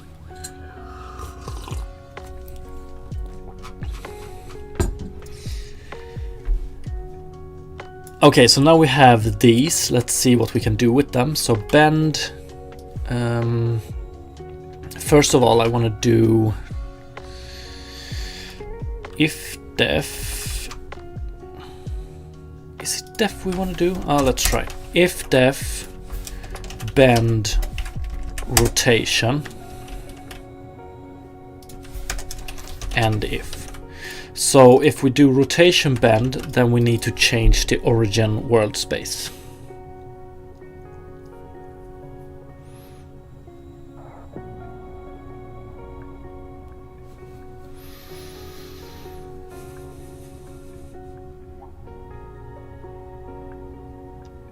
Otherwise, we just keep it as this one. Okay. And then when it comes to the bending, where do we have it? We have it here. Let's see. Can we do this in a clean way? Bend.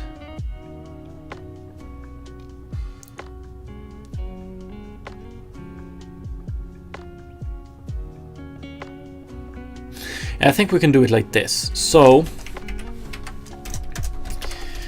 if def bend or bend position, bend rotation and if, or actually else and if, and then we do, so this is the rotation.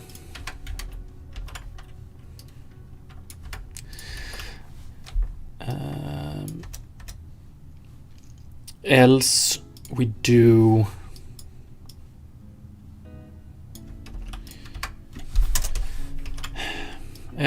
this. I'm gonna remove this one as well.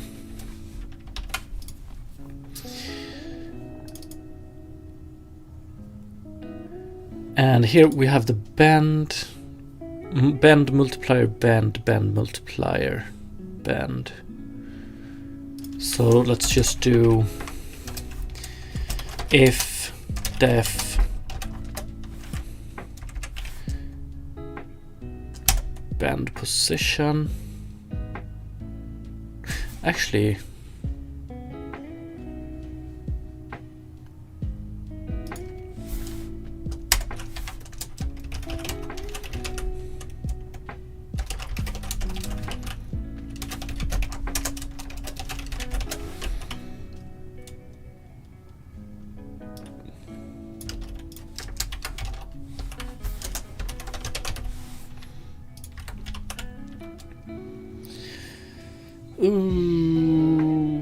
I think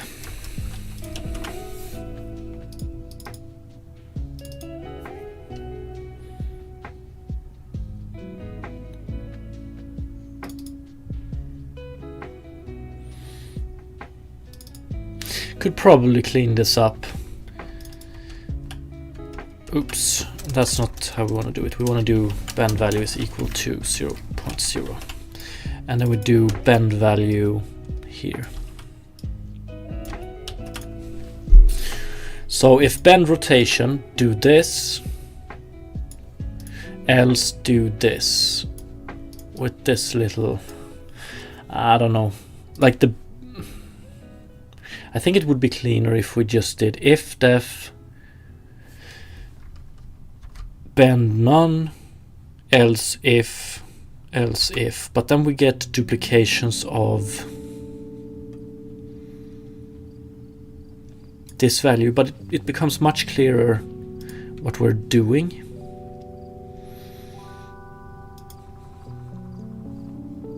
So either we have it like this, or we have it like let's see here. If def bend none, else if elif bend position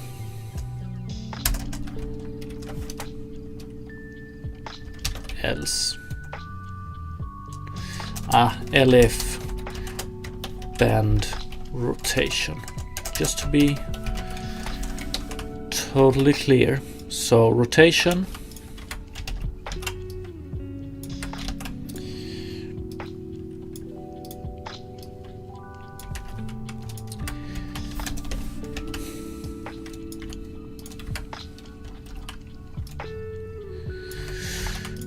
position. So instead of bend value we do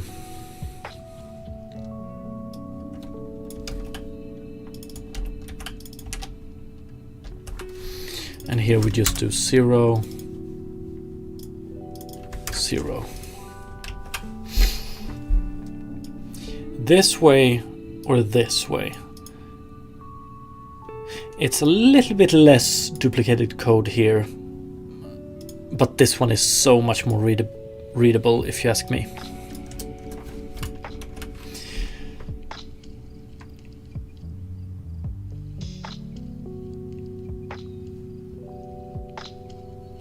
Not a big fan with this actually. Grassroot, normal interpolation, rotation, ratio flag. So this one uses camel case with this one. Let's use camel case here as well. So let's change these to. So then we can use, so keyword enum, we do bend type, or can we? Let's try. I need to like just take a moment. Let's just see if this works first, and then we can move on and clean it up even more. So now we have bend type none here. Then we can do position, and we can do rotation. So position with this value looks weird as fuck. I want to take a look into that, but let's see. 0.1 rotation. Yeah, we might want to. So right now position uses a different scale of its rotation value if you compare it to this rotation. So I think rotation uses radian.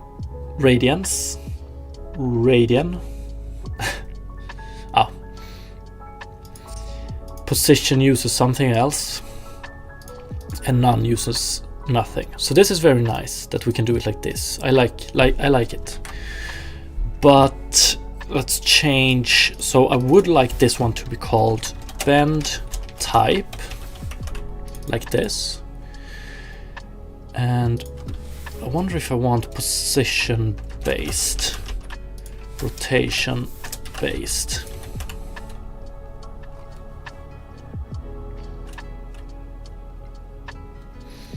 So which means that the flag will be called bend type none,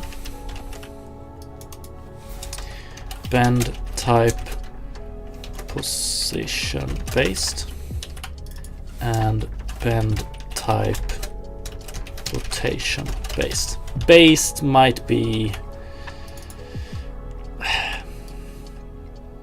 a bit too much, but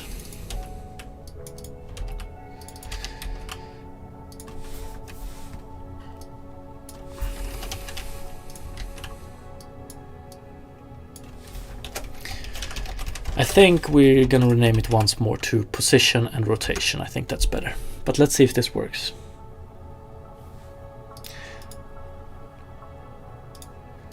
Yeah, this doesn't work. So this is very annoying.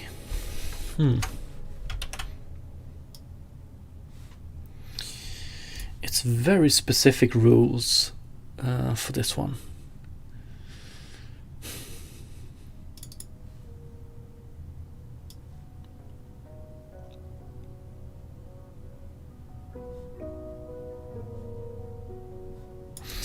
Okay, so let's go back to position, non-position rotation and bend type and see if we can name it.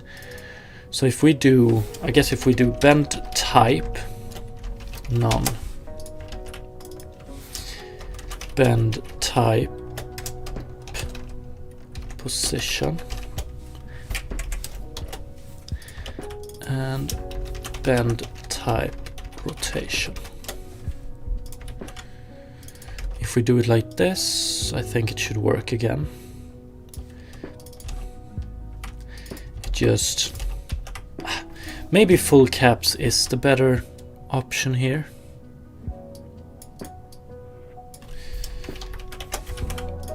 It really makes it easy to see what is done during compilation and what is not.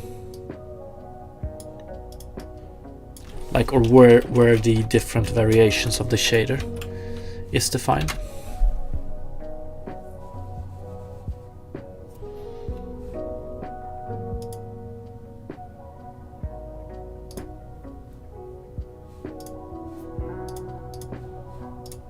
Whoa, whoa, whoa, whoa, whoa. What is this?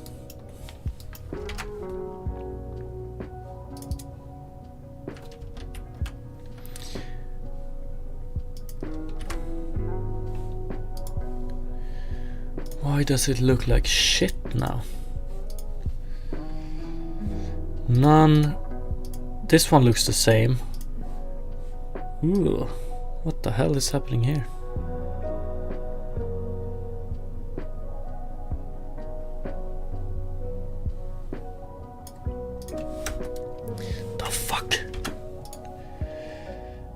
If bend type rotation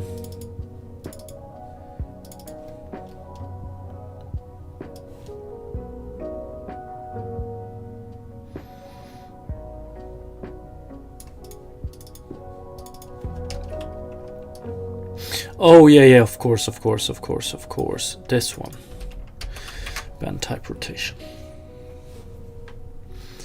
There we go. Ooh. Beautiful. Okay, so let's see once again. Bend type position. Yeah, here we offset it by an absolute value pretty much.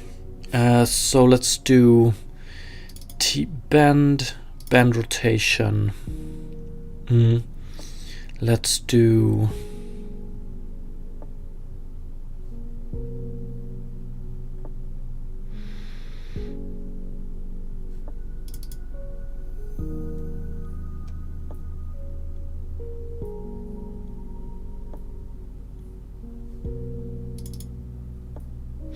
oh yeah, we don't use bend multiplier just yet. Oh, we might want to use that one as well. Bend multiplier.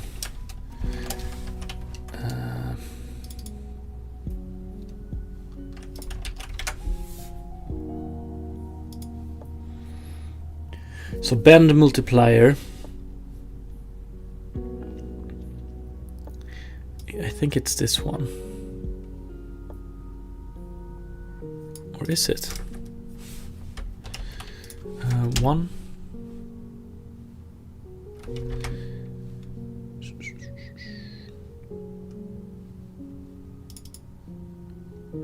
Yeah, so the idea is that we have more control over when on the grass we should bend. Like, should we only bend towards the top or more linearly? So let's change this one to 8, and so the higher the value of this grass bend increase exponent, the higher up the bend happens on the grass, pretty much. Okay, so that's one thing. So we need to use this one, which we now do, but also here we assume that bend is in radians. Is that actually...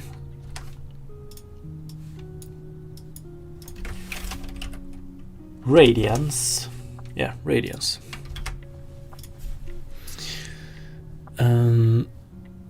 Here it's just an absolute position offset. Here we assume that this one is given in radians. I'm gonna stop assuming that and do, oh, what should it be? So we're gonna give it in times 2 times pi, I think. Yeah.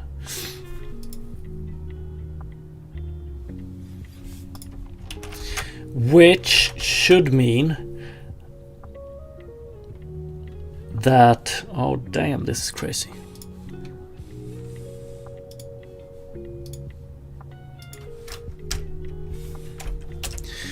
Which should mean that something that gives a good value, something that makes like the bending look good here, so 0.2 also looks good here. So a 0.2 value with rotation bending looks like this, and a 0.2 rotation value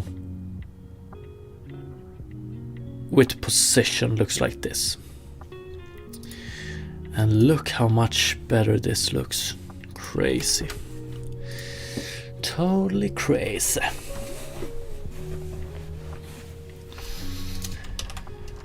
Wow, I'm actually surprised that we managed to implement this one today. I was a bit afraid of doing it, but this looks pretty good. We haven't seen the performance difference, so let's take a look at that.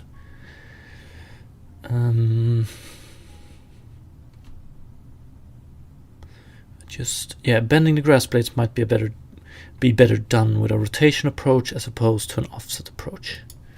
Let's keep that one. Okay, play. So now it should be as easy as just toggling on and off, pretty much. So this is with the rotation approach. I'm just doing a quick test like this, and we can see that we are around 110 FPS. Not too bad. And with a position,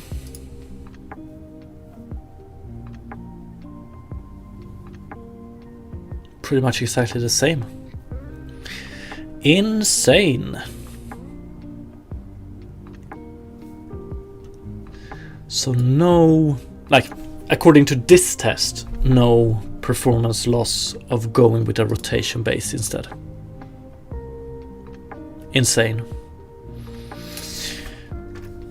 Insane if you ask me, since the result is so much better.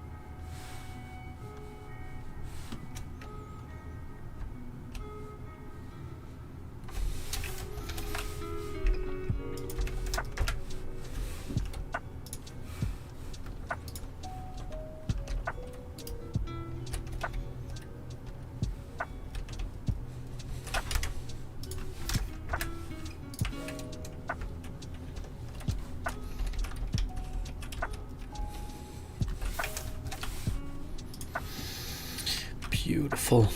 Mm-mm-mm.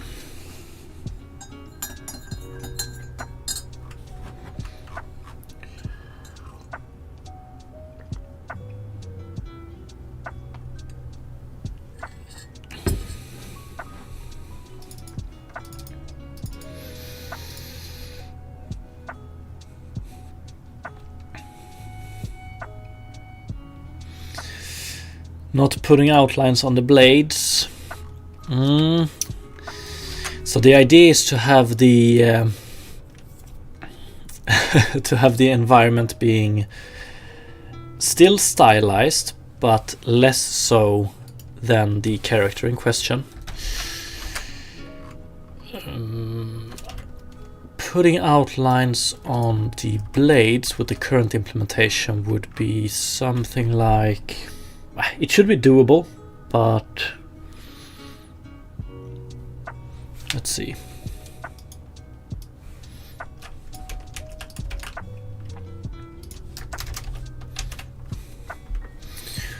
Outlines data generation.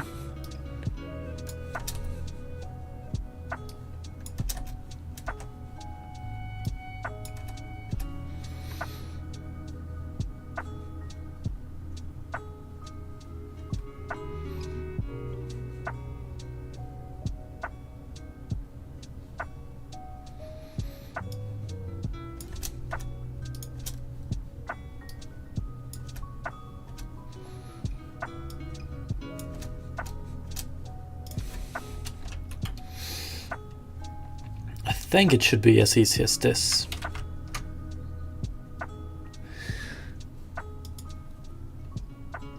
Or maybe not.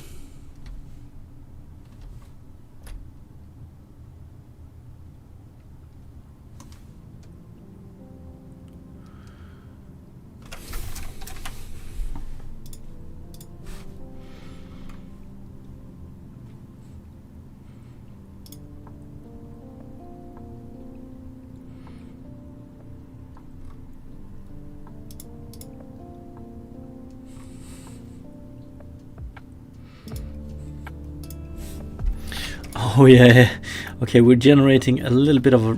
So this is not the correct data. What the Pretty cool though, but not correct. So what am I doing here wrong?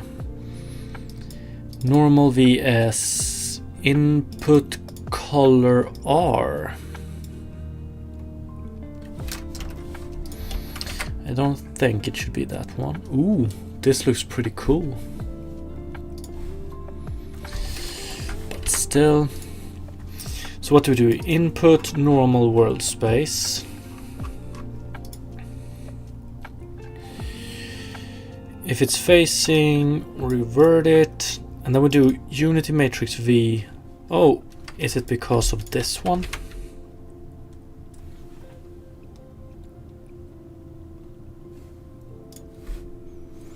No.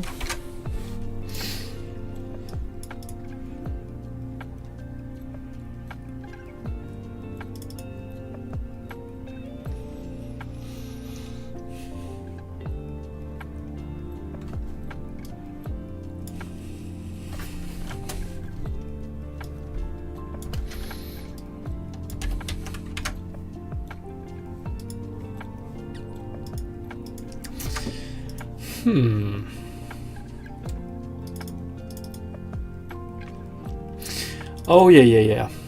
We might. Yes, I know. No, don't hate yourself. I wanna try this. I wanna see how it looks. What we wanna do is we don't wanna use varyings. We wanna do geometry shader output down here. Geometry shader output input. I think this should be it. Or not. The fuck?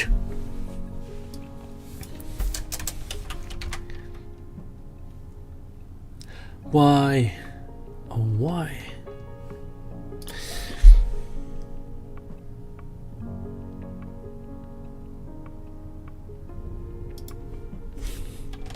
We still get this weird Bet me, thank you so much for the follow, appreciate it. Geometry shader output.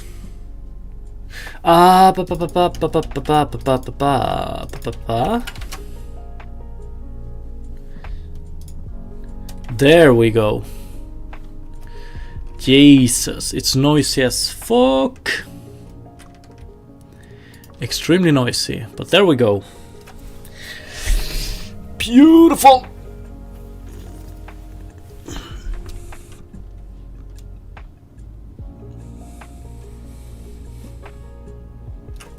Extremely noisy, but that doesn't look too bad.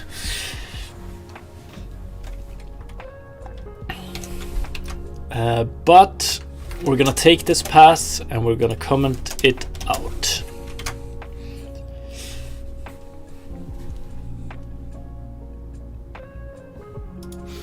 Honestly, it looks more in style. I agree with you. Without it, it looks a bit too realistic. Yes, that's my only pet peeve with this grass right now. It looks too realistic in contrast to this. So when we have this optimized and looking good, then we can start destroying it again. So pretty much the same workflow as we had with the cell shader.